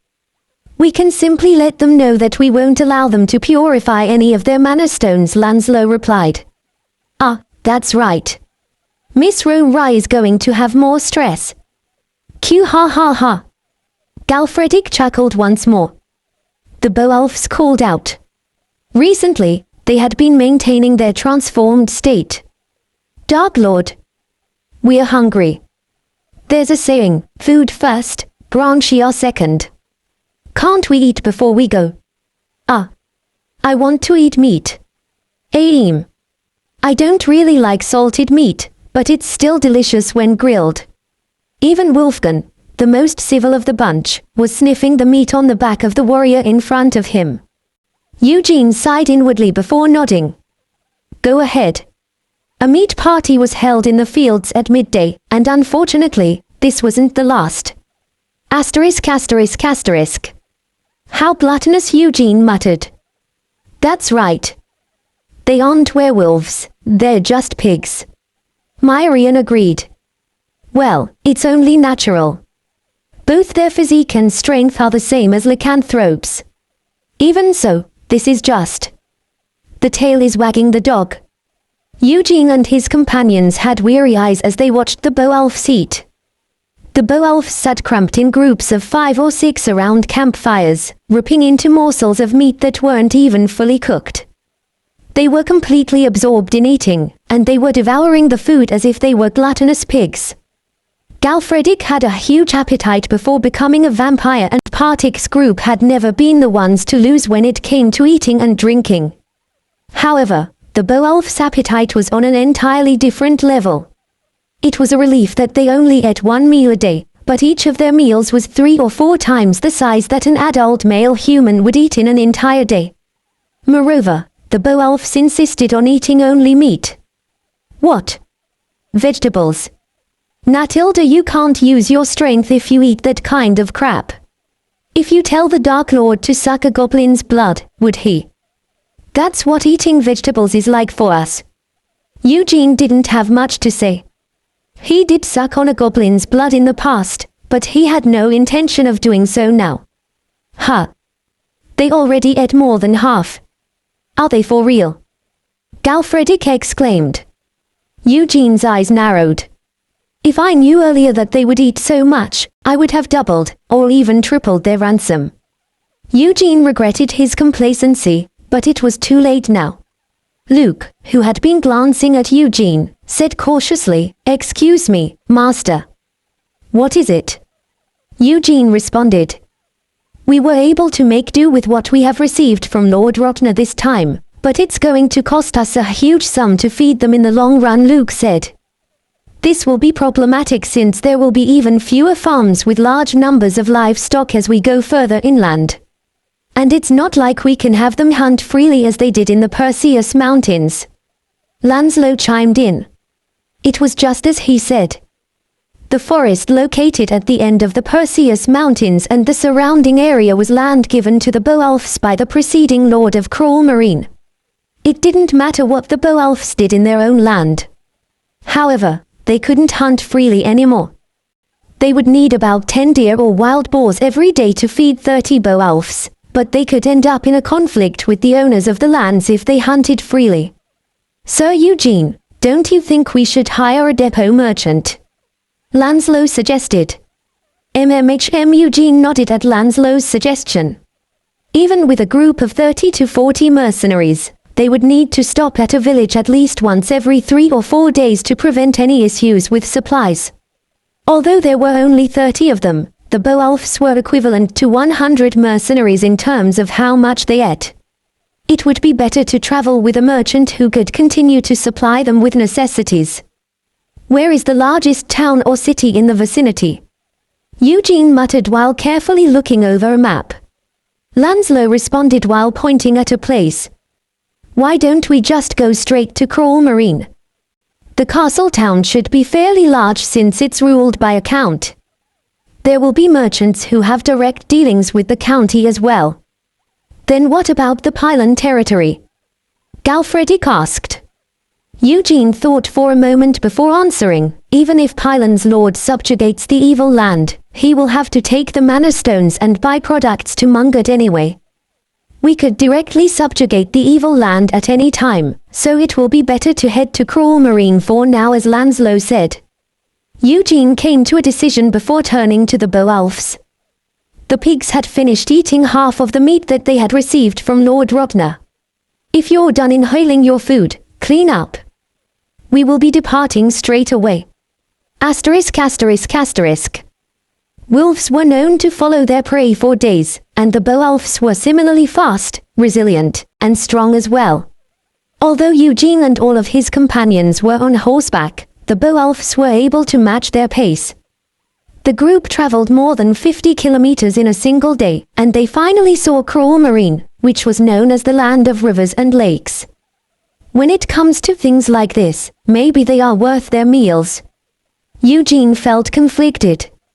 Ordinary mercenaries could not possibly travel half of such a distance in a single day. In addition, he realized why not anyone could hire Beowulfs as mercenaries. It was because although they were as efficient as knights, they were significantly more expensive. It's the land of Cruel Marine beyond the river, Master Luke said. He appeared a little excited, perhaps because he had never imagined that he would be able to return to his hometown ever again. Good. Can you lead the way from here on? Eugene asked. Yes. Leave it to me. Luke answered. The geography wouldn't have changed significantly in just 1 or 2 years, so Luke took the lead and guided the group. About an hour after crossing the shallow river, Eugene's group climbed up a small hill and found about 20 troops traveling through the road under the hill. Most of them were regular infantry, but there were 3 knights wearing chainmail and riding horses. One of the knights had a red flag flying behind his saddle. Ah! Master! That's the flag of the Cruel Marine territory! Luke shouted excitedly. He recognized the flag of the county he had served in the past. Just in time, the troops of the Cruel Marine territory spotted Eugene's group and started to talk among themselves. The Beowulf arrived at Eugene's side belatedly, and the eyes of the Cruel Marine soldiers naturally headed toward the Beowulfs. The creatures of destruction. The evil wolf bastards are here. The soldiers fled like mad as soon as they saw the Beowulfs. Huh. What the fuck are those idiots doing? Galfredic said. Eugene was as dumbfounded as Galfredic. How could soldiers of a county choose to flee immediately when an unknown, armed force was entering their territory?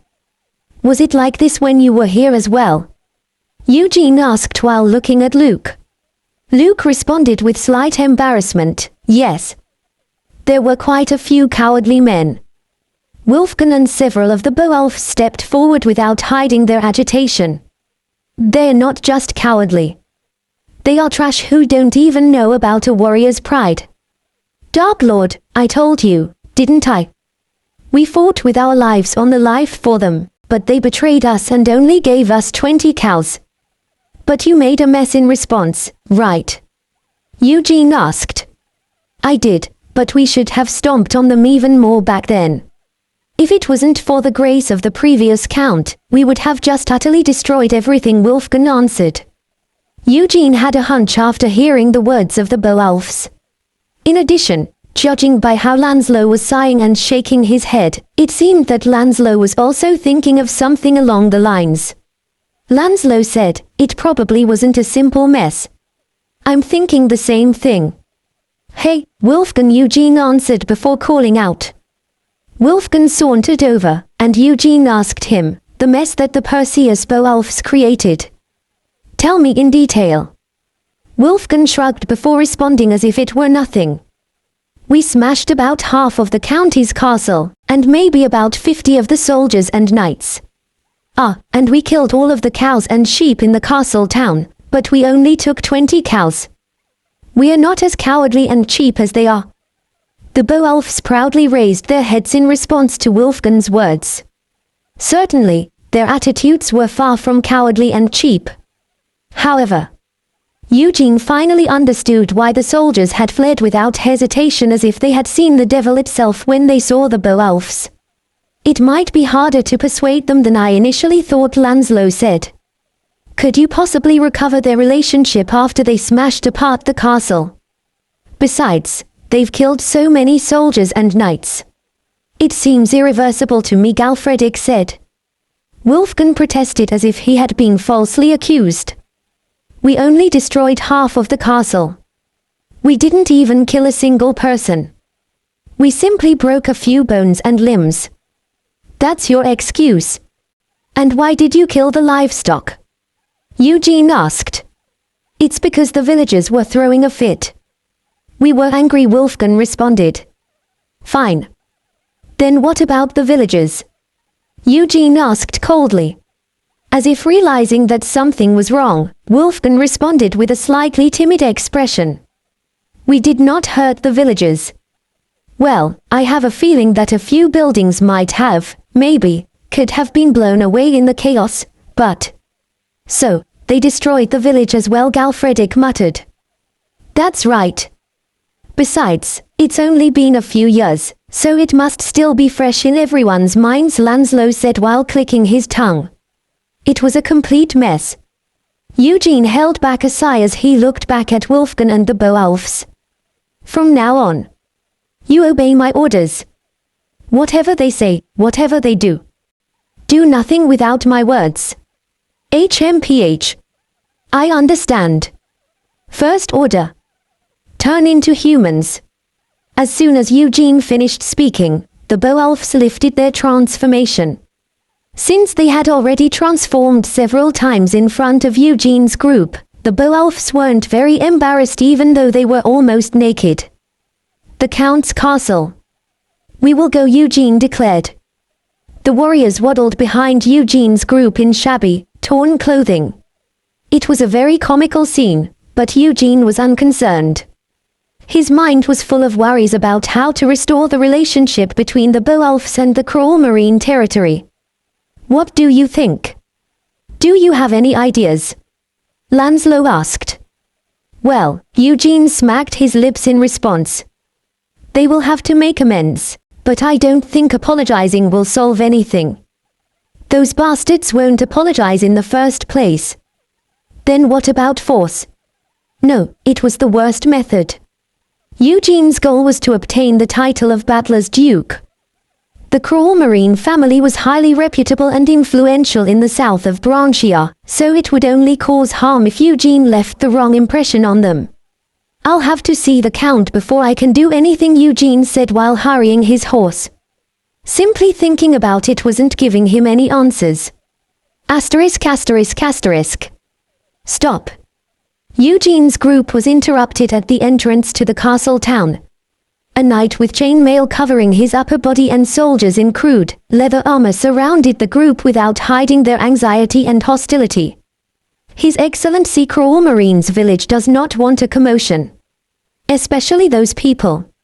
So go back to where you came from, the guard captain shouted while glaring at the Beowulfs. His hand rested on the pommel of his sword, ready to unsheath the blade at a moment's notice.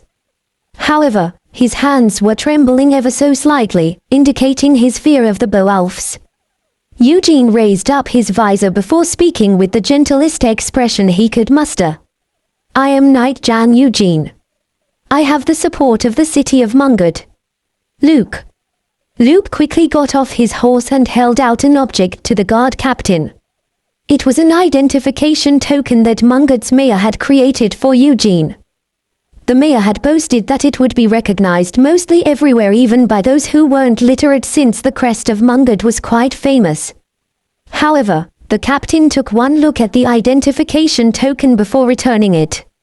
It doesn't matter who you are supported by. Cruel Marine does not welcome outsiders, especially those who are armed. In particular, those people, the guard captain shouted. Sir, sir. That man has said the same thing twice already, Myrian whispered. Eugene felt regretful. He never expected it to be easy, but he couldn't believe that things would turn out like this from the get-go. Naturally, he could force the gate open. However, neither he nor Galfredick would be able to enter the village in that case. Vampires were forbidden from entering a village or buildings with walls and fences without explicit permission from a representative. An invisible force would repel them. And in this situation, the guard captain was sufficient to represent Cruel Marine. What should I do? Eugene looked back at his group with a slight frown. One person caught his eye. Ah, that's right. How could he have forgotten? Eugene was dumbfounded. He turned to the guard captain once again and spoke in a noble manner as much as possible. Knight Jan Eugene. I have a deep connection with the Honorable Cruel Marine family. What? The guard captain stuttered. Eugene continued while leading someone forward by the shoulders. This man. He knows the honor and the will of Cruel Marine. My aide. He is Luke Bosch. Master. Both the guard captain and Luke were surprised. No, rather, everyone was startled by Eugene's sudden words. Kidiek. Using aid number 2 like this.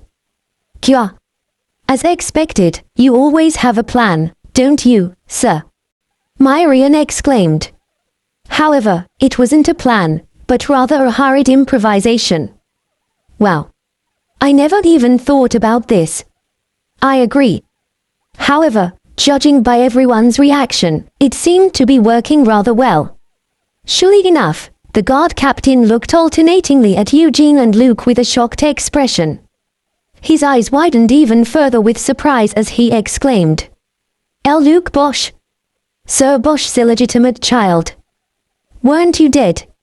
Luke, Eugene called out. Luke immediately came to his senses.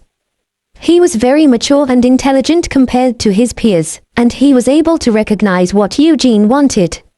He spoke in a calm, dignified manner.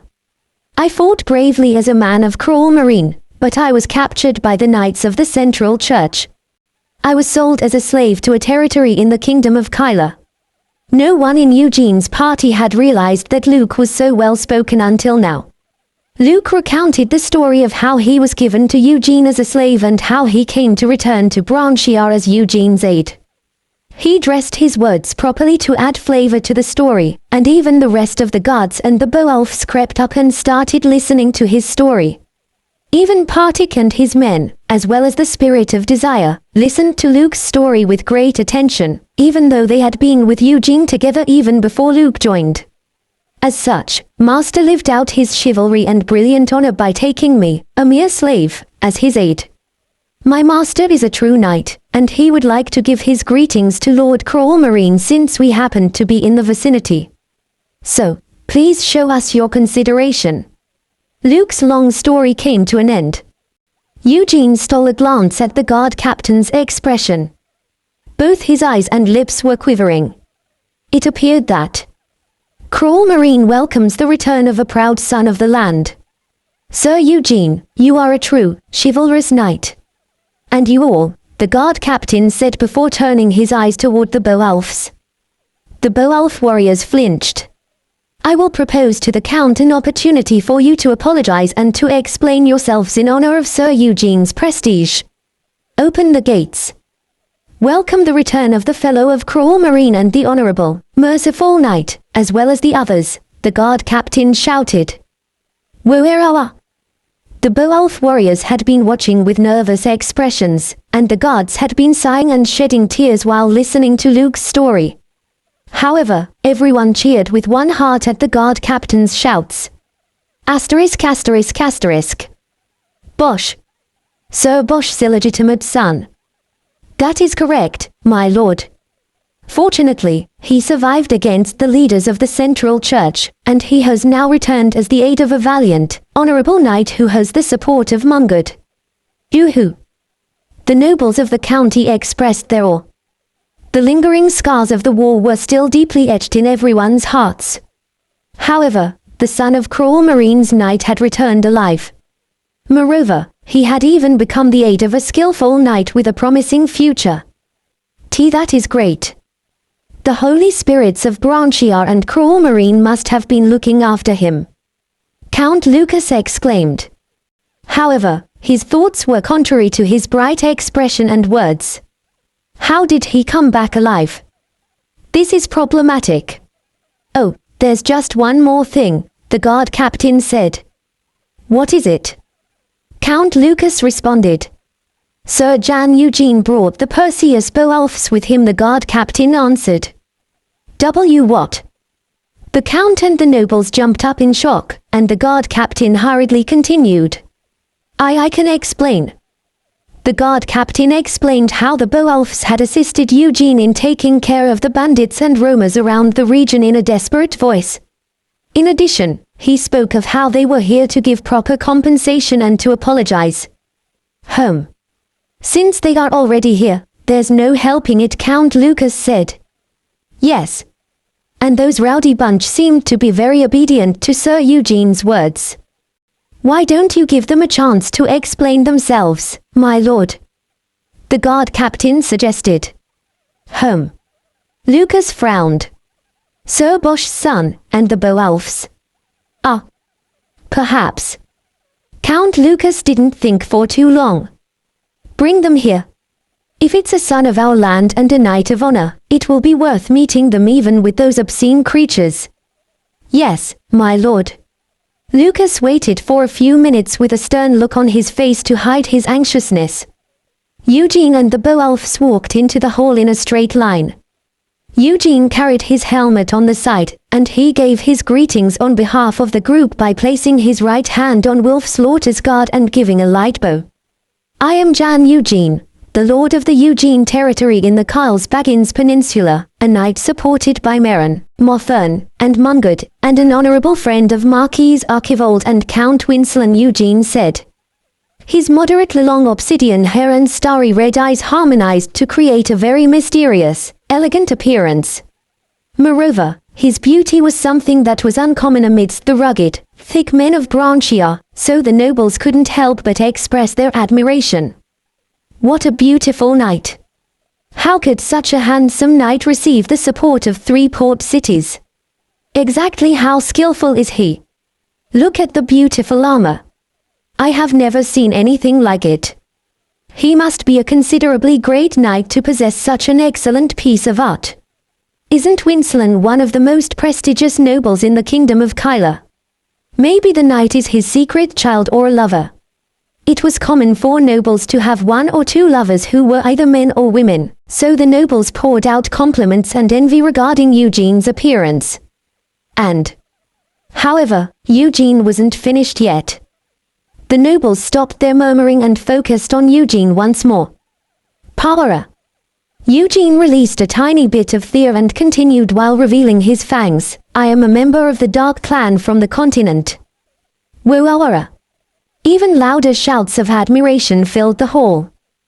The nobles weren't very surprised by the fact Eugene was a vampire, since Branchia was a nation familiar with other races.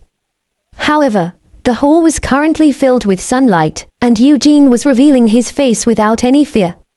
It could only mean one thing. A daywalker. He's a noble of the Dark Clan. I have heard of them before, but this is the first time I'm actually seeing one. That's right. I knew it was weird that those dog-like thugs were being so obedient. A big shot has actually visited Crawl Marine. Vampires capable of walking around in broad daylight were rare even in Branchia. Of course, that was why Eugene had revealed his identity. He had to solve the existing problems without resorting to force, and sometimes, status and identity could be just as effective as force. Lord Crawl Marine. Crawl Marine cleared his throat and came to his senses. He had been rather shocked by Eugene's true identity. I cannot believe that such a prestigious person has honored us by visiting my castle. I truly count it as a stroke of fortune for Crawl Marine. Sir Jan Eugene, welcome to Crawl Marine, the land of glory under the protection of the spirit of the lake, Lucas said politely. Unlike the majority of nobles in Branchia, who were rather ignorant and rough, Lucas was rather well-spoken and noble-like. However, it was inevitable for him to be inferior to a high-ranking noble vampire with an outstanding appearance and was even armed with rare plate armor. Both Lucas and the other nobles of the castle felt this way. Damn it. Lucas mumbled inwardly. He maintained a dignified appearance on the outside while speaking. I have heard that you took in Sir Bosch's son as your aide. It's very fortunate, and I am grateful for it. Luke Bosch knows the honor of Cruel Marine. He possesses the blood of a fine knight. I am also happy to have him as my aide, Eugene responded. Although it was obviously flattery, the nobles continued nodding their heads with satisfaction as if they were the ones being complimented. Anyway, you stepped out for those uncivilized brutes, Lucas said while turning his gaze to the Beowulfs. The eyebrows of the Beowulfs rippled in return.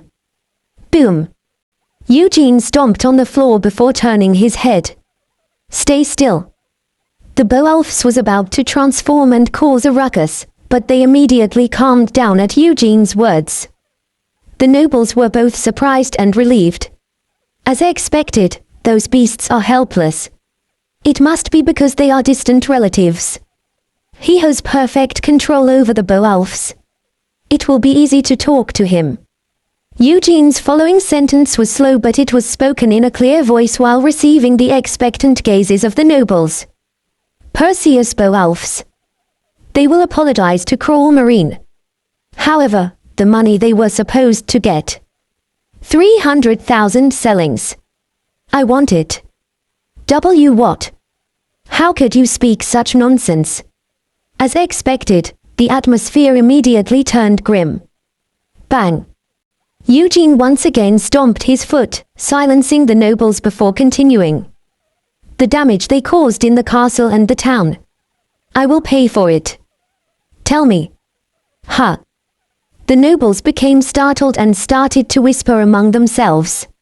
In other words, Eugene was asking for the money the Beowulfs were supposed to receive for participating in the war, and that he would pay for all the damage caused by the Beowulfs' rampage.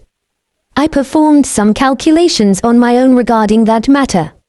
A clear voice cut through the silence, and everyone's eyes shifted toward it. Lancelot stepped forward with his unique, charming smile. I have heard that the number of livestock that the Beowulfs killed was about 200. Is that right? That sounds about right. The noble in charge of the castle's finances nodded after a short moment.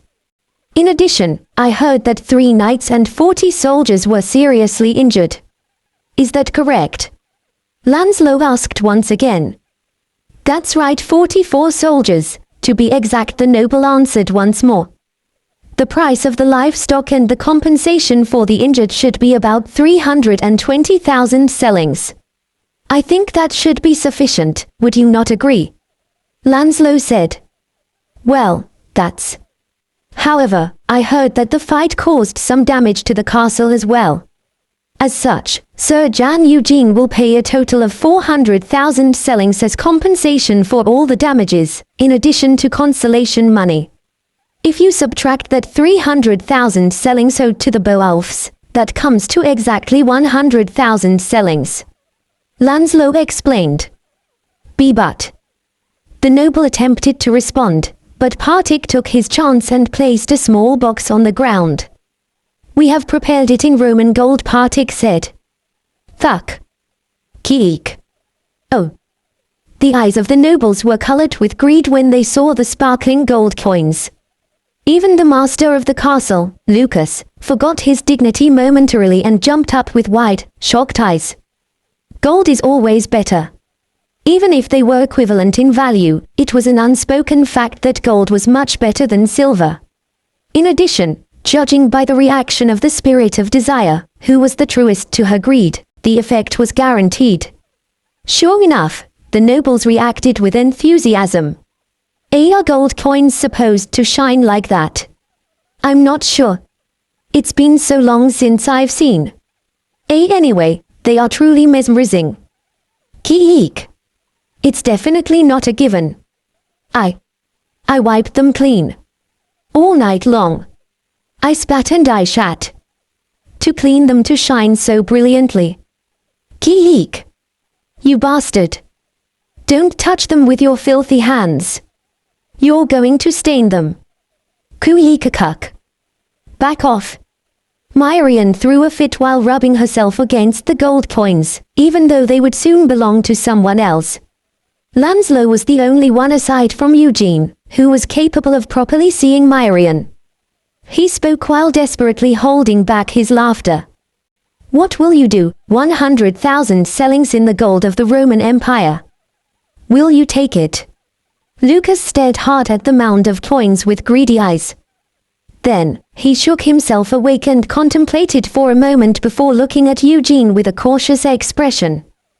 This may sound a little shameless, but if you do one thing for us, I will gladly agree to your suggestion, sir. One thing? Eugene asked.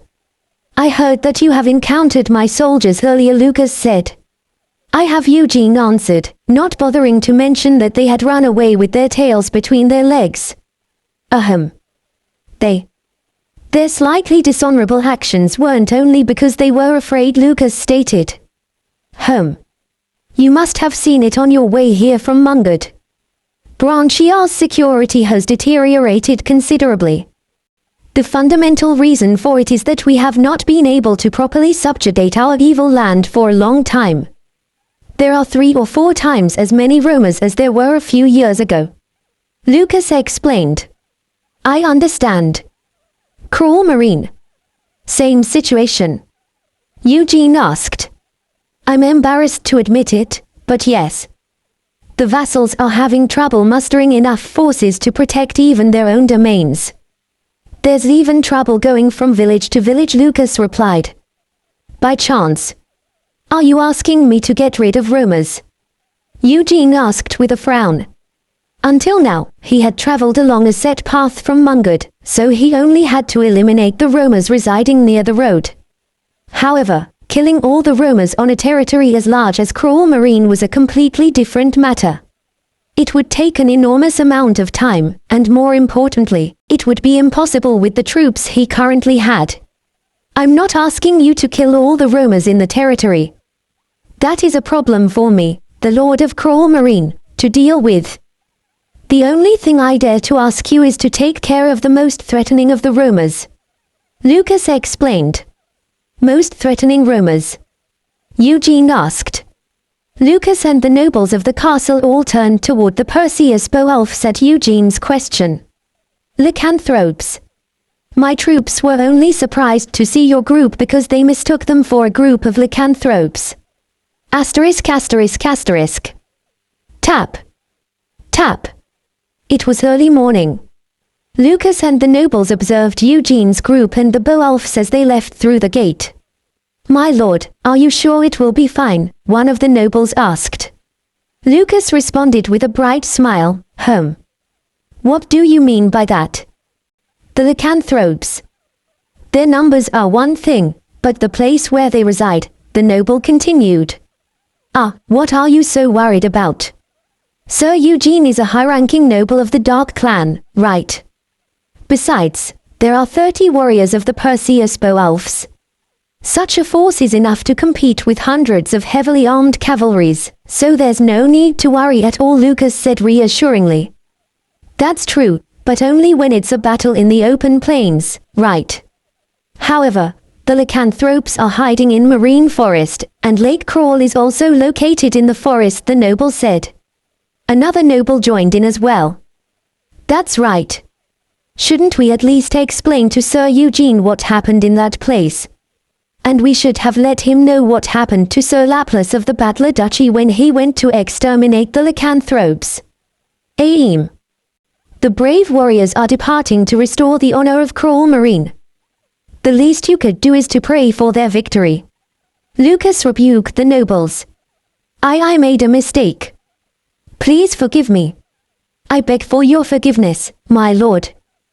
The startled nobles hurriedly lowered their heads. Aim. It's not that I don't understand your concerns, but we must fully trust in them. I believe that they will return to us with a victory, Lucas said. I hope that they all die. No, at the very least, that man needs to die. Contrary to his dignified expression, Lucas' eyes glistened with a nefarious light. His gaze was fixated on the back of a certain individual. It was Luke. You were very lucky, but it's over now. You must die for me, no, for the Bosch family. And take those filthy beasts with you to the afterlife. Lucas had absolutely no intention of forgiving the Beowulfs, although he was grateful for the gold coins. Those brainless scum. You forgot that I was one of the knights you attacked. The disgrace from the beating itself was one thing, but Lucas felt even more enraged knowing that the Beowulfs had forgotten their blasphemous actions toward him. It hadn't even been 5 years or 10 years, it had only been about a year. I would like to personally kill all of them, but the vampire nobleman and 1 or 2 of the knights might come back alive. Then I'll pretend to warmly comfort them. He will surely be touched by my generosity and swear himself to me. I will be killing 2 birds with 1 stone. Ha ha ha. Lucas had to stop himself from laughing out loud when he imagined a rosy future of having such excellent knights under his command. Lucas, the Count of Cruel Marine, looked down at the fools leaving towards their death as his cheeks continued to quiver. Asterisk asterisk asterisk. Something was weird, wasn't it? Definitely. He said that he would worry about us and he even thanked us, but his eyes were smiling. Eugene answered with a cold expression while recalling the face of the young count from yesterday. I felt like he was up to something, Lanslow commented. I agree with Sir Elf. Even I could tell that the runty count had other thoughts. His mouth was sticking out like a duck. Myrian shouted excitedly. She had snuck inside Lucas Cruel Marine's room during the night under Eugene's orders. Unfortunately, she hadn't obtained any valuable information, but everyone's intuition was in harmony. Luke, Eugene called out. Yes, Master Luke answered. Since yesterday, the Eight's eyes became confident along with his demeanor. Eugene asked, what do you know about Marine Forest, where the lycanthropes are located? Not too much. As you know, the Cruel Marine territory is named after Marine Forest and Cruel Lake. The whole forest, including the lake, was bestowed to the ancestor of the county by the king at the time, Luke answered. And since such a significant place was taken over by lycanthropes, we have to reclaim it. Is that right? Eugene asked. Yes. The county flourished over the years, and eventually, Cruel Forest was left alone as a hunting ground for the county. However, I heard that it still retained its significance because of history, Luke answered. If it's such an important place, someone must have been protecting it, Eugene said. Ah, well. It was the Bosch family, Luke responded. Home. Hoo-hoo. Both Eugene and Lanslow expressed their surprise, and Luke continued in a calm voice. The Bosch family domain is located fairly close to Cruel Forest. It is a small village with about 40 households, and although they farm as well, the residents mainly rely on ranching and hunting to survive. The Count would come to hunt 2 or 3 times a year, and Sir Bosch would personally guide him. I see. So why did the Count not mention anything about that? Would it not have been better to go to the Bosch family and ask for their cooperation? Eugene asked. He simply couldn't understand why Lucas was handling things this way. But Luke seemed to have something in mind. I was actually wondering about that as well, but I stayed quiet yesterday since it wasn't my place to speak. Personally, I think, Luke hesitated for a moment before continuing with a somber expression. I think something must have happened to the Bosch family. Cruel Forest is quite large and wide, but there are hundreds of roamers that are under the lycanthropes' control. It's likely that the Bosch family. Keely. I feel bad for 8 number 2, Myrian whimpered. Eugene could roughly guess the whole story. Although the forest was wide, the lycanthropes wouldn't simply stay in the forest. In the first place, he was certain that the Count had only made the request to annihilate the lycanthropes because they were likely trying to expand their territory recently. Still, I'm sure there's more to it. Eugene contemplated for a few moments before raising his head. It didn't matter. If there's a trap, I will crush it, and I will kill all who attack. This was Branchia. He no longer had to care about his relationship with other lords and nobles.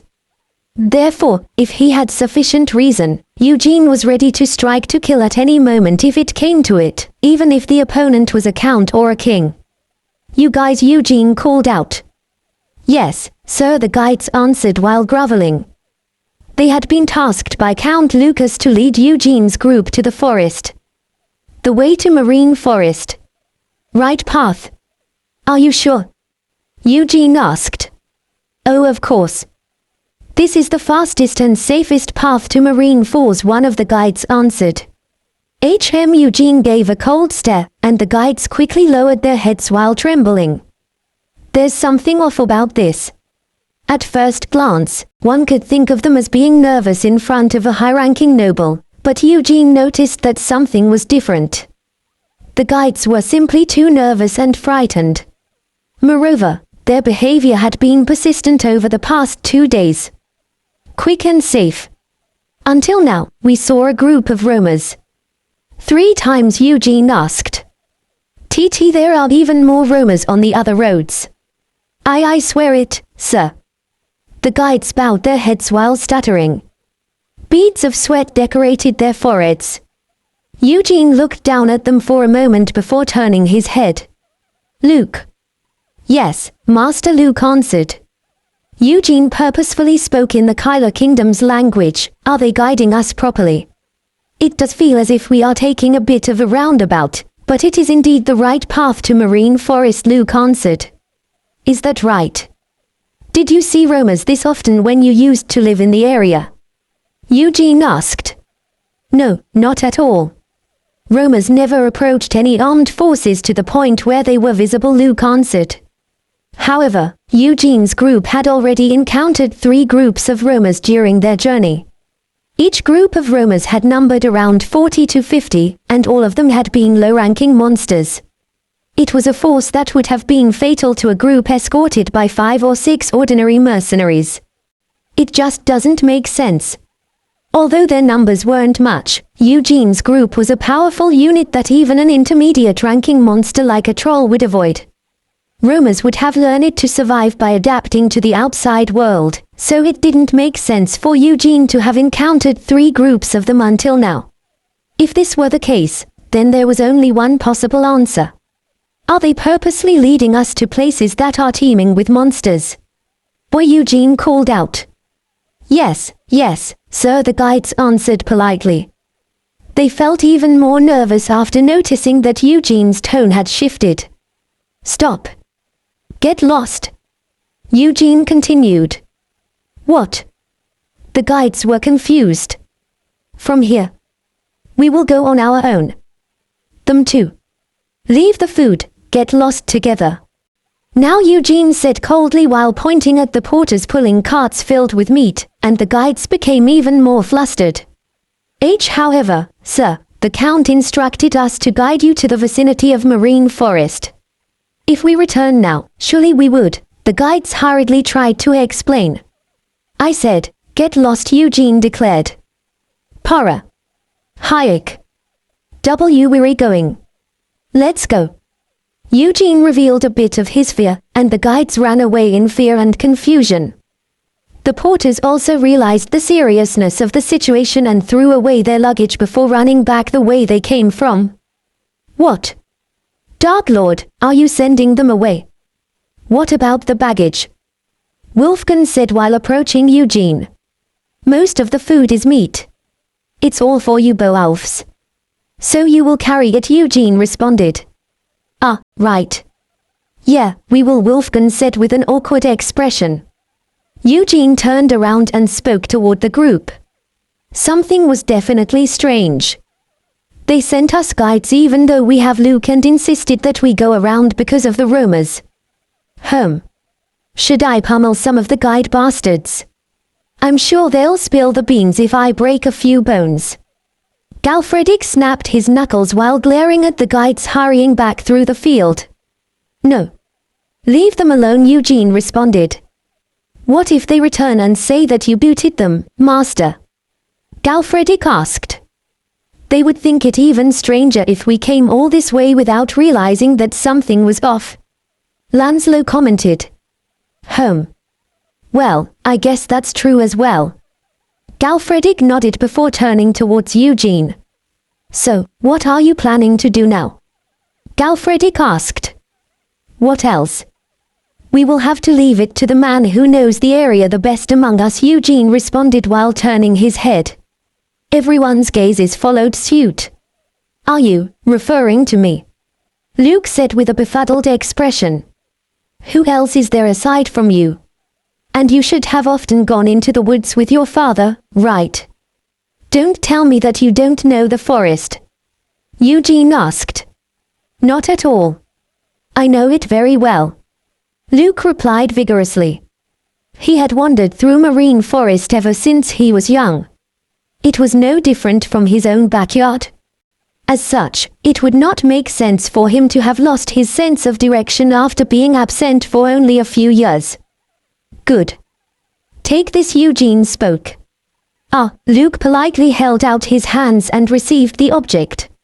It was the flag of the Black Dragon. Aid Luke Bosch. From here on, you will lead us, Eugene declared. Master. I will defend the honor of your crest with all my heart, my body, and my soul. Luke shouted with tears in his eyes. To be the flag-bearer of one's lord was an extremely honorable role. Keek. Aid number 2 is advancing in life. What if he gets cocky? Hey. This flag. This crest. I made it. I did everything. The spirit of desire shouted with jealousy. Lancelot chuckled and Eugene hid his embarrassment as the group resumed their journey. Asterisk asterisk asterisk. Luke led the group using the shortest route while disregarding the presence of rumors. The group reached Marine Forest's entrance in less than half a day. As the western sky started to turn red, Eugene ordered the Beowulfs to satisfy their hunger before entering the forest. However, Eugene insisted that they retained their human forms. Beowulfs. Even in human form. Will you have any problems at night? Eugene asked. He knew that wolves were good hunters at night as well, but he asked just in case. Wolfgang responded with a blank expression. Don't you know? It's not only the Dark Clan that is loved by the night. And did you forget what day it is today, Dark Lord? Wolfgang grinned while pointing at the sky. It's a full moon tonight. Crack! Crack! The muscles of the Beowulf warriors started swelling with power and their overall physique grew slightly larger. In addition, a red energy began to swirl in their eyes, which were usually no different from humans. On a night with a full moon, we are stronger than the Dark Clan, Wolfgang said proudly. Who? Strong enough to fight me? Galfredic asked in awkward Branchen. Wolfgang shook his head bitterly. Unfortunately, not to that degree. Kikik. Galfredic giggled with a satisfied expression when he saw Wolfgang's look. Eugene stepped up. Anyway. No need to worry, right? You won't be smelling like a wolf. Naturally. But why are you having us enter like this? Would it not be better to be in our transformed state? Wolfgang asked. 7 armed humans and 30 unarmed humans. 7 armed humans and 30 Beowulfs. Which looks easier to handle? Eugene responded. Then, let's go in, Eugene said. Eugene's party and the Beowulfs entered the forest. The cold moonlight leaked through the canopy of the forest, which exuded a damp, dreary atmosphere. Their destination was the center of the forest, Crawl Lake, where many animals gathered for the lycanthropes to prey on. Luke possessed excellent night vision for a human, and he led the group through a path where their movements were unrestricted. Eugene expanded his sphere to detect any movement of life within a radius of 200 meters as he followed behind Luke. Less than 10 minutes after entering the forest, Eugene muttered quietly, "They are coming." It worked. Oh. Lycanthropes. Are there any others? How many are there? Galfredic and Lancelot asked. Eugene unsheathed Wolf Slaughter and clutched Mad Arazuka with his other hand before giving a short answer. There's a shit ton. Kyo-woo-woo. Kyo-woo. As soon as Eugene finished his words, malicious roars resonated throughout the forest. The sounds were slightly different from the Beowulf's strong, heavy roars. Galfredic! Eugene shouted. Galfredic turned his head and shouted at the Beowulf's mutts. What we practiced. Do it. Kuvuara. The Beowulf warriors instantly grew 2 or 3 times bigger and formed groups of 3. Galfredic, who was the self-proclaimed best trainer of mutts, had trained the Beowulfs over the past few days to form charge formations. Kuvualuayuayuhaf. The cry of 2 vampires and Beowulf fighters caused the entire forest to tremble. However, What? Awoo. Eugene, Galfredic, and the Beowulfs paused at the same time. They were capable of detecting the presence of monsters by smell. Master. Sirs. What's going on? Luke and Partik asked with confusion. Eugene shared a dumbfounded gaze with the others before immediately striking the reins of his horse. The monsters are running away. Follow me. The lycanthropes had reigned over marine forest for several years with hundreds of roamers under their command. Moreover, lycanthropes would gain enormous power during a full moon, just like the Beowulfs. Even so, the roar of an origin and the Beowulfs had been so great that it caused the lycanthropes to freeze over. It had instilled great fear inside the lycanthropes. Kuvualuara. Kiawiwulu. Kiyaik. Awilawara. The forest was filled with the spirited roars of various creatures, as well as a strange cry. A great chase took place in the moonlit forest.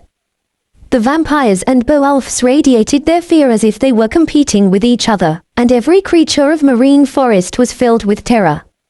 Wherever the warm breaths and burning crimson eyes passed by, the branches would be broken, and the bushes fell flat as if to worship these demons. The eyes of the creatures were filled with the anticipation of slaughter. Meanwhile, Eugene's fear continued to rake through large sections of the forest, and he eventually detected the fleeing lycanthropes. Kawawa. Eugene took a deep breath on top of the shaking saddle, then drew himself back to the fullest like a bowstring. Zeeting.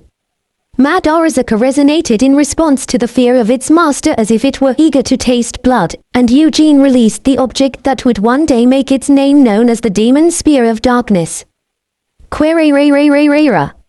Mad Arazuka shot through the dark, disorderly forest in a straight line, tearing apart anything that dared to stand in its path. The black meteor even exceeded the speed of arrows fired by elves, and it found its mark as it penetrated the back of a fleeing lycanthrope. Boom! No, rather, it detonated the creature. Only the lower half and the head of the creature were left as blood dyed the creature's surroundings like a waterfall. However, the demon spear of darkness was still flying through the air. Boom!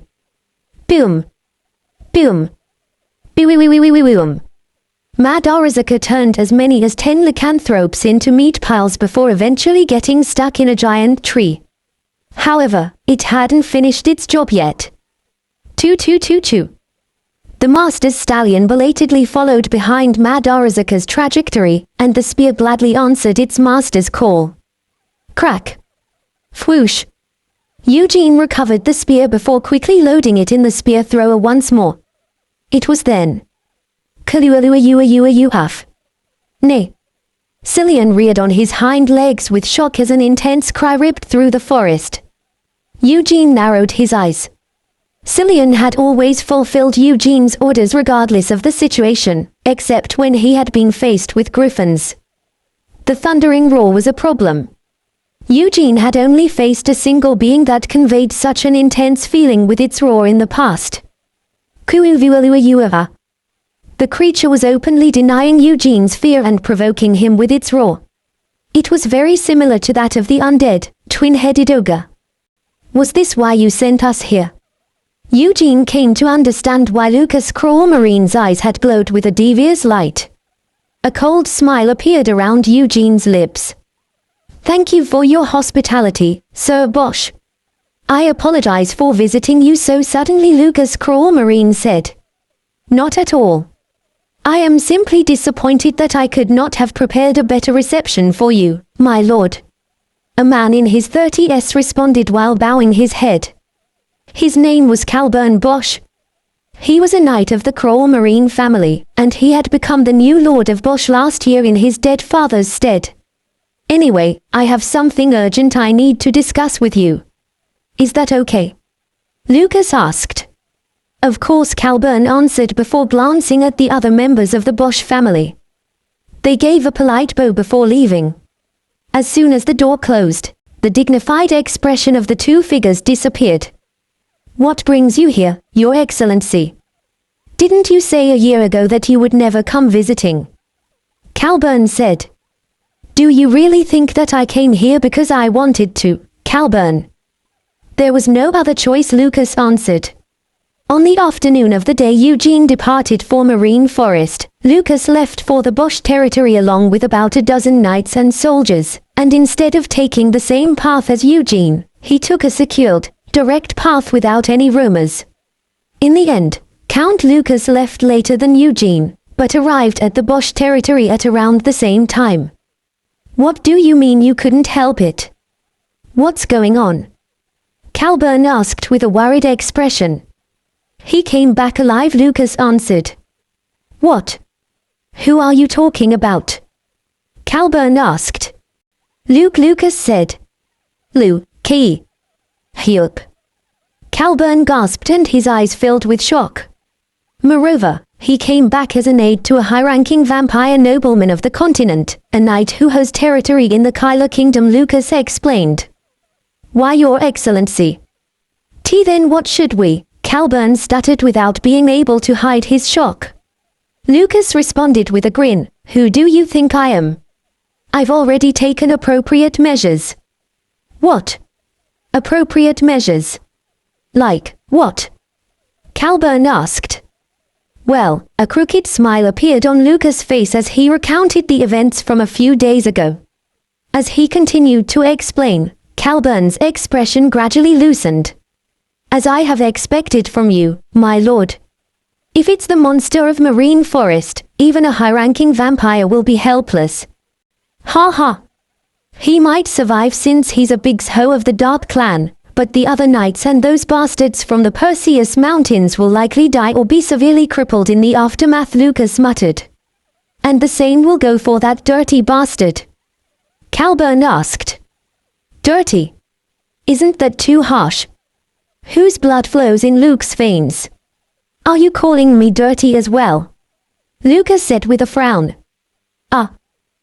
That's not what I meant. I was referring to his mother, Calburn hurriedly explained. Half of his blood came from my father. Did you really never suspect why he was the most talented of your siblings? Lucas asked. Calburn's expression hardened in an instant, and he bowed his head while biting his lips.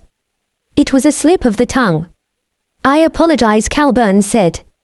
Lucas glared at Calburn's crown for a moment, then grinned before slowly leaning against the back of his chair. Anyway, my plan will ensure that he won't survive Marine Forest, so don't worry. However, you must protect me as well if something similar happens, sir. I understand, my lord. I appreciate your deep consideration, Calburn responded while raising his head. Lucas offered a silver glass of wine before speaking. Remember, our secret must be taken to the grave. Of course. I will keep my mouth shut until the day I die. For both you, and for me, Calburn answered. Clang. The two people bumped their glass before gulping down the wine with a smile. However, neither figure's eyes reflected their smiles. Asterisk. Kuvualuayua. The Beowulfs roared loudly as they tore apart the lycanthropes. The unintelligent counterparts were only slightly smaller than the Beowulfs. Originally, the two forces would have been on par with each other, and although both the Beowulfs and the lycanthropes were strengthened under the full moon, a unilateral slaughter was taking place in Marine Forest. The reason behind the overwhelming disparity between the two groups was because of Galfredic, whom the Beowulfs referred to as the Dark Knight. Auluaf. Galfredic shouted while wielding a battle axe. His eyes were dyed even redder than usual, and he was emanating fear without restraint. As a result, the monsters surrounding him were weakened. This made it easier for the Beowulf warriors, as well as Luke and Partik's group, to deal with the monsters. It wasn't just Galfredic who provided great assistance to the four humans either. Everyone. Take 1 mana stone each. Lancelot shouted while stabbing and swinging his long spear. The four humans started to feel exhausted after fighting for more than 10 minutes at full force. Shuik. The tip of Lancelot's spear contained silver, and it painted strokes of silver under the moonlight as the lycanthropes fell with pained cries. An ordinary knight would have had trouble facing even a single lycanthrope. However, Lancelot had inherited the blood of an elf. He brilliantly employed various techniques of his family with agile, energetic movements. His eyes accurately grasped the vital points of the lycanthropes, even though the creatures moved faster than any beast. The spear techniques of his family, which had been honed over hundreds of years, also allowed him to strike the vital points of the monsters without failure. The long claws of the lycanthropes occasionally made contact with his body, but the solid defenses of his plate armor and his fast movements allowed him to nullify the blows to minimize the damage. While Lancelot fought splendidly and fiercely, the four men recovered by consuming superior-grade mana stones and promptly returned to battle. A few minutes later, hundreds of lycanthropes and roamers lay unmoving on the blood-soaked ground. It was hard to identify their original appearance from their disastrous shapes, and the surviving monsters started to flee in fear.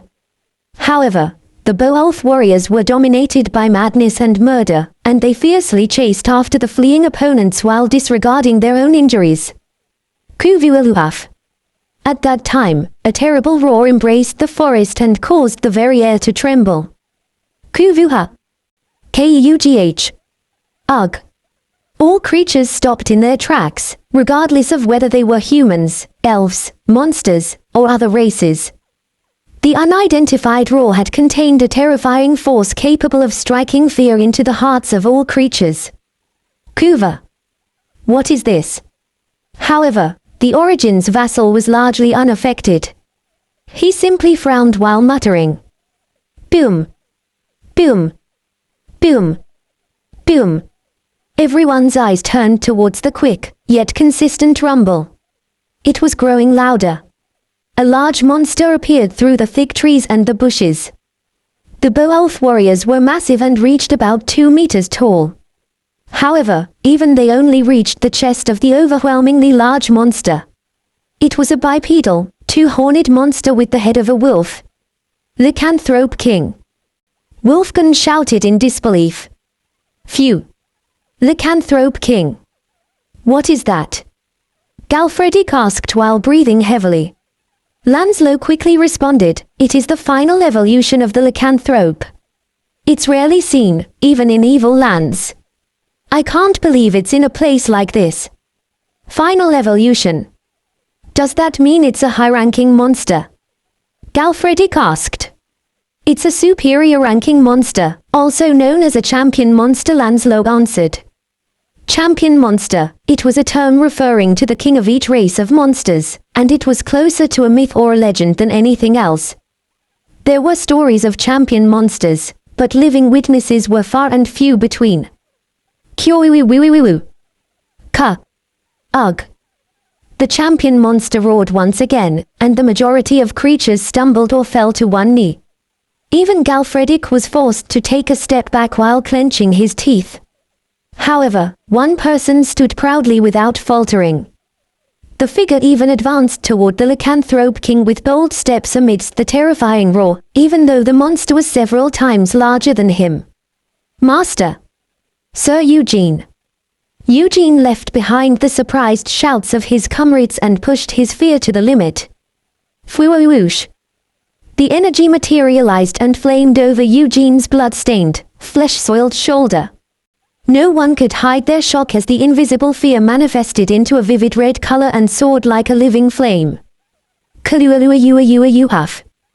The Origin's roar swirled like a storm amidst its malice and killing intent. All living creatures were affected by the roar of the Lycanthrope King. However, an Origin's roar affected both the living and the dead. A vampire Origin stood at the pinnacle of all undead. An Origin was the Lord of Lords, an overlord. Cal. The Lycanthrope King's large figure turned stiff for a moment, although it had appeared with arrogance and overconfidence just a moment ago. In the first place, it was impossible to compare the lycanthrope ruler of a mere forest to an overlord of all vampires. The authority of an overlord was incomparably greater. Crack. Eugene's fang punctured his lip, then he drew his mouth closer to the ogre-killing spear. Woo. The demon spear uttered a cry of joy after absorbing its master's blood, and Eugene threw the spear with all his might. Mad Arazaka burned with Eugene's fear as it shot forth like a red meteor. The Lycanthrope King panicked and attempted to deflect the projectile. Querererera. Kawiwiwiwu. However, Mad Arazaka ripped apart the creature's skin and muscles without mercy. One of the monster's arms was instantly turned into a bloody rag, and the Lycanthrope King retreated while crying in pain. Shiyu whack. Eugene took the opportunity and pounced on the Lycanthrope King as his fear burned crimson all around him. The sight was reminiscent of a large ball of flame scattering in the wind, or the wings of a bat spreading wide. Querererera.